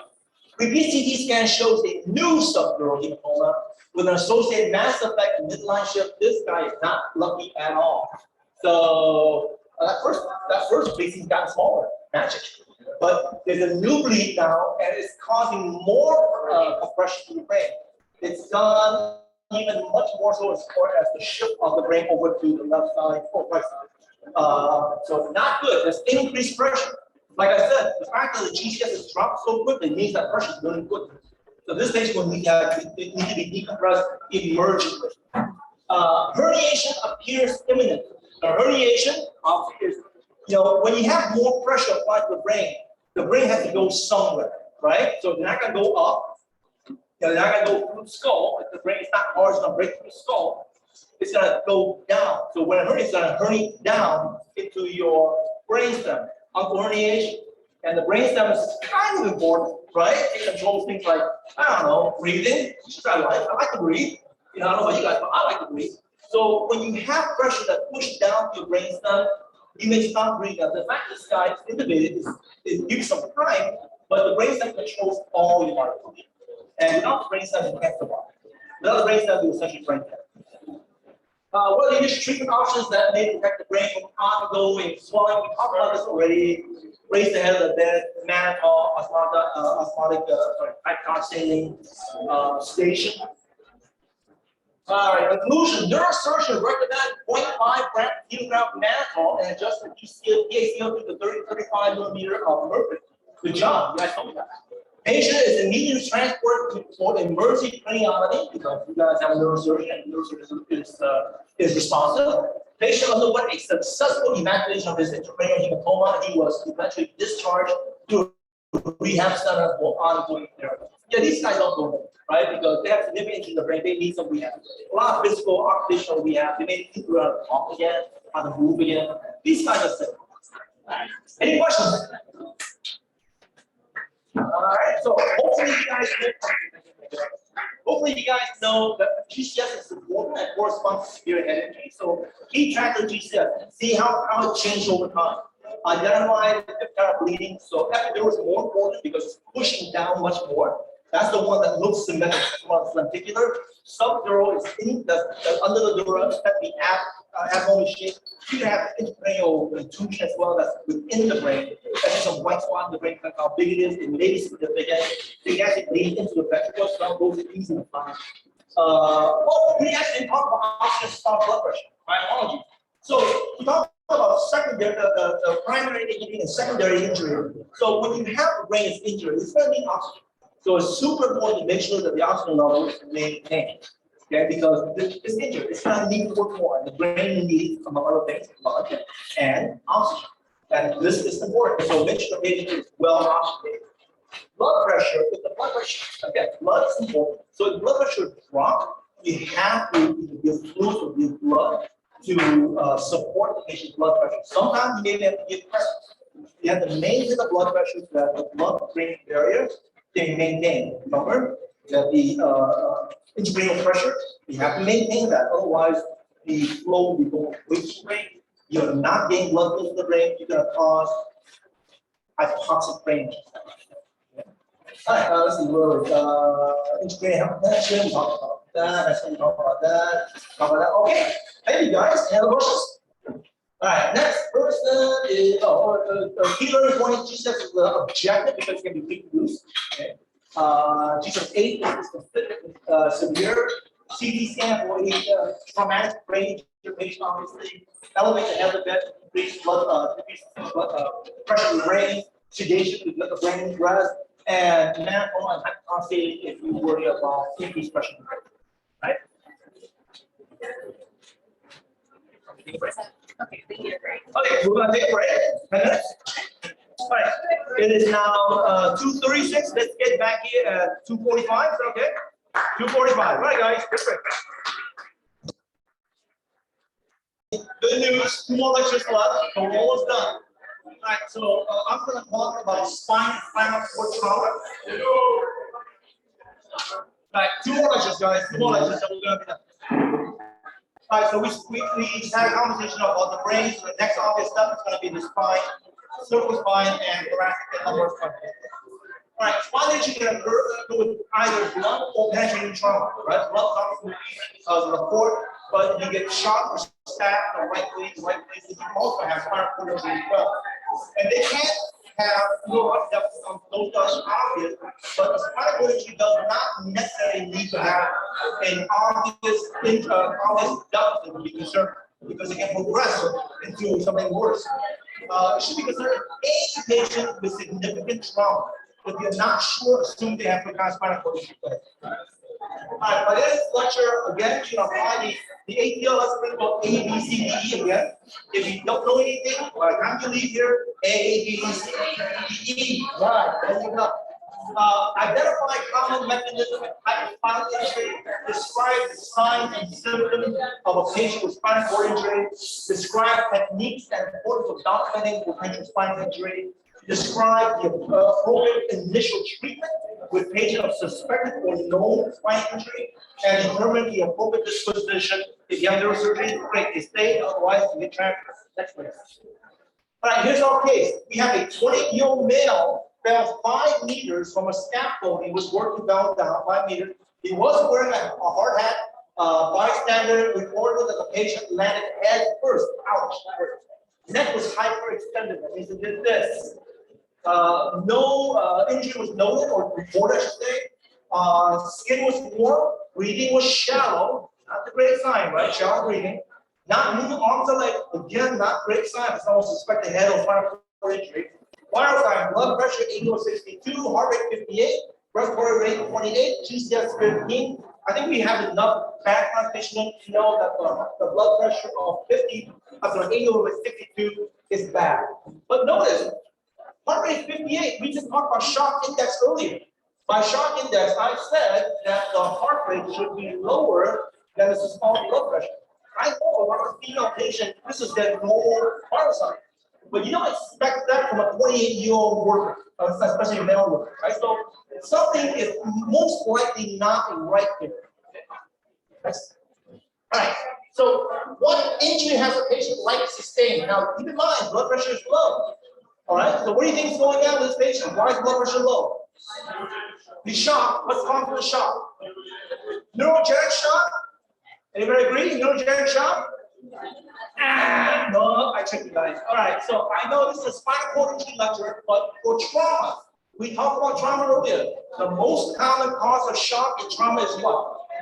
Hemorrhage. You have to assume he's bleeding somewhere first. You may be wrong, and lucky for him that you're wrong, but you have to assume he's bleeding somewhere. Just because he fell down and hit his head does not mean he knows for his liver or his spleen or his pelvis. So he may be bleeding internally without any obvious sign externally. So any kind of trauma, you have to be worried about hemorrhagic shock first. But since this is a spine lecture, we all know this is going to be neurogenic shock. Moving on. What other mechanisms of injury are associated with spinal cord injury? So again, as we said, when you have a spinal cord injury, it tends to be high force or high velocity involvement. Just because the only obvious sign is the head or spine does not mean there's no other injury. It's up to you to find out if the patient has any other injury. What type of shock is representation? We'll talk about it already, even though this is most likely neurogenic shock, and there's a sign that kind of points to it, but you have to rule out hemorrhagic shock. Okay, so this patient comes to my emergency department with this low blood pressure. I'm going for blood. I may not need it, I may be wrong, but I'm still going for blood because my concern is the patient's bleeding something. All right, how should you initially manage? We talked about that, okay? Someone who's hypotensive, I'm already calling for blood, but still, how are you going to evaluate this patient? A, B, C, D, E. Again, A, B, C, D, E. Airway, breathing, circulation, disability, and then exposure. So check the airway. The patient, let's see what's in here, breathing shallow. That's not really airway, but that's breathing. But that kind of goes together. So you're going to check if the patient is talking to you. That's a good sign that the airway is protected. But if the patient is not talking to you, then it's not right. But he's breathing shallow. So that means that there's some kind of compromise, whether it's airway or breathing, there's some kind of compromise. And that's why it's important to always go A, B, C, D, E. Even though you suspect this is a spinal cord injury, because this is a spinal cord lecture, you have to always accept A, B, C, D, E. Which signs and symptoms are concerned for spinal injury in this patient? You guys know the patient is not moving. Where are we here? Not moving his arms or legs. So, what level of spinal cord injury do you think this is? Not moving arms or legs. It's cervical, thoracic, or lumbar? Cervical, right. Not moving your arms, high up, and your legs. So it's got somewhere up here somewhere. Okay. And the patient is breathing shallowly, so there's potential that it may be very high cervical, right? What level control?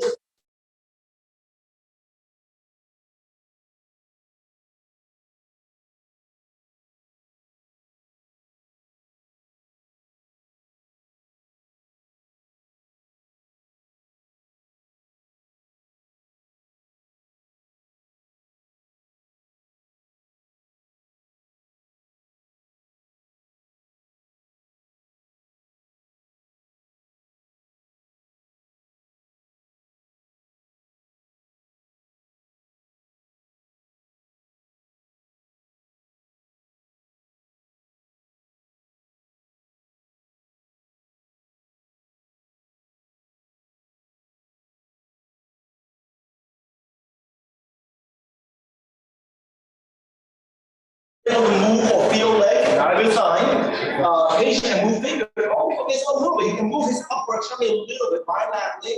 Weak left tricep. We talk about tricep DTR. So weak tricep extension. Patient unable to move right elbow. So it looks like it's affecting both sides, the left and the right. Patient able to feel fingers and thumbs bilaterally. Patient unable to feel inner arm above the elbow. So what this tells you is what? Where's the level here? D, C, or L? And you can see maybe T, depending how low it is, but based on those, it's probably C, somewhere lower C, okay? And mixed. It's not the same on both, not the same on both sides, so it's a little bit mixed. So it's incomplete injury, but still significant injury.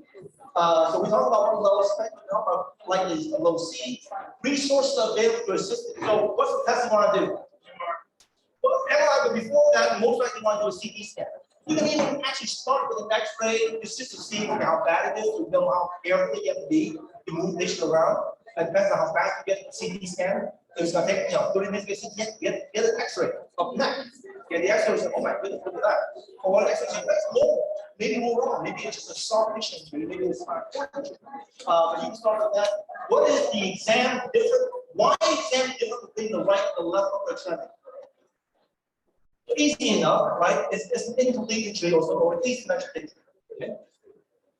What are important aspects of documenting the neurologic exam? So why is it important to document the neurologic exam? Like with everything in ATL, can you hear me? No? Okay, so with everything, yeah. Like with everything in ATLS, it's super important to do repeat reevaluation, right? You have to reevaluation, and it's important to document properly on the neurologic exam because you gotta know whether that patient is decompensating or not. And you are the only source of history for the specialist, for the neurosurgeon or a spine specialist. They rely on you. Even if you got a CT or MRI that shows, let's say you got a spinal cord injury with edema, you still need to know whether that's progressing or not, or it's getting better. Why is it important to accurately and thoroughly document the neurologic exam? This is one of that.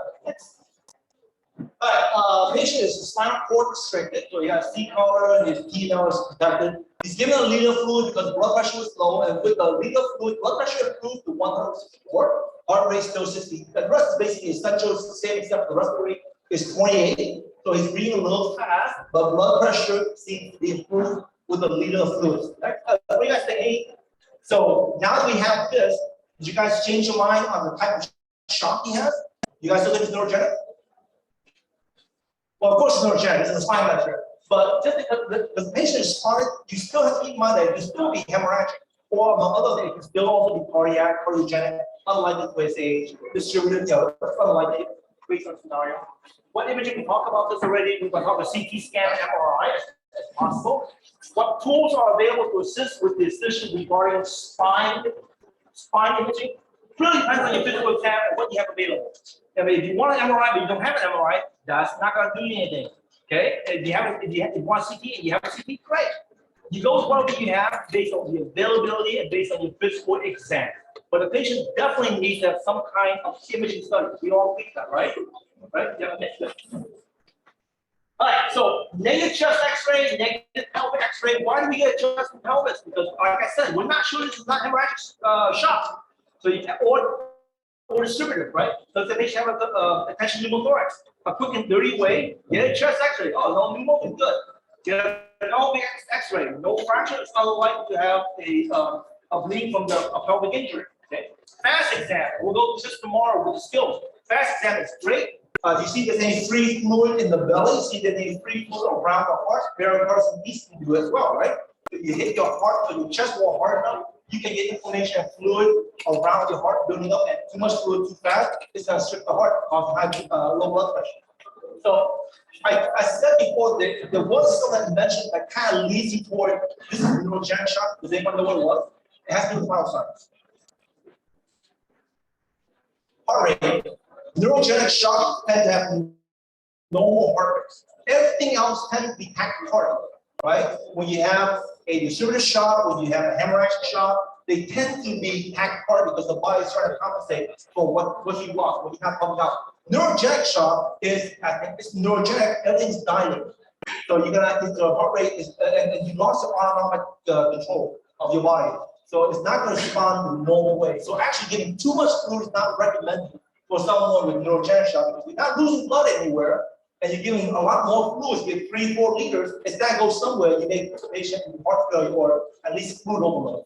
How do you manage the patient ABC at this point? Okay, CT scan unavailable, X-ray fast negative, X-ray, shows a C6 fracture with anterior displacement, not good. Patient placed in a C-collar with the spine precautions, vital sign we talked about already.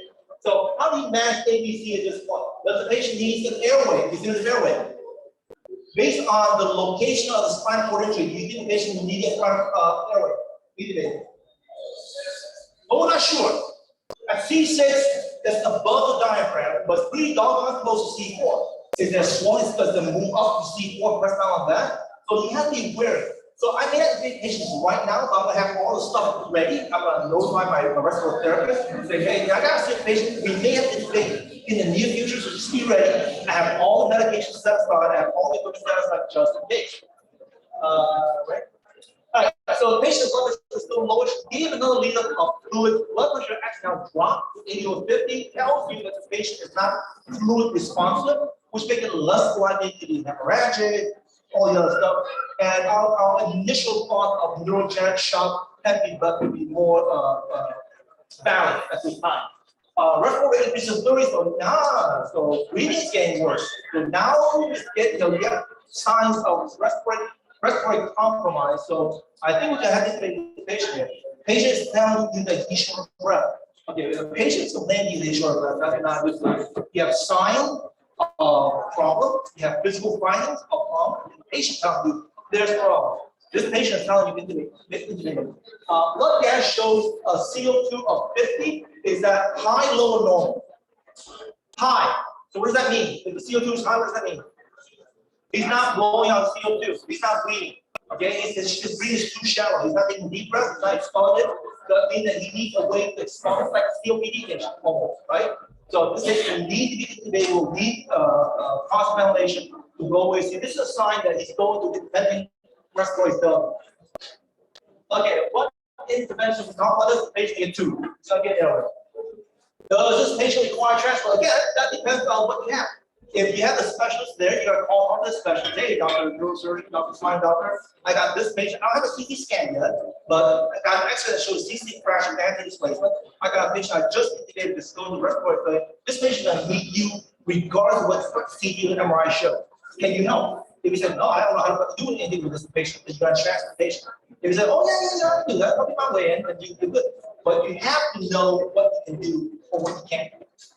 All right, conclusion, patient is intubated, good job, blood pressure improved to 110/65. Also, if fluid doesn't work to maintain blood pressure and increase blood pressure, this is neurogenic pressure. So you get pressure, blood pressure goes up, O2 sat looks good, 30% oxygen. You repeat the fast exam, normal CT scan was not done. One fast exam is not good enough. You have to do a repeat evaluation for fast, which there's no blood building up. Because the fast blood will only show you need at least 150. And it won't show things like retroperitoneal bleeding, stuff like that. So you always repeat the fast examination. Transfer to definitive care and then to the ICU because this is intubated, surgery, and transfer to rehab. Any questions? I think we're all ready to go home, so I'm gonna get the next. This, I talk about this. Hey, what this thing? Next. Okay. Yeah, we'll talk about it. Okay, so right, so basically, a type of right brain. So if you suspect brain, don't forget the rest of the body. Okay, this is a major trauma. Hemorrhage is still the number one cause of shock in traumatic patients. So even though everything points to a neurogenic shock, do not forget hemorrhagic shock. You have to take care of everything else as far as make sure there's no other injuries involved. Student spinal cord injury, with or without radiographic finding, you have neurologic death. That makes sense. You guys know what Nexus criterion is spine? So Nexus was a big study that they did in the United States, in other places. Nexus, if the patient is if the patient has no neurologic deficit, is alert oriented, has no neurologic deficit, is not intoxicated, like no alcohol, no drugs, and has no midline spine tenderness, then you can clear the patient's neck, C-spine, without doing any kind of imaging. And the study was a good study. It's basically common sense stuff, but it's nice to have a study to validate what you're thinking. Keep documenting, be very specific and be very thorough, precise on the neurological finding, because that's how your colleagues will train patients' treatment management. Okay? High spinal cord injury, again, C4 is a concern level, that's diaphragm, but any close C4 you're not worried about. And consider early consultation. Even if you don't have the correct imaging, if you got someone with neck pain, can't move something, and your neurosurgeon is getting ready to go home, hey, Dr. Neurosurgeon, don't go home yet. I think I got somebody. I got nothing, but my clinical skills, my clinical suspicions that this patient has a C-spine injury. If you want to go home, that's not.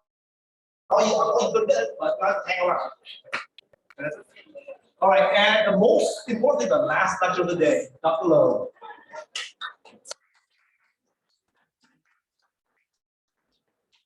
Bear with me, guys, last lecture. So we're gonna talk about musculoskeletal injuries. Okay, oh, I like the picture. Huh? You want? A little bit. All right, so most people that, if you're not into emergency medicine or surgery, you may not want to see that picture, but us ER physicians, I get really excited about injuries like this. So injuries to the musculoskeletal system are common in trauma patients. The delayed recognition and treatment of these injuries can result in life-threatening hemorrhage or limb loss. So by the end, we should be able to explain the significance of the musculoskeletal injuries, outline priorities of the primary survey, resuscitation, and secondary survey, identify the adjuncts needed in the immediate treatment of life-threatening extremity hemorrhage, and explain the principles of initial management of limb-threatening musculoskeletal injuries. So here's our case. We have a 38-year-old female. She's a restrained driver, high speed, head-on collision with a large truck. Okay. Injuries that we know, there was a prolonged extrication. She has a marked deformity to the right thigh and an open fracture to the right leg. Signs, she's awake and alert, she's in severe pain, and her vital signs, heart rate 120, blood pressure 90/50, respiratory rate 22, GCS 15. So far, your medics have given 2 large bore IVs in the upper extremities, good, and they're resuscitating with isotonic fluids. I was gonna ask a question. So what are we worried about in the mechanism that would be concerning? High speed, it's kind of a larger patient as well. You have a head-on collision, so you have a lot of energy exchange. What about prolonged extrication? Do we care about that? Why do we care about that? Prolonged extrication, well, time is going by, and so it's affecting our golden hour. But most importantly for this lecture, we're worried about crush injuries. What happens with crush injuries? You get ischemia, you get release of lactic acid, you get rhabdomyolysis, which can lead to, organ failure. So that's important to know. And then she's got the deformity to the right thigh and open fracture to the right leg, so that's significant. GCS looks good, her heart rate's high, her blood pressure is low, I don't like that. Okay, so airway and breathing are okay, lower limb is actively bleeding and a dressing is applied. So that's good. Vital signs, active fluids. So her heart rate's 130, blood pressure is 80/40, respiratory rate's 24, and GCS is 14. Chest X-ray. The chest X-ray, pelvic X-ray, and fast exam are negative.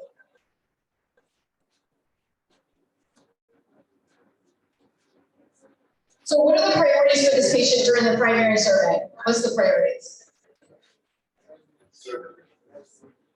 A, B, C, D, E. We're still, even though we're talking about musculoskeletal, we're still gonna go back to A, B, C, D, E. Airway is still more important than her limb that's completely open. Is the musculoskeletal injuries a part of the primary survey? The answer is, it depends. If you see a deformed finger, do we really care about that in the primary survey? Probably not. What bones do we worry about that cause significant hemorrhage? We care about the pelvis, long bone fractures like femur, tibia as well.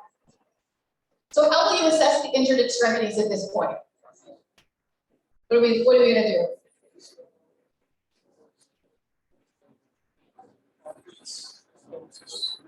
So yeah, so we're gonna look at it. Is it actively bleeding? Is there a hematoma there? Is there a deformity? Someone mentioned pulses, which is good. What if you don't feel any? The patient's hypotensive, so you may not feel pulses anyways in a normal extremity. So I would get out my Doppler pulse. Anything else you guys would do? Sensation, exactly. We want to see what their neuro status is as well in that way. Okay.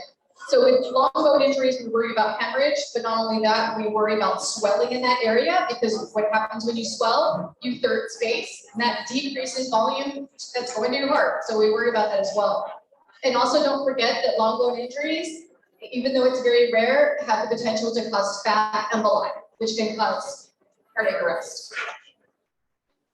Okay, how much blood would you expect from this patient's extremity injuries, and what's the best way to control it? Any guesses? So how much blood can you lose in the femur? You can actually lose up to 2 liters. The pelvis, you can lose 3 liters. In the tibia, you can lose 1.5 liters. So assuming she's losing blood from everywhere, we've got the femur, which is 2. The tibia, assumed is 1.5. And it's open, so it's still bleeding out into the environment as well. So that's a lot of bleeding. So we really need to jump on this patient. She's very sick. We don't want to mess around. Also,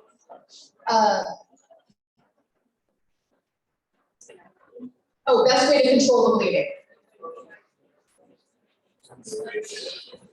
Someone did mention split, yes. Great, so active bleeding, I first hold pressure on the wound. We went through stop the bleed. I would make sure that I control the bleeding that I can see. But you have to remember there's bleeding you can't see, especially in the femur. So splinting is actually going to help control your bleeding because you're putting everything back together and you're going to have less injury to those vascular structures. And it's going to help your nerves as well. So splinting would be great. So the progression of this case, she's got right dorsalis pedis and posterior tibial pulses absent. Her pulses remain absent after splinting. We tried that. Blood is soaking through this dressing in the lower leg. You take down the dressing and you see this pulsatile bleeding. Direct pressure, you would try to apply to it and you try a gauze packing. Immediately the dressings become saturated and she's bleeding again. What are we gonna do? Let's just chop the leg off. She doesn't need it. What are we gonna do? We can't. She's uncontrolled pulsatile bleeding, and she's hypotensive. I'm gonna tourniquet. Her. Okay, where are you gonna put the tourniquet? Which bone? She broke both of them in the same leg. I would go above the highest bone. Okay. So what's the next step? Oh, make sure after you put a tourniquet, you time it, okay? How much time do we have with the tourniquet on before we start getting neurovascular compromise? 6 hours at the max. Some say 4. But we try to at least get it off within an hour or 2. That may depend on your transport time. That's why we time it, because we want to make sure. Okay, what's the next step in management of this patient's uncontrolled extremity hemorrhage? Tourniquet. So tourniquet's applied, the time and place is documented, your bleeding is controlled, and your distal pulses are not palpable. But they shouldn't be, correct? The pulses should not be palpable if I have the tourniquet on right, because that's the point. Don't let that confuse you. Okay, discussion questions. How would you manage this patient now? What are we gonna do? She's got a tourniquet on her leg. She's hypotensive. Tried some gauze. Yeah, transfuse blood. Yes, absolutely. I would totally start transfusing blood. We talked about how much blood she's losing. What I'd also like to do is determine what kind of facility do I have. Is this a trauma center? Do I have orthopedics? Is there somewhere else that this patient could be managed? That's what I want to know as well. So patient hemodynamics improve with IV fluid. Okay, maybe you have to do blood, but I would have done blood immediately. It sounds like she got 1 liter of crystalloid in the field. And in trauma, we don't want to give more than 1 liter of crystalloid. We want to directly go to blood. Secondary survey begins, and you're awaiting transfer due to no surgical capabilities at this facility. So assuming you don't have that, you need to find somewhere that does and make arrangements for that, if possible. So how would you identify any limb-threatening injuries or other extremity injuries doing the secondary survey?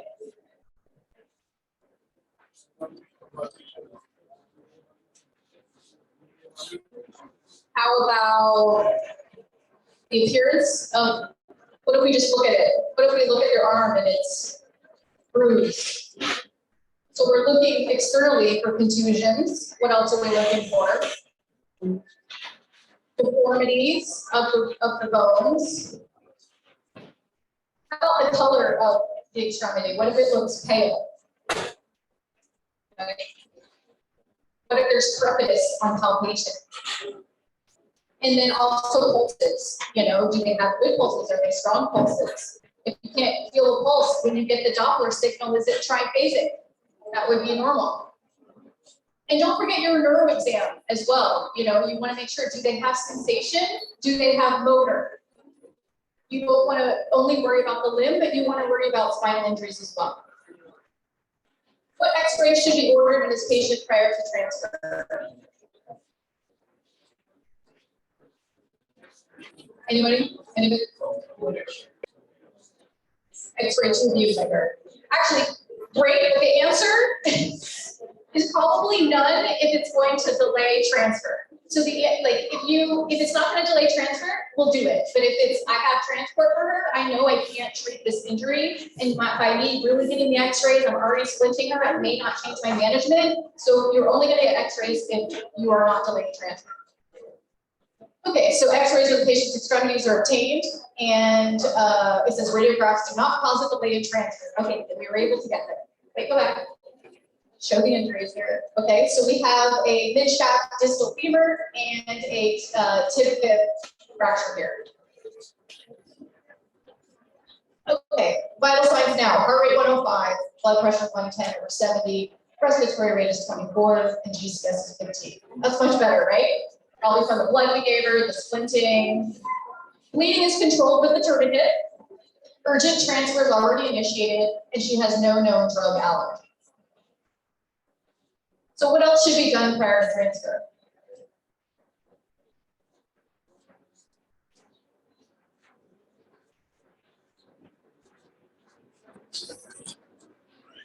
Okay, this is really important. She needs antibiotics. Okay, she has an open fracture.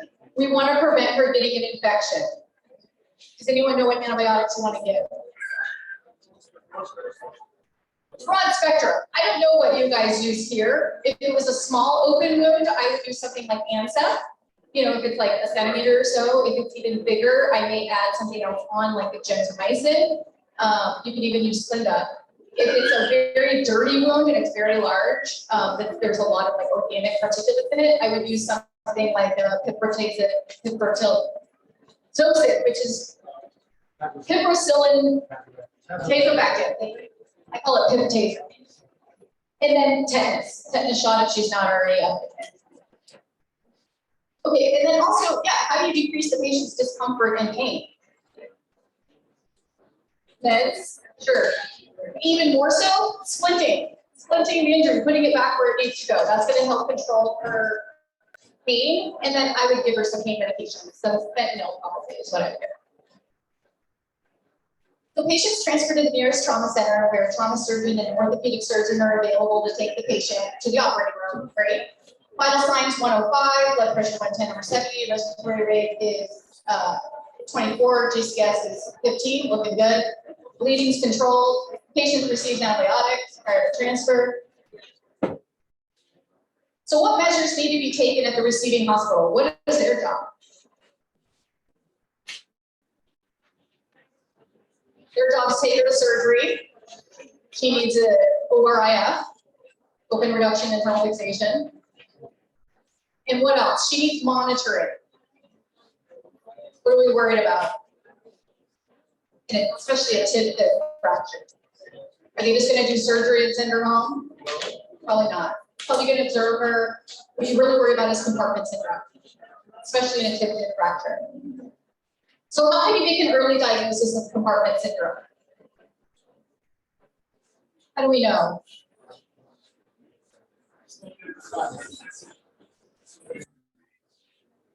Name them all. So, pain out of proportion is what we say. Pain out of proportion. There's so much pain versus what you're looking at the injury. That's a big sign. That's like number one. numbness, yeah, paresthesias, exactly. Discoloration, and maybe it looks pale, okay.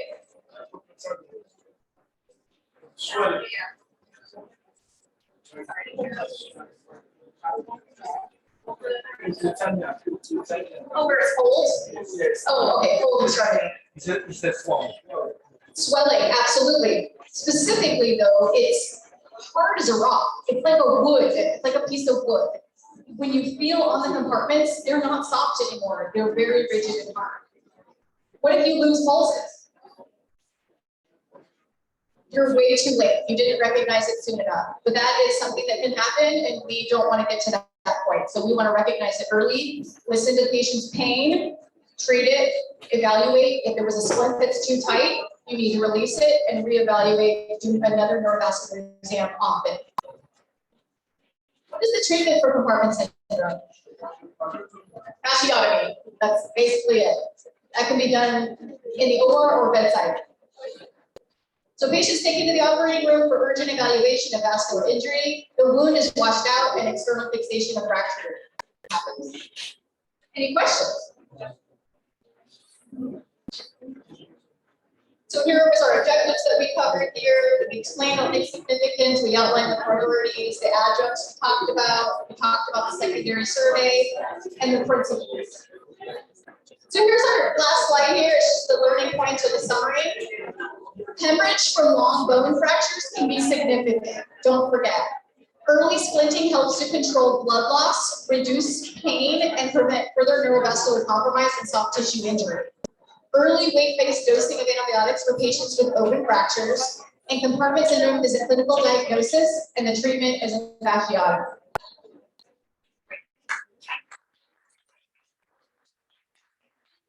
Thanks for today. I know it was a lot of lectures. We still have a few more to do tomorrow morning, so I think we're going to try to start early. We'll get the lectures done. I think we'll only have 4 more lectures, and then we'll go right into skills after that.